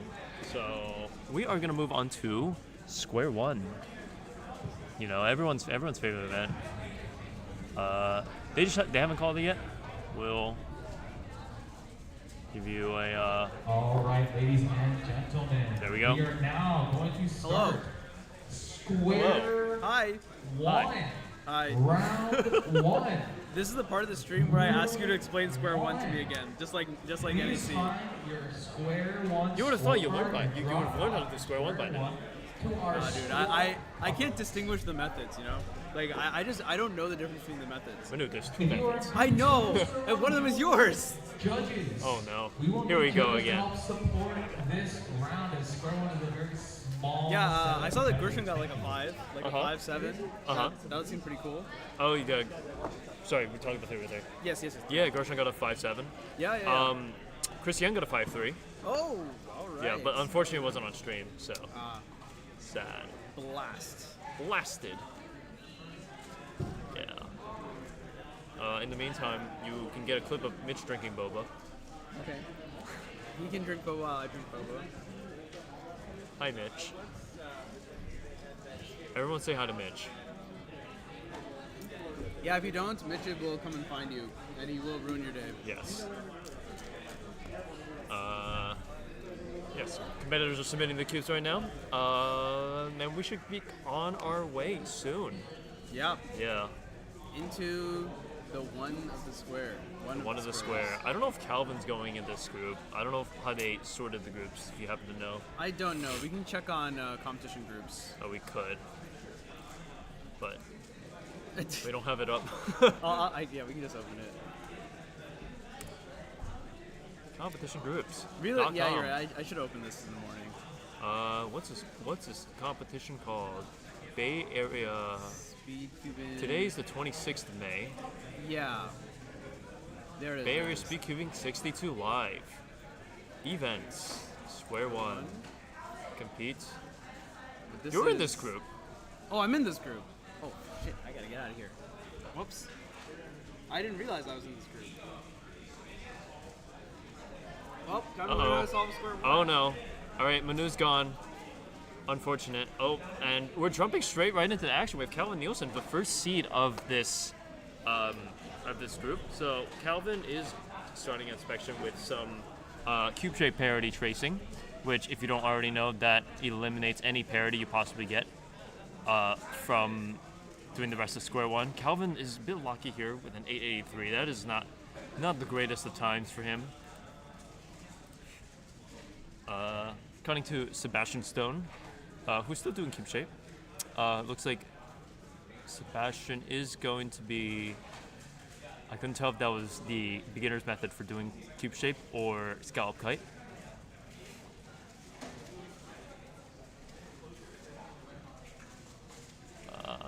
Sebastian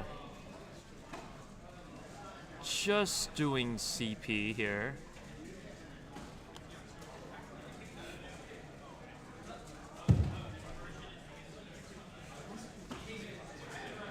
$39.72. Sebastian, can we see the solve? Well, oh, I'm so sorry. I am so sorry. I forgot. I didn't realize we were showing. Thank you for the catch. Anyway, yeah, Calvin had an 883 as his first solve. Sebastian has 39. Here we have Nico Harper, who's the 3rd seed of this group of square 1. 832 PR. I believe Nico is going to do a little bit of CSP, cube shape parity tracing as well.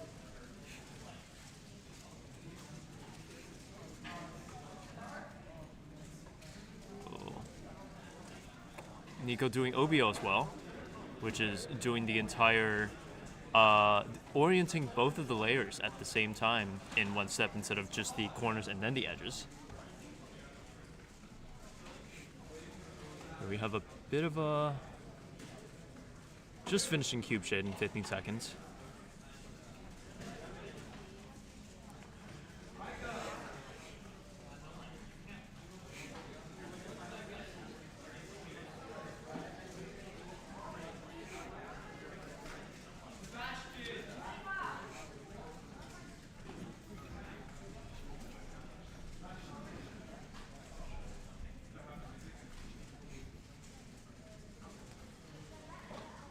$45 seconds. So it seems most people are using Vandenberg. Yeah.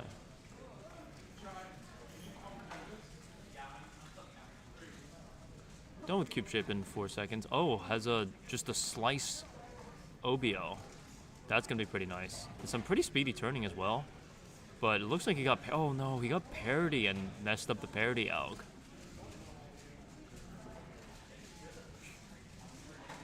Oh no. Oh no.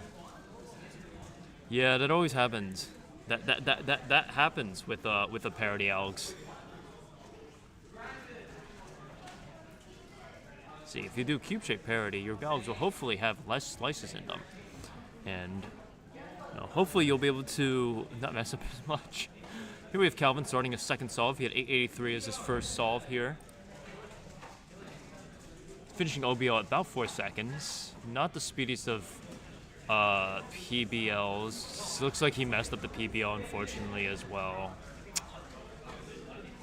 1670. So, unfortunately, Calvin's going to have to count that 883 as part of his solve. Nico starting his second solve. Nico to 951.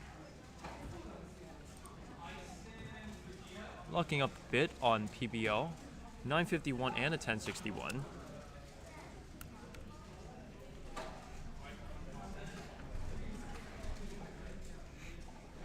Off screen, we've got Future Kelly doing square one, or NorCal's newest delegate. Doing a bit more square one action here. Muffin Fist. This is not the best cube shape out there. However, if you get it in the proper angle, it does flow very well. But I believe it's a six slicer. It's a 6 slicer. Oh, the little pop there. Oh, it's gonna pop a little bit. They're in cube shape. And looks like he put himself in kite square. Cutting over to our very own Manu Singhal, who is a little bit confused during cube shape. I think he has kite fist and can't get it back into cube shape.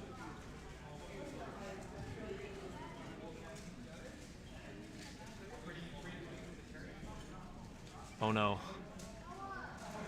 Oh no, Manu, come on. I believe. I believe. Oh no, Manu. Alright, he has the scallop on top. Alright, Manu's in cube shape at 40 seconds.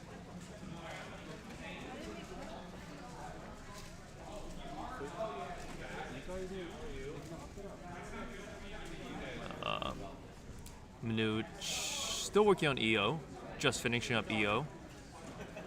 Right there.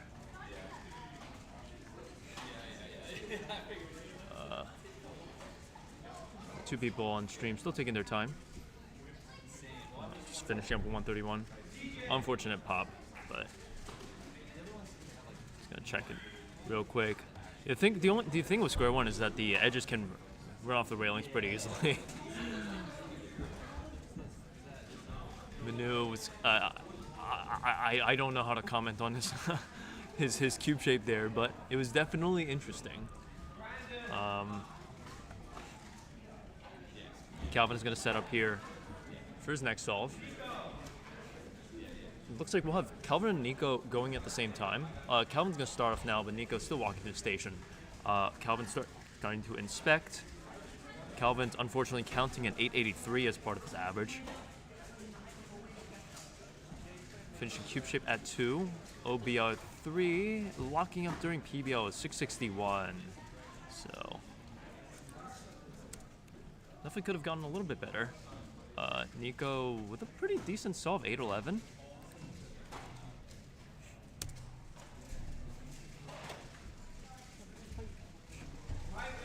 Didn't catch the entire thing, but he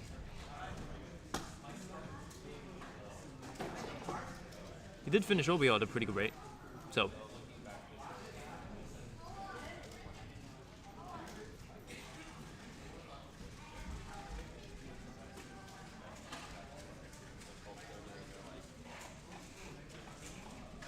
with a little bit of a lull, as again, the square one's not gonna have a lot of people competing, so we're gonna have a little bit of a tiny bit of downtime. Tablet on the plane, please return it to the front staff.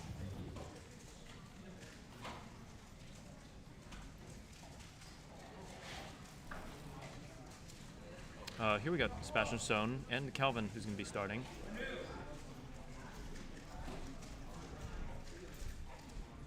Someone asked about it on stream. I don't know if it's the same person. Yeah. Calvin's gonna be starting his next solve.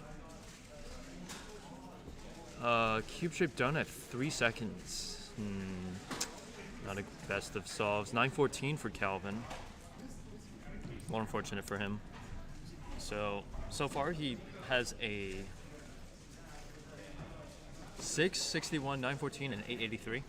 Sebastian's on with 29. Nico is doing his 4th solve off stream. We'll give you some updates on what he's doing. Just looking around a little bit while we're in the waiting for a new competitor. Manu is still doing cube shape. Nico is OBL at 4 seconds. Oh, Nico dropped the cube. Nico got a 1484. So hopefully each of them have gotten their bat solves out of the way and be able to bounce back from this a little bit.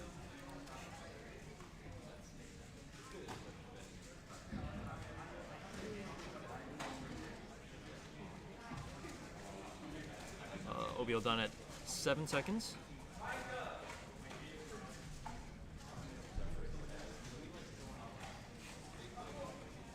$16.23. Nice.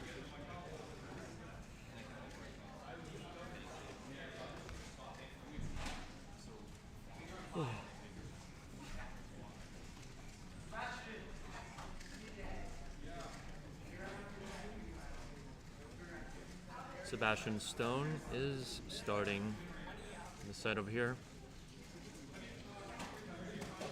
As Calvin sits down to his last solve.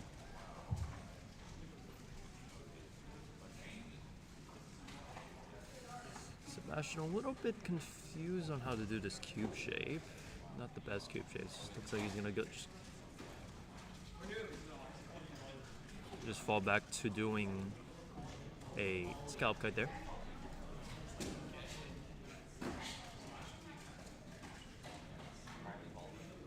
Looks like Calvin some issue with his cube. Went to go sit back down again. Sebastian taking a bit on the yellow. They got to do the middle layer swap. 38.43. Not the best time for him. We've been seeing some 29-second solves from him. All right, Calvin with his last solve. This is one of those weird cube shapes. So we have Nico sitting down on the other stage. Calvin done cube shape at 2. 3.5 for OBL. 7.45 for his last solve. So it looks like, as we cut to Nico over here,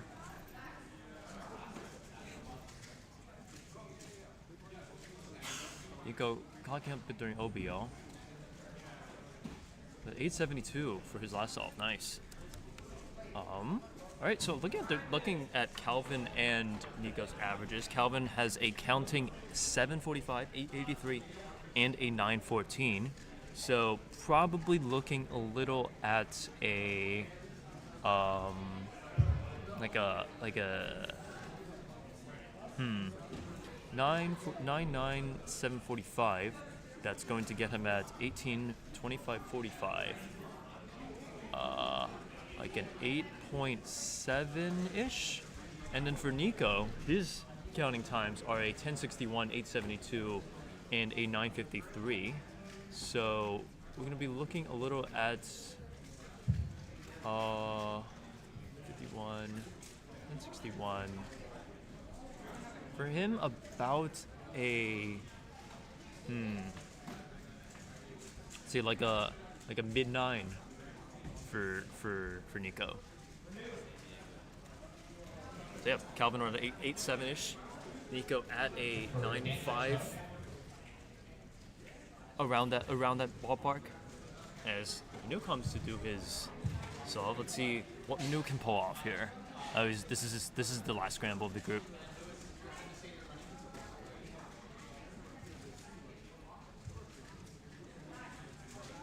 Manu getting cube shape quick this time. Let's go.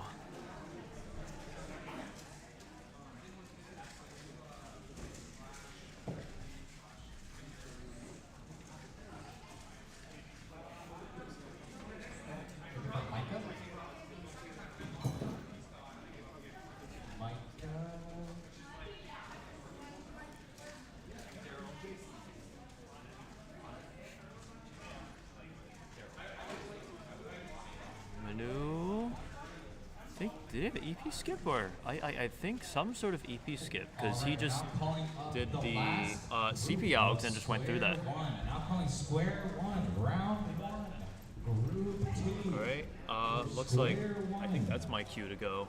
So I will see you guys around. Group one of square one, we will need some volunteer judges. Once Manu comes around, I will go. Because after this is just 2 and 3 finals. All right, Manu, are you able to? Yeah, I'll all right, be here at least. cool. Wait, do you need a square one? I do. I was gonna ask Calvin. Oh yeah. Oh, where did I put that? I was like, because you've been using mine. Oh yeah. Stick fill up.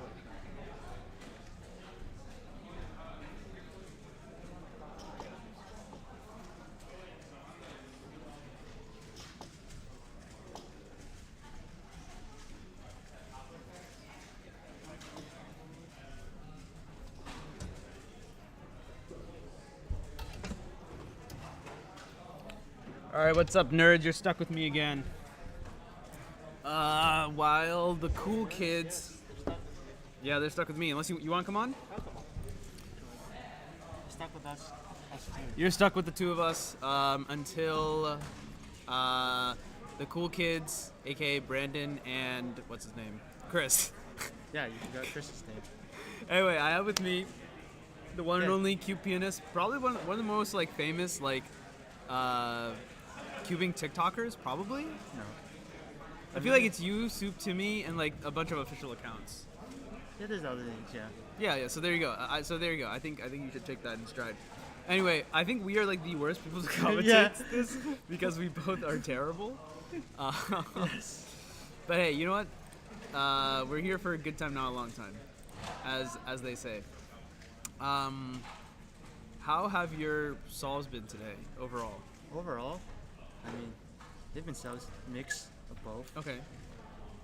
3x3 round My one name's was pretty Keith. bad. 2x2 was started off good, but it decided to go bad. But hopefully there's still one more round. Okay. And then second round of 3x3 was pretty good, but I don't know if I made finals. We'll have to see. Okay. Because it got a 975 average. I feel like it both could and couldn't make finals. Could. You know, it's right now it's very very it's in very between. tight. Right now, there's a few people. Yeah. Who haven't. Yeah, I think TJ is entering and checking everything right now. Yeah, and then square one is just whatever. Same with Mega. It was an event. It was an event. All right, let's see if we can track both Brandon and Chris. Although I think it's very unlikely. Whatever we can see of them, let's we'll see. try to do. Are they on the exact same side? Okay, no. They're gonna be on different sides now. So we're gonna have Brandon on the other side. So Chris is gonna be on the camera that you guys currently see, and Brandon will be on the opposite side. And we're gonna try and make it so that we can get all 5 of both of their solves. I have a nice little fancy tool here I made a while ago. It's not pretty, admittedly. It's not pretty, but it works. And it only shows one line. Why? Is this the one I built that was only one line? Wait, where did the other line go? Oh, great. Okay, well, clearly I broke it. Anyway, Chris Yen, everybody. Chris Yen, you started your solve. Okay, let's see what Chris is gonna do here. Chris using that black and white color scheme. Yeah. Nifty cube shape. I feel like he did like EO and CP at the exact same time. 9.13 for Chris Yen. Now, I'm presuming neither of us know about the cube shape parity or anything. No, I barely know how to solve it. Yeah, I know that Brandon is really good. Well, he used to be the worst really good. case. Yeah, he used to be a world record holder. Yeah. So Brandon is the GOAT. He's solving off stream right now, but I can still see what time he gets, so we can at least keep the track. Ruby on stream 34:37. I feel like that's one thing that's really nice about this venue. I can see all of the timers, like right here. I don't have to it's not that big. Yeah. And it helps that we just don't have that many also. The main thing is there's also only one row. Because sometimes there's 2 rows, then you have to see someone in the back. Right. As long as people don't stand in front of the. So Brandon got a 10:03. So Chris is a bit ahead right now. Another solve from him. Yeah, he did a little bit of weird alignment, and that's a bit misalignment, and that's a big drop in the middle of doing something, probably CP. Okay, that's good. And then EP, including some sort of parity, I assume. 12:07, not bad. Not bad, Mr. Yen. Yeah, not bad. The scorecard getting a little away from him there.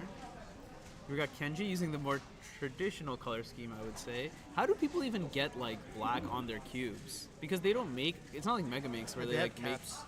make. Oh, can you buy the caps? I think they do.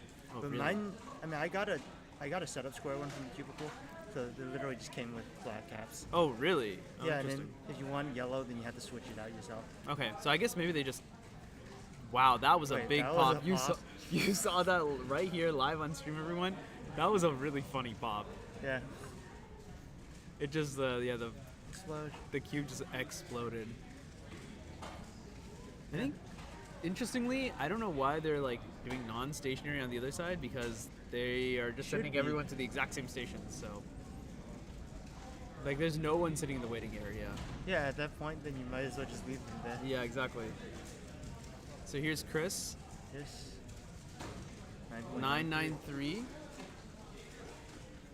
Kenji ended up with a 1 minute after the pop. Did Brandon solve? No, Brandon's still sitting down. Yeah, just checking out. He's not quite done yet. None of us know what Calvin got. So I feel like these are like the 3 people that we should be tracking. I don't know. Calvin may have already competed. Oh, Calvin did. Yeah, Calvin he he competed in the last group, but yeah, I just don't know what he got.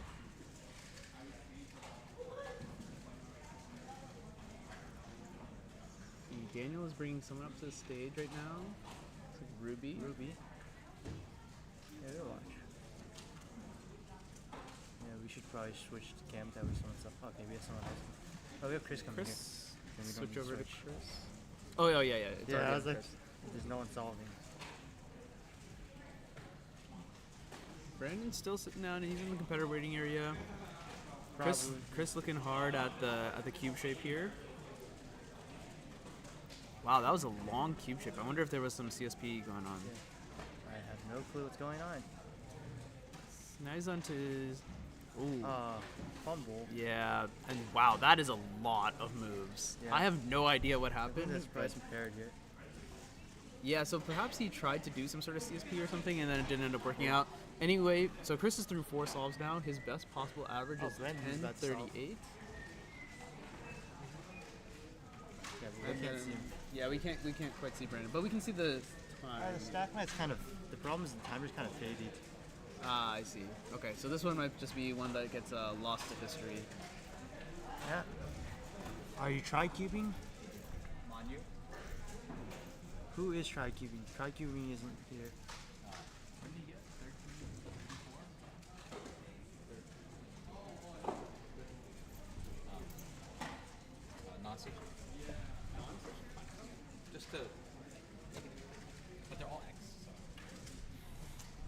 1384 is what Big Man Chai told me. If Big Man Chai is right. I think Most of the time he's wrong. I'm just kidding. I'm just kidding. I'm joking. J-Roo getting 13.81. 13.81. This shirt is so funny. I feel like who wears a shirt that... Oh, this is actually 15 for J-Roo. Looks like it was plus 2. Who wears a shirt that says "Kick me voluntarily"? Kids. Maybe he lost the bet. Who knows? So he has to wear it forever? I feel like he wears it no, all the time. Oh, he wears it every comp, but I didn't know. Yeah. I mean, I get it. It, like, has, like, a signatures and stuff and autographs, but... Chris. Spent a lot of time on that OBL. 1194. So he got somewhere in between. His BPA, WPA. 1131 average for Chris. My podium. But I don't know how good. I think there's another... No. This is finals, I think, for Square One. Hey, there's only one round. There's only one round, yeah. Square One, Mega is only one round. Okay, Brandon is once again on a non-stream stage for some random reason. Yeah, they need to bring them to stage. Look, I'm not gonna be able to commentate this off anyway. I just want to say I just want to see the time. But I mean, we can see it from here pretty clearly.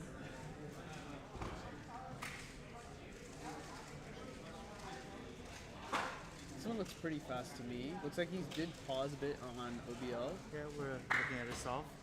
11:06.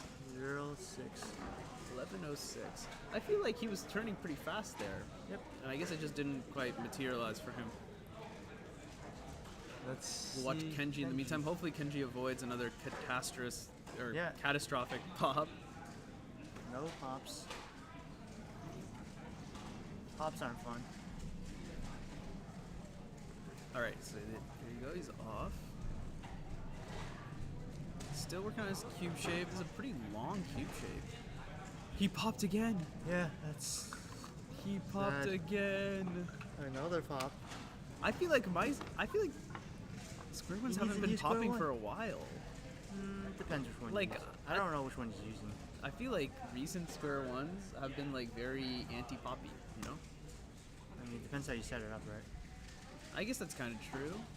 Oh, Andy plus 2. I can hear them. 34.78. Brandon off on a different stage now. Yeah, even... We can kind of see this saw from here, like in between, like I can see like through the water bottle.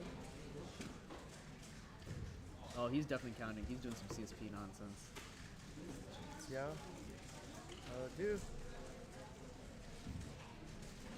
Looks pretty good onto OBL. Or PBL, sorry.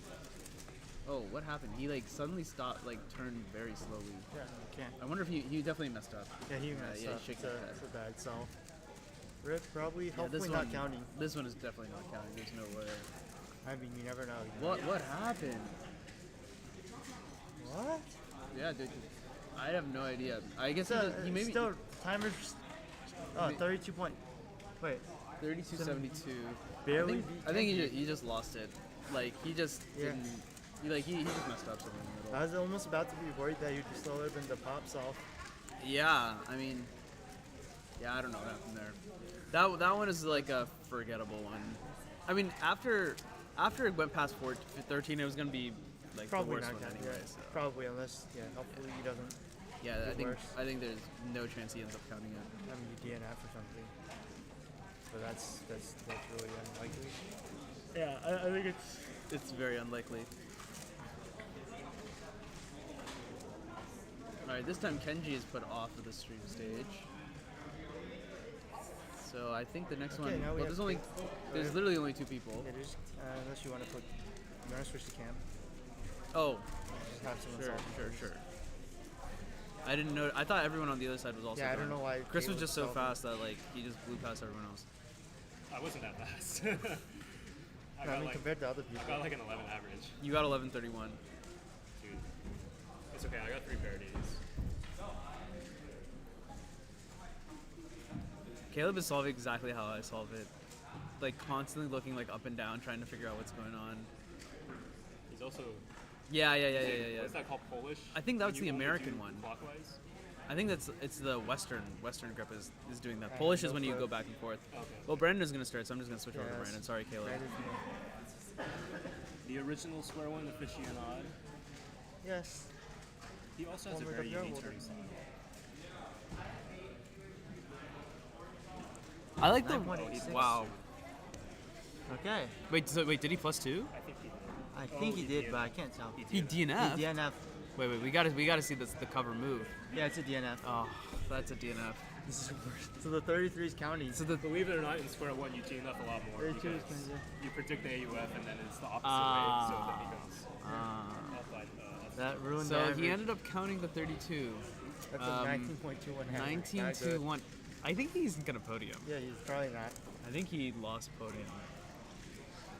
I think he what was his BPA? If he BPA'd, he would have had 1164. So that would have been pretty good. So if he literally just didn't DNF, if he didn't DNF, he would have been probably like third. Yeah, it would have been pretty good because it would be his BPA. No matter Yeah, what. yeah, exactly. So that's pretty brutal. I feel like this group of square one went by so quickly. Also, I think it's about 2x2 finals. Yeah, that was So I counted 32. Yeah. What? Yeah, we Yeah. saw that. That was sad. That was no bueno. No bueno.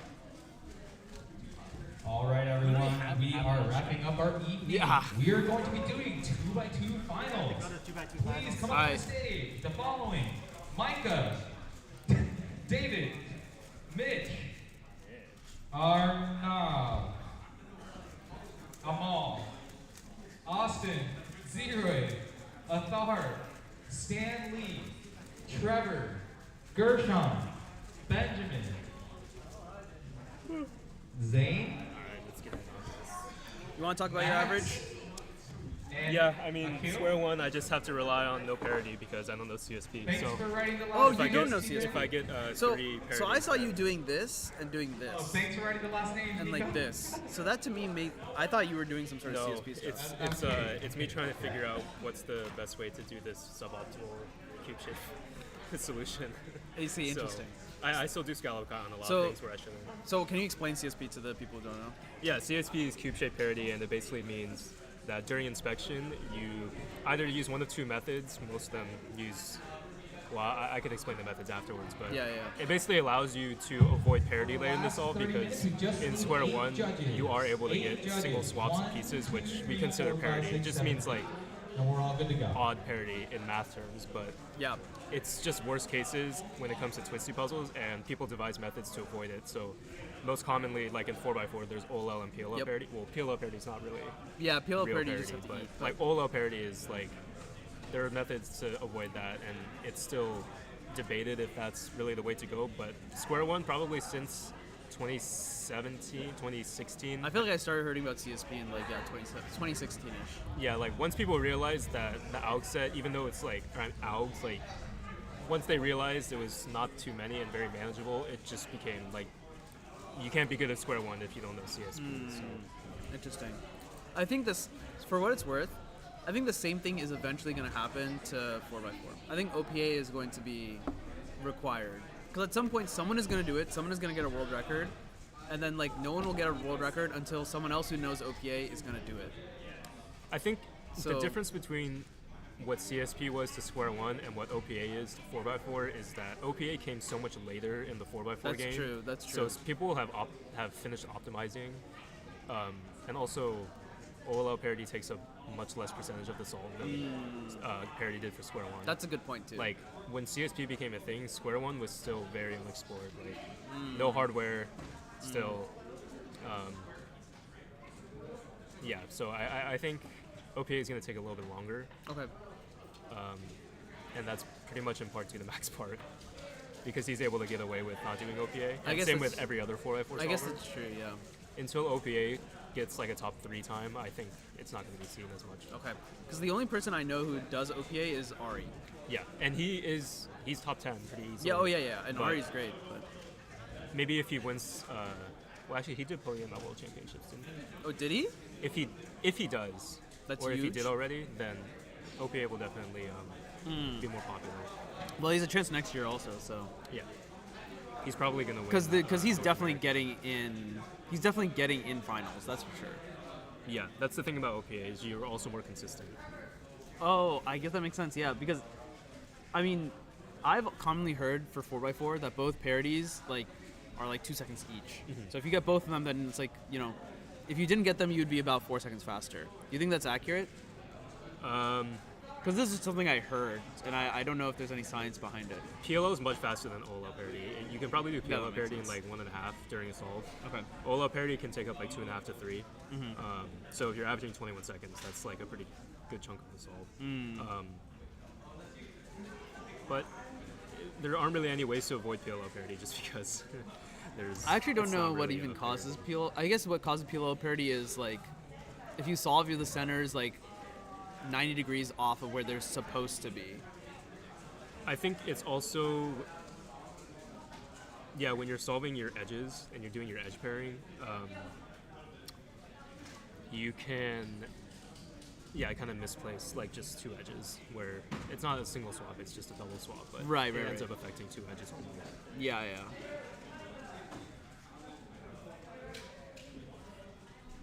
By the way, the 2 tracing methods for square one parody are blind tracing and Kale parody or Kale tracing. It's kind of debated which one is better, but it doesn't really matter which one you choose because once you get comfortable with both of them, you can trace pretty easily in under 8 seconds. Kale tracing is more intuitive, where you have like a set path for your tracing, whereas blind is more like algorithmic, I guess you could say, where you have to, for each case, memorize a reference stream, and then you're tracking how many swaps it'll take to get from that scramble to your reference scheme. That makes sense, actually. So it's kind of the same thing because for Kale, you have to memorize just like the path of memorization you take, whereas with blind, you just have to memorize like your reference scheme, which it doesn't really matter which one. There are top solvers that use both. Interesting. I didn't know about this. But now that I think about it, I guess blind tracing makes sense to me.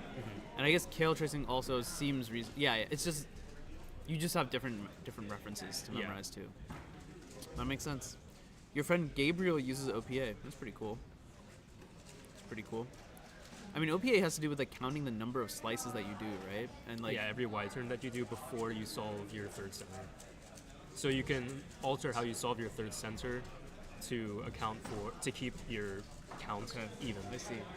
Interesting. So, like, you can solve the last bar on the third center with one move to keep it, to switch the parity. But you can do like RU2 R prime. Right. Or like Y RU2. Right. That'll preserve it. Okay, I see. It's just hard because you have to actually keep track during the solve. At least with CSP, you inspect. Right, and during inspection. You're done immediately after cube shape. Yeah, I feel like counting slices is tough. Like, I'm thinking about how I would try and do that, and I think that's not trivial. I tried doing it for a little bit, and it was good, but you really don't start seeing the benefits until you can do it reliably, like 90% of the time. I guess like that was a pretty good solve. Yeah, that was really good. Well done, Stanley. I feel like the other thing is like you don't need to know how many slices you've done. You only need to know if it's odd or even, right? Yes. So I wonder if it's like odd even, or it's like 1-0 is like good enough. You definitely need to. Ooh, that was really this good. This scramble must be cracked. I mean, those two just one looked at. So I think that was a different scramble. Oh, was it a different one? Because Sebastian's on like 3, I think now. Oh, actually, you're right. It was probably a different. This was scramble. the second solve. Oh, was that Sebastian's second? Because he got 2-6 on one of them. That I know for sure. Yeah. Maybe there were some off-stream solves. But yeah, for 4x4 tracing, it's like you have to have really good fundamentals so that you aren't paying attention to what you're solving, so that you can keep track of the odd and even. Yeah, that sounds. I mean, I already struggle keeping track of my like cross edges, so it's hard, especially because everything is like on the fly. Right. That looked like a CLL to me. Pretty good. Like with the 8-move CLL. Yeah, the lefty of the normal. Yep. This is Austin Chen, I believe. He's got a pretty cool shirt on. Yeah. He did the 3x3 CLL. Which one was that one? It's the triple soon. Oh, I see. I think a lot of people still use that actually, even though. I mean, if it's just RU, then it's not too bad. At some point, I kind of wanted to learn CLL, but I think it's a little unnecessary. I don't know if I care enough about 2x2. 4x4 tracing is like, imagine trying to do PLO while like counting in your head. I mean, imagine trying to do F2L. Yeah. Like while counting. Yeah, that sounds. It's tough. Yeah, it sounds pretty bad. It's even harder because like center solving is much different than F2L. Yeah. It's a lot more free flowy, right?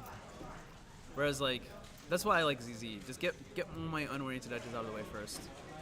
162. 162. I think that 162 is going to count for Stanley. Zane 250. We're seeing a couple good solves here.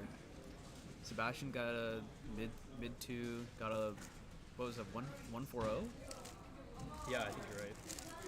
So I think he got 140 on the one that Stanley got 162 on just now. Oh yeah. They're in the green. Wow, Brandon is the only judge on that side.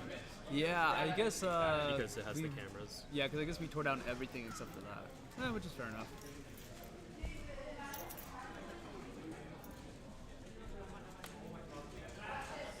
Yeah, either that or I was going to suggest moving both cameras onto one side, but this is easier. Social media manager. Do you want to keep this up or tear it down? We use it for podium pictures.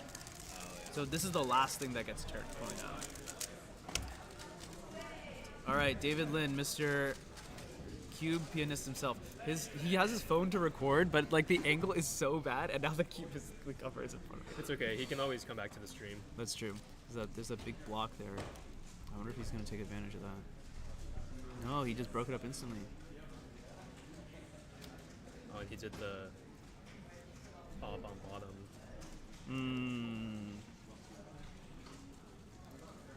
509. 569. What average even made it into 2x2 finals? 405. That isn't that insane. Oh no, not at all. Yeah, go just right outside. Can we use a phone for an overhead for this, or is it too late? For now, it's too late because we don't have to set it up. Theoretically, yes, but it's like not super simple. Like, yeah.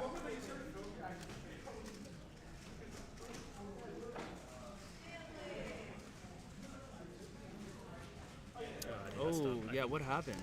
Were they trying to do like an RUD alg? They were trying to do edge on top, op on bottom, and that's a little bit of a weird alg. Yeah, that's Dude, really what is weird. Caleb's sud? He's just looking up, man. He's just looking Is up. he like doing blind memo or something? Oh, actually, I wouldn't be learning some surprised. algs, so he's trying to execute it without looking at it. So interesting. I think he actually might be doing blind Alex. He's been grinding blind recently. Okay, so both on each side. All right, so it looks like he's gonna start. Good to see you. When's the next time we'll see you other than that? Probably not. You want to say bye to the stream? Bye, stream. I'm heading out. Wait, where's the thing? It's here. Bye. Yeah, probably. It's definitely gonna be hacked. Alright, catch you later, dude. Alright, see ya. Bye, Brandon. I'm gonna add you to the. Yeah, I'll add you to the stuff. Bye. Bye. I'm not gonna see him for a while because I'm not going to NAC. Well, maybe on the East Coast somewhere. Maybe, yeah. He does go to some comps, but I also don't go to comps on the East Coast anymore. Yeah, fair enough. Yeah, so this was well, Stanley seems like he got a decent time, but did you see what happened to Sebastian? It looked like he did an alg and it wasn't the right one, so he had to do another round. Okay. That's enough to make it a 4 second solve. Yeah, that sounds about right. 398. Well, we're wrapping up then. Yeah. Those are the two that we were looking at the most. Yeah. Or, we're just starting to wrap up at least. 3x3 finals is not head-to-head, so correct. We're pretty close to being completely finished. Yeah, we got about 20 minutes left in the stream. Before we start 3x3 finals, I definitely want to hear from you all who you're rooting for. 194, good solve from Zane. Good solve, Zane.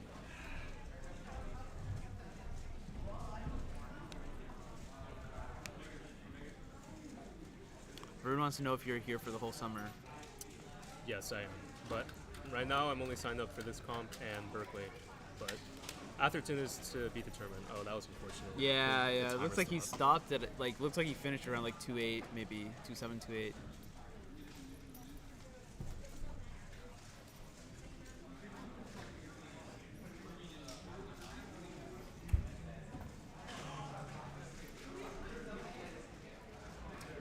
looks like Austin took his puzzle also, so he's probably done.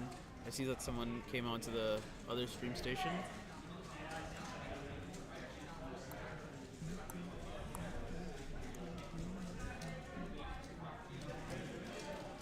Not quite sure who this competitor is, but I feel like we saw them get a 7 on 3x3, so they must be pretty good.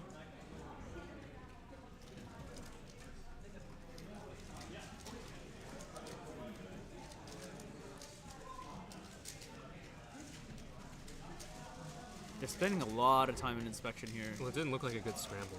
Yeah. Yeah. I mean, yeah, it looked like there was no obvious way to get the first layer done. That's one of my favorite CLOs, like this L. Wait, what does it look like? It's a okay. case. Oh, really? Except he did pie. It's the same one. Yeah, so why not do double sexy? Because that's a lot slower. Like, oh yeah, that's slower than. Damn. All right, fair enough. I got told off. Okay, I think that's everyone.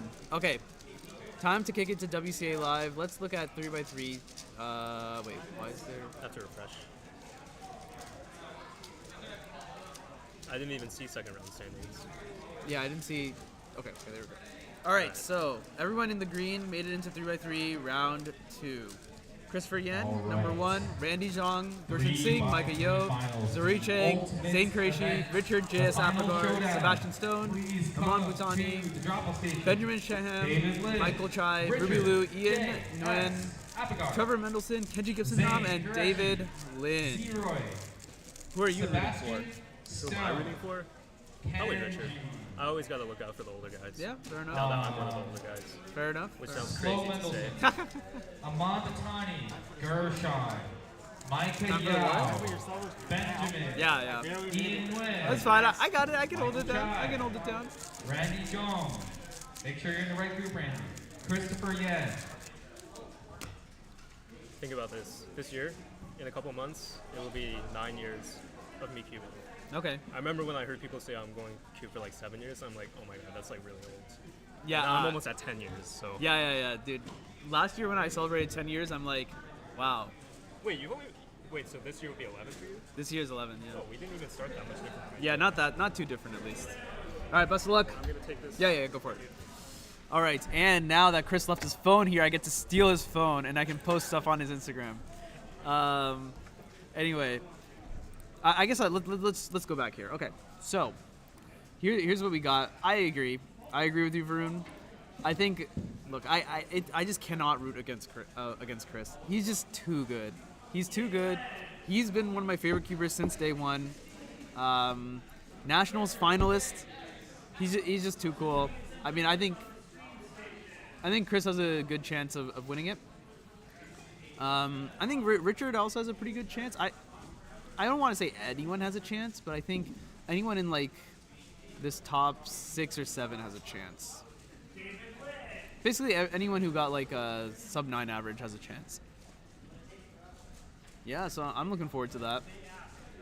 Let's. I think we can track at least one competitor. So let's see if we can track Chris. If my BPA software is gonna work. Oh, whoops! I let you behind the scenes accidentally. My bad. I wasn't a good magician. Never shows their tricks.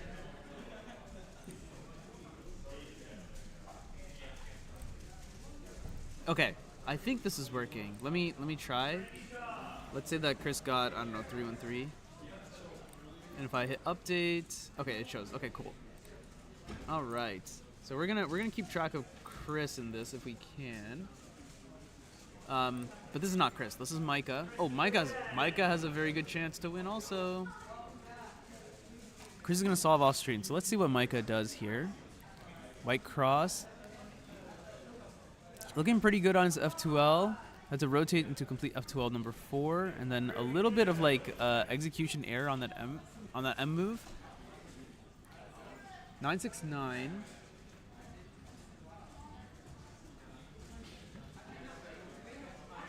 I thought okay, Chris is gonna be over here.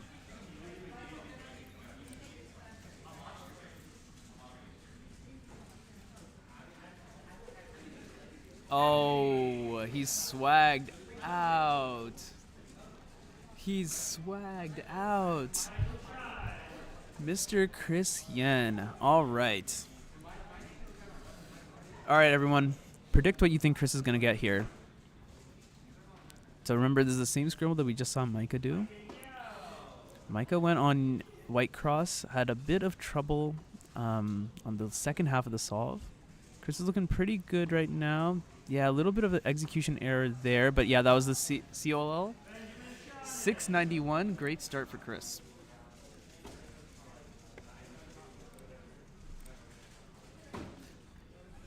Pretty good solve for Chris there.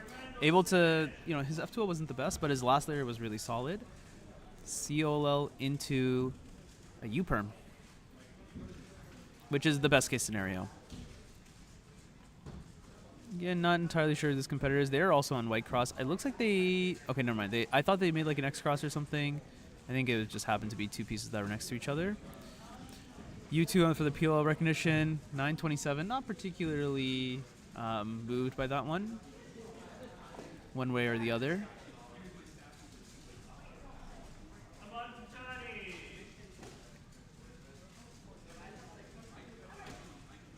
A couple other people going right now. I see Richard off to the side. He's looking pretty good. Had that wide move OLL. 941 for Richard. Chris is back here. Man, this camera is so overexposed. Let's see what he can do. White cross again. I believe Chris is white only. Looking pretty good through F2L. Not a bad OLL, not a bad PLL. Alperb, I want to say. 769. Pretty good start. 697, 769. I entered it in wrong. 769. Not bad. I mean, I didn't update that here. Meanwhile, Zarui is over here. 703. Good solve from Zarui. Zarui is a really good competitor. I think not to be underrated.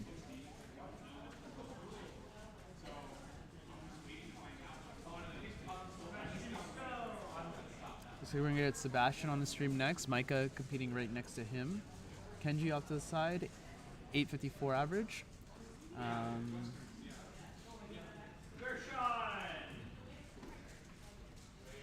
Gershon's also going to be competing off to the side as Sebastian gets started here.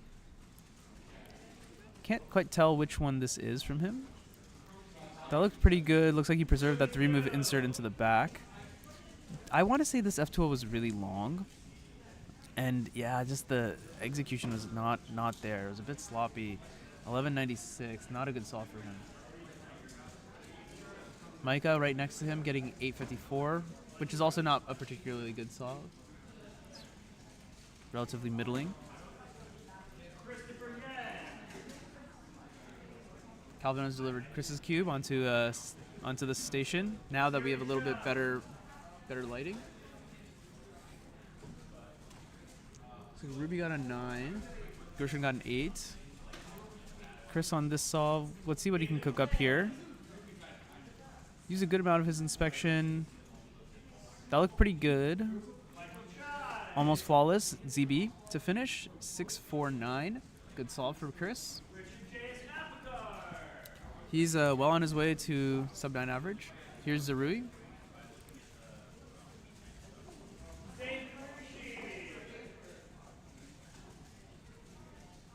Pretty good solve. Looks like a lot of moves.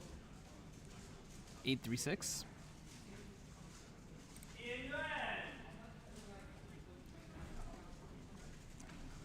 Well done. I mean, all competitors in finals are really solid competitors. They should all be getting sub-10s basically the whole time. Looks like Michael Chai, 955. Richard, 761. Aman onto the stream now. Looks like Noob Pianist, Cube Pianist, 787. Good solve for him. Aman here. Not bad. Yeah, but yeah, that fourth F2L not being done is a bit brutal. 10:05. 786 for Ruby. Good solve for Ruby. Calvin is doing a great job of like distributing the puzzles well, and making sure everyone is make sure that everyone keeps running around. Everything's looking smooth. It's a great looking finals so far. All right, so we got Zuri on the far station, Chris on this station. I'll bring up his three solves right now. 691, 769, 649. Let's see what he's got here. He didn't use a bunch of inspection here, so maybe he's got something cooking. A lot of D stuff going on. I mean, this is a great solve. Yeah, a little bit. The end of the solve was not fantastic. 654.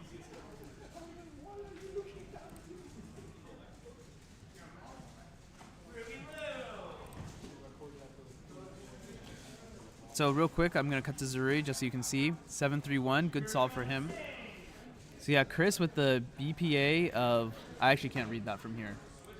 He's BPA of 665 and WPA of 705. So Chris has got basically a sub 7 locked in. Even if his cube explodes, even if his finger falls off, even if he loses his cube and just cannot do another solve, he's guaranteed to get 705 at worst. And from what I can tell, no one has really gotten... I haven't seen a ton of sixes floating around.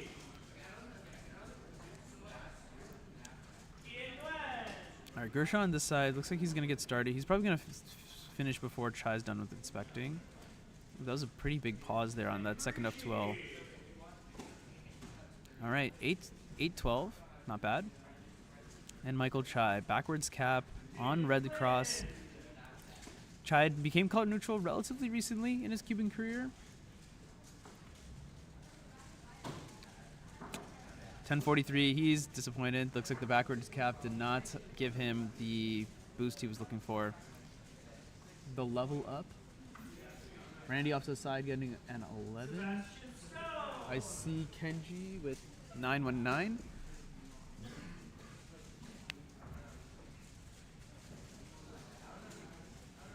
Zain Qureshi 911.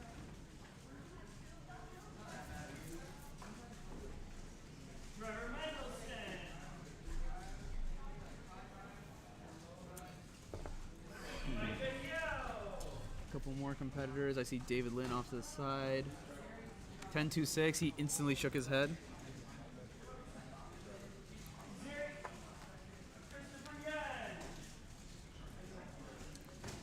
All right, Zuri's on the near station here, so he's right here. As I'm signing certificates and going back and forth at the same time. So it looks like they started at the same time. I'm going to choose to show Chris just because he's the one that we're following. Remember, Chris basically has a sub 7 guaranteed. Ooh, yeah, rotation for that third F2L pair was not great, but he had pretty decent OLL. 6.56 for him. And 10.51 for Zuri. Unfortunate. That is most assuredly not a good solve. 6.67 for Chris to wrap up.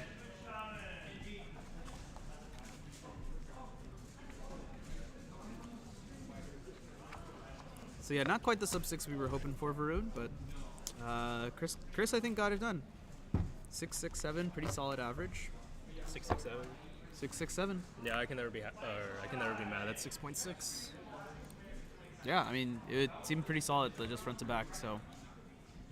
Fourth solve could have definitely been a lot lower. But Oh yeah. That was the one with the lockup and LL. Yeah, it was just the last R perm. I mean, last R perm. You also got, I think, maybe a little bit bailed out on one of them with the ZB. Yes, because that was not a guarantee that I know that. Was that oh really? Yeah. Was that an 8? I thought that was the 8 mover. Maybe it was different. Maybe it was the same COL set, but it's a little hard to see edges from here.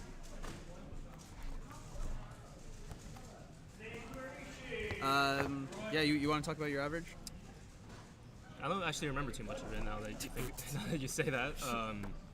Yeah, one of the solves I did EOZB, and I definitely Oh, probably really? shouldn't have because it wasn't a guarantee that I knew it, but I did know it.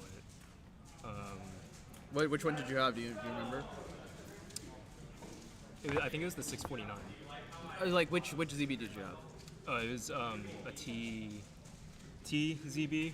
Yeah. It's like if you do the lefty one for COLL, then you would get a counterclockwise U-perm with a bar in the front. I only know it because Felix did it in one of his Friday Fours videos. Oh, okay. There you go. Vern says he needs better times out of you, dude, so he can have some competition. Woo! I don't think he's practicing at SJSU. He's out there getting lit. Ooh. There's a lot of heat being thrown back and forth here, huh? The live stream chat. The one with the N perm was a really good solve until I got to last layer because I actually should have done the EOZB there instead of doing an N perm. But what about the other solves? Last solve was pretty solid.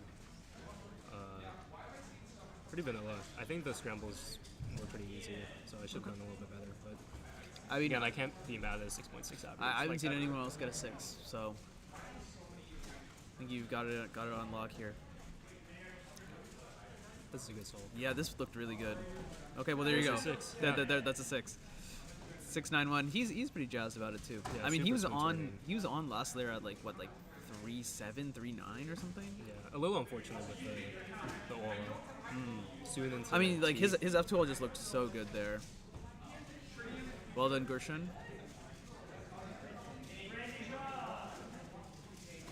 All right, Trevor.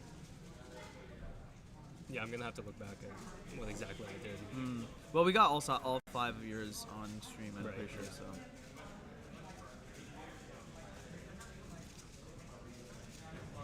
This is some pretty good turning. Yeah, pretty. Oh, up until the end, that could have been a 6. Yeah, that was. If the AUF was clean, probably a 6.7. Yeah. Nice OLL with that for him. Yeah. This was also pretty good turning right until the end. Pretty solid. I mean, I feel like there was only maybe like a couple solves that had like particularly weird turning, like fast turning, uneven turning. But I mean, it looked like everything looks pretty good to me. I think everyone did a pretty good job. Pretty good job in final. I guess that's to be expected, you know. These guys are not chumps. Most everyone has been through finals before. Yeah, nobody's gonna get super nervous. I still get nervous during finals though. Oh, really? I like having the extra medal or something. Fair enough. But do you think it's like a type of pressure that you play into, or do you think it's like one that like negatively affects? Oh, you? it definitely negatively affects me. I don't know how people do it. Like if I were ever in world semis, I would probably get like a 9 average. Let's see, do we have a couple more people, or was that it? Well, Gorshin just did his solve. I see Zane is still sitting in the competitor waiting area. Randy's still there, but he's just juggling. So Nobody at the solving stations. Yeah. Sure. Yeah, sure. We can just adjust the camera. What was Square One final like? Because the standings are probably entered for that now. They probably are. Yeah, let's take a look. Results for Square One final. Let's open our little WCA live. Okay, this is more or less I what wasn't I expected. expecting it to be like that. I mean, the gap here is quite big. Yeah, that's what I wasn't expecting. I mean, it's mainly because of Brandon. Because Brandon would have gotten like 11.6. Okay. But he would have bridged it a bit. But this is still like a pretty big difference. Even between first, second, and third. Oh. Yeah. Okay. This is the last solve of the competition. Yeah, there we go. So Zane Qureshi. Let's see what he can do here. The last scramble seemed pretty good from everyone else too. Oh, he did this with solution. This is long F2L. Back Did he? sledge. Yeah, back sledge. Not the best Olo either. I mean, back sledge was. It didn't end up that bad. I feel like. I wonder what he would have done if he didn't back sledge. I feel like probably not something not very good. Shout out to Manu's Cube. Helped me win the comp. There you go. This is it. If you want this cube, $500. Let's see what he would have gone. Yeah, so I had a feeling. Is this any is good? the same Olo, because it's the same as the Aoki, just with some wide moves. I see. Okay. So. Okay. So it's just like some like weird cancel or something? Yeah. Okay. I see. That's why we have Chris on the stream, because he can actually figure that out. I wish I could show them. Like more thoroughly? Yes. Okay. Noted. Noted. Is there going to be a stream at Berkeley? Possibly. If people would be there to commentate it, I feel like that's the biggest thing. Oh, there may or may not be, because I might need to use the cameras to. I need to do Antonio's interview still. Okay. Yes. So that's going to be a good interview. Yeah. I really want to do Antonio's. I'm looking forward to that one. Okay, so here are the standings. Right, like Chris's face is like cutting through half of them. Square one final. Calvin Nielsen, Nico Harper, Christopher Yen are on the podium here. This is like basically as I expected. I mean, the results are a little bit different, but this is more or less as I expected. Not too bad. Well done, everyone. Megaminx final. Nico Harper, Ruby Liu, Michael Chai. That's also more or less what I expected. Maybe Richard could have slipped in, and actually he was pretty close. But good for Chai on podiuming, even though he didn't have his own puzzle. And he had a weird color scheme that he's never seen before. As Kenji got 65 below us. That's what they're all freaking out about. Congrats to Ruby on the 47 PR average. Yeah, dude, Ruby's insane. Like, totally clutched at the end too, because she started with a 55. Like she's been like PRing like really often. Yeah. Like since, and this was huge for her at Arizona. This is like overall PB. So, yeah, Megaminx, we are all going like really ham on Megaminx right now. All right, 2x2 finals. I believe that is entered as well. Stanley Chan, Zane Qureshi, Sebastian Tone. This is what I expected. I would have expected Zane and Sebastian maybe to be switched. And I actually kind of would have thought that one of them would have gotten maybe a sub 2 average, but Stanley was close. Actually, Stanley kind of clutched this. He did, because he started bad with the first one. Yeah. I think he could have gotten sub 2 actually. Yeah. He probably saved it the last two. Yeah. So, yeah, very solid. Zane had some like pretty consistent solving throughout. That's really good. Clutch of him to finish with his best on the last also. And then it looks like Sebastian actually kind of dropped it a little bit. And that was the one where he had to do 2 outs. Yep. Yeah, so actually maybe Sebastian had a chance to probably get second. Yeah, probably get second here. All right, and 3x3 finals. I have to refresh. I don't know if they're all entered. Probably not. No, they are. Oh, everyone's entered. That's it. Christopher Yen, Zuri Chang, Gurshan Singh. Nice job, Gurshan, getting in on the podium there. Yeah, well done. Pure sub 8 podium. Yeah, really solid. 777. Zuri's got to hit the lotto today. Actually, I think that's illegal. Oh, yes. You are? Glad we found it. Yes. Yeah, and that's it. That's all she wrote. We're gonna do the awards. That means I gotta move the camera so that we can do the awards. I'll adjust it so it's this one probably. Yeah, we'll probably just go to here, and then we'll be good to go. Then we can get out of here. Scrolling ticker. Okay. Well, I guess Chris, I think this is the last time we're gonna be on here. Anything you'd like to say? How's your experience commentating for the first time? Yeah, basically for the first time. Yeah, what did you think? I'm excited for more. Yeah? Good. In the future. Good. Thank you for having me in the booth. I'm always happy to have you on, Chris. Thank you. Yeah, like I said, Chris is the GOAT. You want to like shout out your your Instagram or something? You can follow my cubing account, CN_cubing. CN_cubing, everyone. It's not super active, but it will be today. Okay, there we go. Look, if you don't follow Chris, then I think you're missing out, because like I said, Chris is the GOAT. I do post reviews of cubes in like one slide, so you don't have to watch a 5-minute video if you want. Oh, that's pretty good. Get some quick reviews of cubes that I get. Mostly Moyu cubes. So have you still been buying cubes? Are you still here? No, I just get cubes from Moyu that they test. Okay, well, even then, you probably get them earlier than most people. Yeah. So there you go. So if you want to, and Moyu has 1 billion cubes. So if you want to check that out, Chris is he's there. CY_cubing. Yeah. Yep. All right, there you go. I'm gonna follow that account. I don't think I follow him, which is kind of sad. Anyway, and I'm Manu. You don't need to follow me. I'm a moron. But do follow West Coast Cubing and Cubers Live. We're gonna have tons of stuff on there. You know, the summer is just starting. We got a lot of stuff that will be coming. I'm definitely looking forward to bringing back the highlight series from the major championships. From all the any major championship that gets streamed, I'm making a highlight video of it, because there's gonna be amazing stuff that's happening. So many talented competitors throughout the world. Yeah, so stay tuned for that on the Cubers Live channel, WCC channel, Meet the Delegate series, of course. as well as more live streams and other video content that we will come out with in the future. Hopefully podcasts. I don't know, probably not on the WCC channel. I think I'll still post that to the Cubers Live channel. Yeah. Maybe I'll post it on the WCC channel. Who knows? Anyway, that's all we wrote. Yeah, I'm going to switch the cameras over and then we're going to move on to awards and then that'll be the stream. So thanks everyone for watching and enjoy. Have a good day, everyone. All right.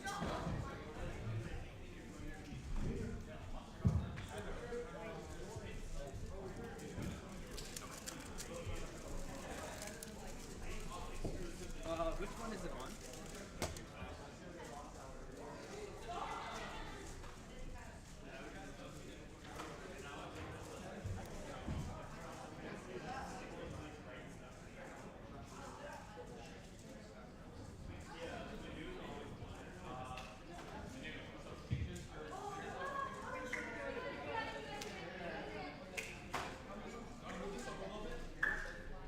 That's fine. Leave it as is.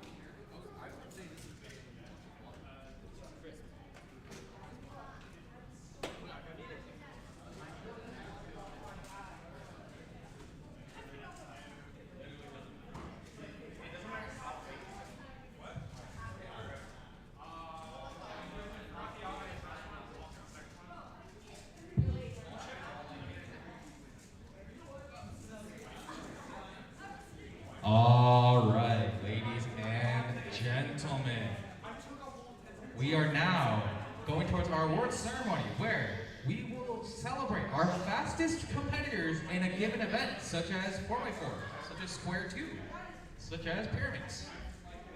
We will also be taking pictures by our social media manager, Mr. Abhimanyu Singhal.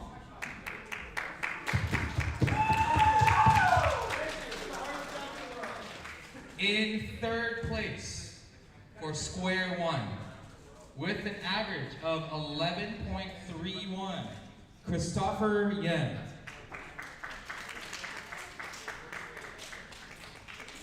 In second place for Square 1, with an average of 9.61, Nicholas Harper.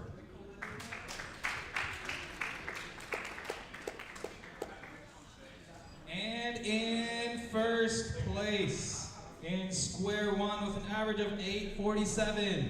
He placed 5th place in World Championships 2023. His name is Calvin Nielsen! Cheese.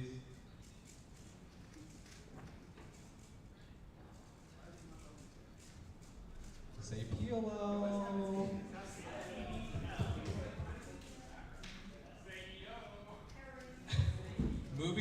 on to Mega Mix. In third place with an average of 57.44, me. In second place with an average of 47.44, Luru. And in first place with an average of very fast, 43.41, Nicholas Harper.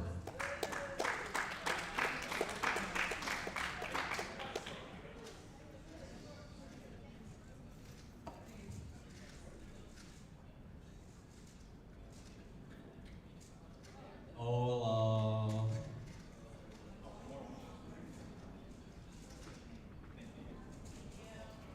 Moving on to 2 by 2 by 2. In third place with an average of 2.41, Sebastian, 4.08 Stone. In second place with an average of 2.38, Zane Qureshi. And in first place with an average of 2.02 in 2 by 2 by 2, Stanley Tran.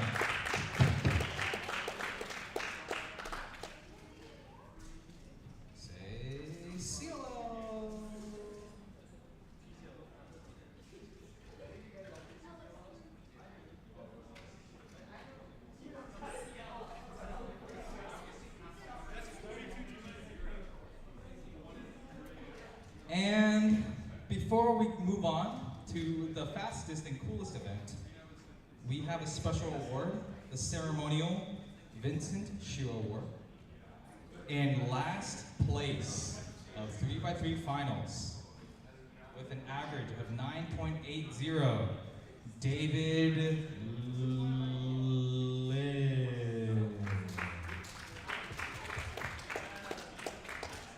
Say, I'm slow.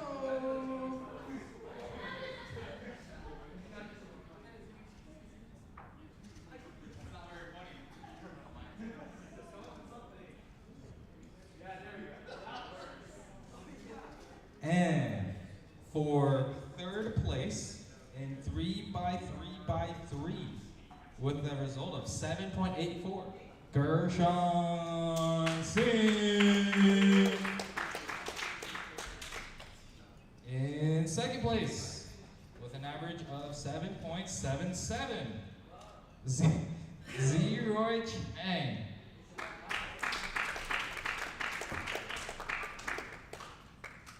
And our winner, our hero, our savior, he has returned from the East Coast to claim his throne. In first place with an average of 6.67. He's almost as fast as Max Park Christopher Yang.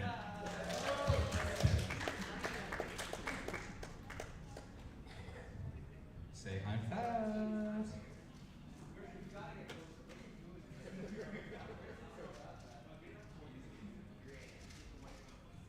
All right, thank you guys, everybody. Appreciate you guys coming to the competition. Do we have any competitions coming up, delegates? The most important one coming up is Bay Area Speedcubing 63, 8th through 10. This is going to have all of the events, multiple rounds of, I think, almost all of them, and is 2 days. It'll be the first competition ever in 8th through 10 or Menlo Park. It's like in both or something like that. We also have FMC 2024 this coming weekend at Manu's apartment at 3 a.m. to 7 a.m. if you feel like taking the FMC test. You can't register anymore. Oh, you can't? You actually can't register anymore. Please don't show up. Okay, so don't show up to Manu's. Please do not show up at 3 a.m.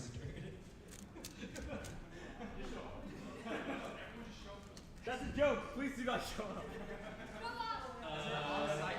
We also have Berkeley summer on the 6th month and the 9th day. What's the 6th month? June 9th. And there's some square one there if you didn't get enough square one today. There's also Folsom. Yeah, 7/13. Summer, Kenji, I think you should do this. I don't remember any of them. Come on up, Kenji, and tell us all what comps are coming up. Okay. TJ has them. Give it up for our new trainee delegate who has all of our comps. I go to all of them, sadly. So next week there's Reno, but I think restrictions already closed, and then Reno's what? Oh, Reno's has on-site. So if you want to go with Reno for June 1st and 2nd. What else do we have? Berkeley Summer, Atherton, Reno's already mentioned. Tulsa, FMC Champs, which there should be a venue in the Bay Area at some point, hopefully. We're working on it. And then I think that's kind of it until Westerns, which is down in San Diego. Sure.